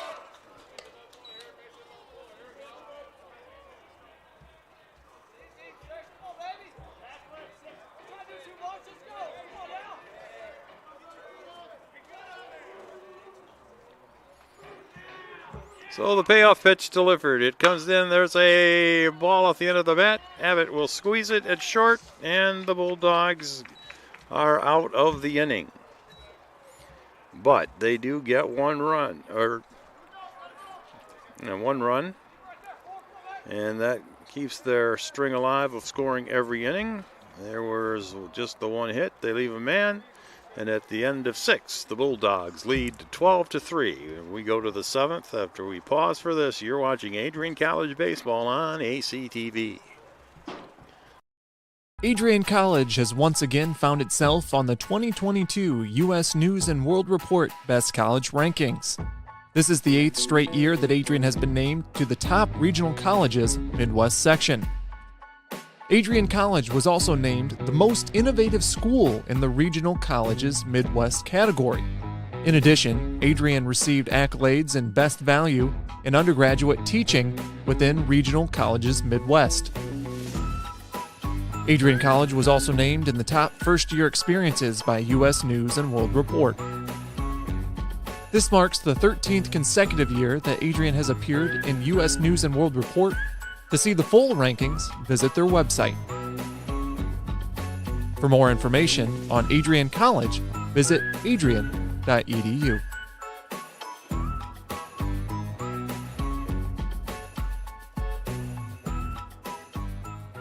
Myrick.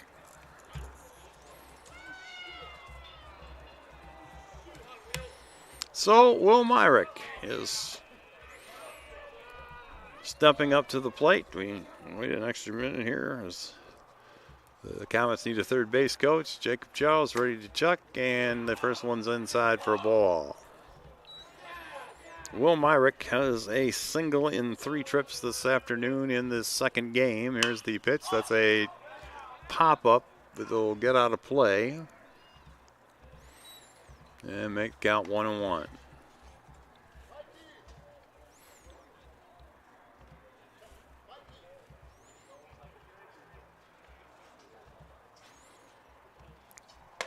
There's a fastball in for a strike.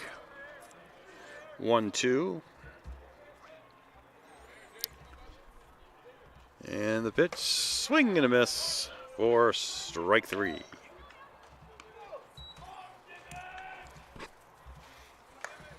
Now batting the first baseman, number 5, Gabe Kirk. So that brings up Gabe Kirk. 1 out now.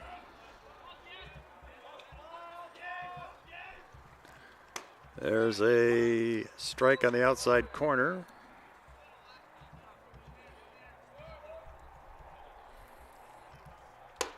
And there's a ball high. Gabe Kirk, again, with a triple, could hit the cycle in this game. So Charles pitching a little carefully to Mr. Kirk. Trying to keep that from happening. Swing and a miss. Makes it 2-2. Here's the pitch. Served into right field. That's going to be good for a base hit, his 4th of the game. He will not, however, be able to make it all the way to third, so the cycle thing is going to have to wait for another at bat. Now batting designated hitter, number 27, Isaac Moore. He just kind of shortened up and took his hit and went to first. There's a swing and a miss by Moore. The designated hitter is 0 for 2 with a walk this afternoon. There's strike 2 from Charles. Here's the pitch, and right down the middle, and he watches it for strike 3. Now batting center fielder number 16, Silas Wall. I'll bring up Silas Wall. There's a pop-up. Loeffler chasing it, but it's going to hit off the top of the press box and land out in the parking area.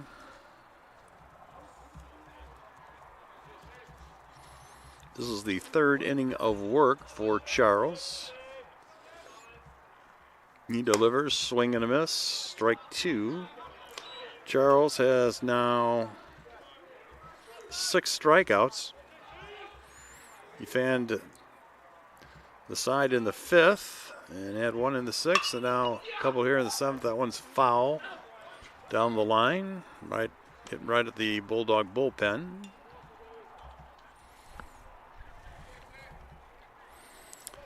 After today's game, the Bulldogs just have 2 more MIAA series in the regular season.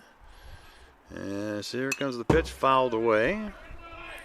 Next weekend, they'll play Alma. The Friday game, the single game, will be here. And then the doubleheader on Saturday will be at Alma.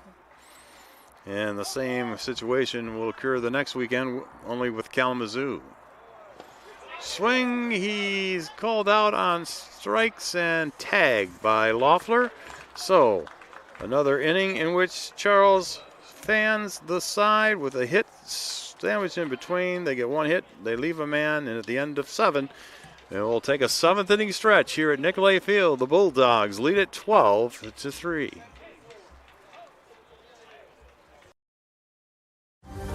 Adrian College is looking for leaders, student athletes with the tenacity to keep the Bulldogs at the top, the forefront, in and out of the classroom. The Bulldogs are looking for talent, character, hard work, grit, leaders who can electrify sold-out crowds, got out a last-line shift, will their team to victory, hit a grand slam in the bottom of the 9th, and be a part of a legend in the making. Think you have what it takes to become a Bulldog? Visit adrian.edu to learn more.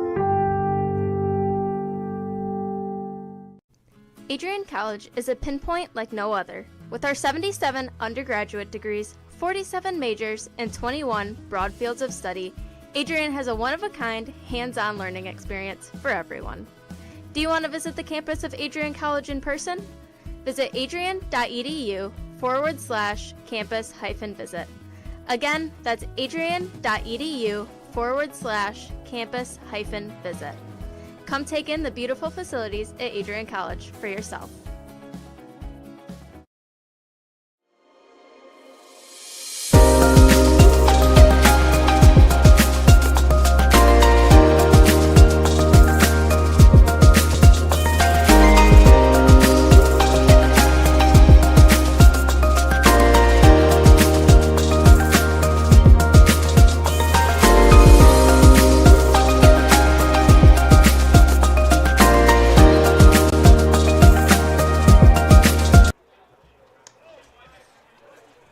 We're back here, and we're moving to the bottom of the 7th. We got a new pitcher coming in and a new catcher. Pitcher is Wyatt Leland, and the catcher is Mike Kuzara.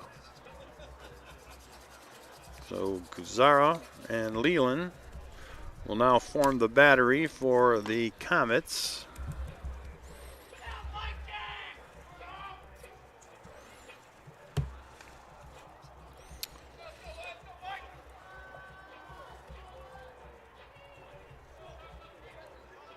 Leland comes in with a record of 0-2, an 8.18 ERA. Leading off for the Bulldogs is first baseman number 30, A.J. Miranda. Oh, he'll first start with A.J. Miranda. Bulldogs looking for a run to walk this one off. There's a pop-up high in the sky. It's going to take a while to come down. That was a moonshot. And it finally lands in the mid of Hawkins for out number 1.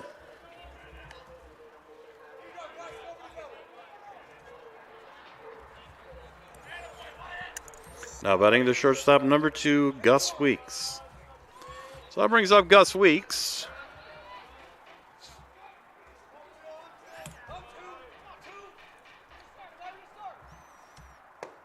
Pitches down low for a ball.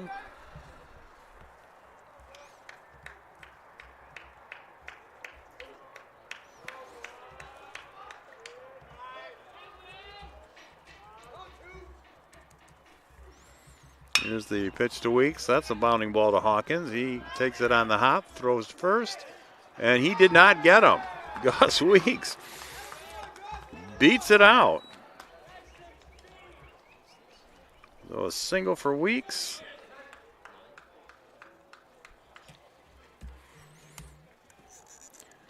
Now batting the center fielder, number 9, Jack Boyke. And that puts Boyke at the plate. So Weeks represents the winning run of the 7th inning. Pitch is outside for a ball.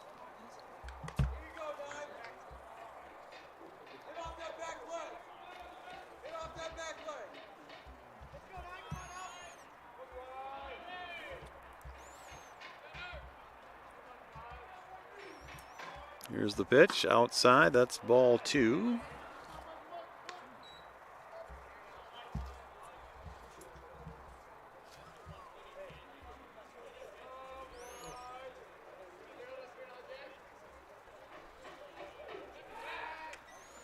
Throw over to the bag. Not in time.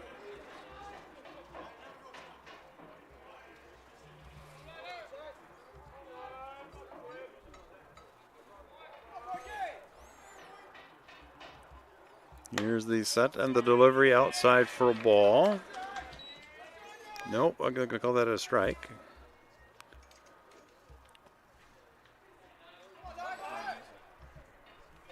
So it's 2-1. Gets off, foul ball. Salas showing some nice glove work down there at first base.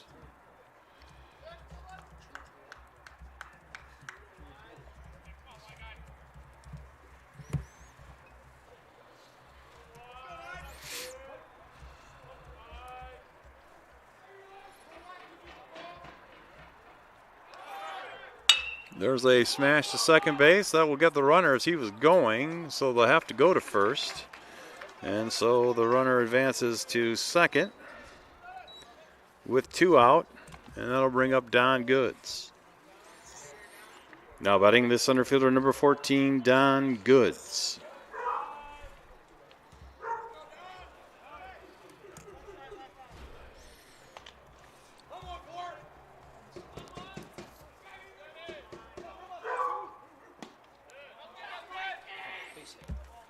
Pitch is low for a ball.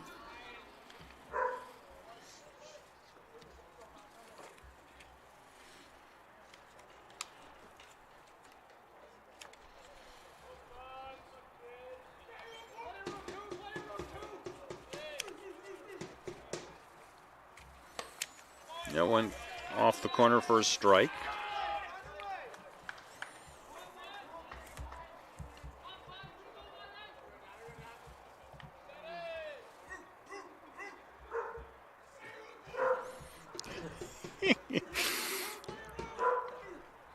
Here's the pitch. We're having a little give and take between the fans and Ranger, the dog. Fans are knocking on the bleachers, and that caused Ranger to bark. So the fans started to bark back at him. And Ranger replied. There's a drive. That's well hit. That's way back there. This could be. It might be. It is gone. And Don Goods ends the ball game with a smash to right field. That might have actually made it to the softball stadium. And the Bulldogs will win this game by a score of 14-3. Goods breaks it up with a 2-run homer. They get 2 runs in the 9th, or the 7th, I should say. And they turn this into a 7-inning Mercy Rule victory. And we'll take a look here quickly as we get the final line scores done. Bulldogs do not leave a runner in this inning. So they have 14, 13. And we're going to contemplate this, and we're going to come back here. But once again, the Bulldogs sweep the doubleheader, their 8th win in a row. In the second game, they win 14-3. We'll be back in just a moment with a wrap-up and our final thoughts here in just a minute.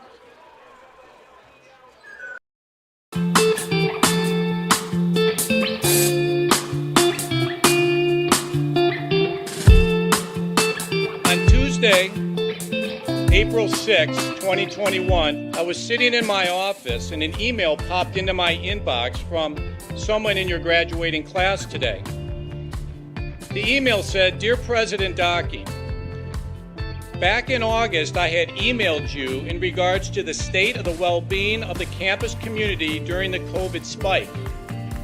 At that time, I was incredibly anxious about the prospect of spending my senior year of college sitting at my kitchen table in my hometown trying to finish my seminar projects in the event we switched to all online learning. As I type this email now in April, I cannot describe to you the gratitude that my fellow students and I have for Adrian remaining open on campus for the duration of the school year. I wanted to take the time to thank the Adrian College community. And ladies and gentlemen, that's the end of today's game. Our final score here this afternoon in game number 2 is Adrian College 14 and Olivet College 3. Here's the final line score on today's second game. First for Olivet, they had 3 runs on 10 hits. They made no errors and left 6 runners on base. While your Bulldogs scored 14 runs on 13 hits. They made no errors and left 8 on base. Winning pitcher this afternoon for Adrian is Jacob Charles. His record is now 5-1. Losing pitcher for Olivet is Andrew Venzu. His record falls to 0-2. Time of today's second game was 2 hours and 1 minute. Ladies and gentlemen, Adrian College and Adrian College Baseball, hope you have enjoyed today's game at Nicolay Field, and we hope you'll join us many more times throughout the 2023 baseball season. Our next home game here at Nicolay Field will be this coming Friday, April the 28th at 4 p.m. when your Bulldogs take on the Alma Scots. That's Friday afternoon at 4 p.m. against Alma. Well, there you have it. That's the final line score on today's game as the Bulldogs sweep their series with the Olivet Comets. And they swept last weekend against Albion. They've got a couple wins against Trine, bookending that. So after the doubleheader loss to Hope College back on the 8th of April, the Bulldogs have not lost since, and they now have some momentum.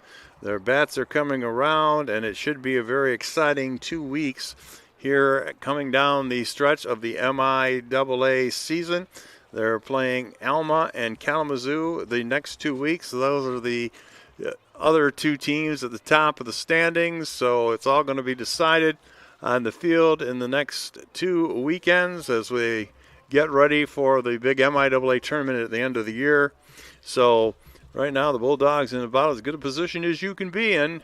They've just now got to go out and keep this winning streak going in the next 6 games, which will decide the title for 2023. So that's just about all we've got here from Nicolay Field. Again, our final score here in game number 2 is 14-3. Game number 1 went to the Bulldogs 9-3.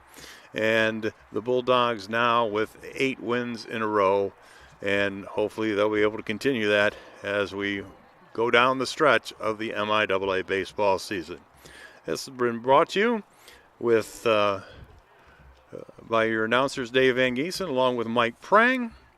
Our producer this afternoon, Reagan Petrosky, who has been over there playing with all the dials and gizmos to bring you the contest this afternoon.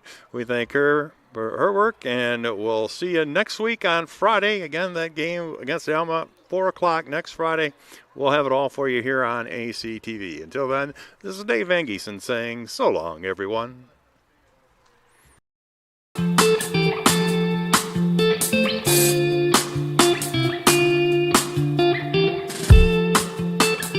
Tuesday, April 6, 2021, I was sitting in my office and an email popped into my inbox from someone in your graduating class today. The email said, "Dear President Docking, back in August I had emailed you in regards to the state of the well-being of the campus community during the COVID spike. At that time, I was incredibly anxious about the prospect of spending my senior year of college sitting at my kitchen table in my hometown trying to finish my seminar projects in the event we switched to all online learning. As I type this email now in April, I cannot describe to you the gratitude that my fellow students and I have for Adrian remaining open on campus for the duration of the school year. I wanted to take the time to thank the Adrian College community, the faculty, the staff, for allowing us to have as normal of a year as possible in a world that simply did not want that to happen. I look forward to walking across the stage in May knowing that I was still able to enjoy time with my friends and the Bulldog community during my senior year. All the best, Max Birmingham, class of 2021. Max, you've got to stand up so we can give you a round of applause.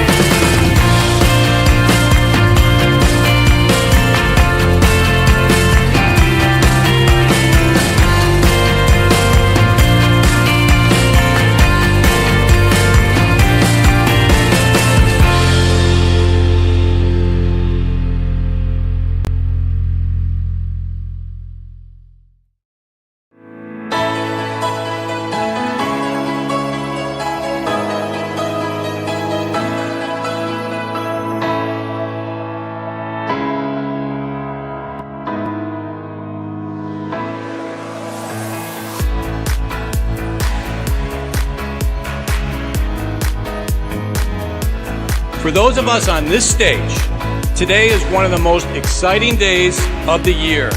We love to see the wonder and anticipation in the eyes of our new students, as all of you anxiously await all of the amazing experiences that will define the years ahead.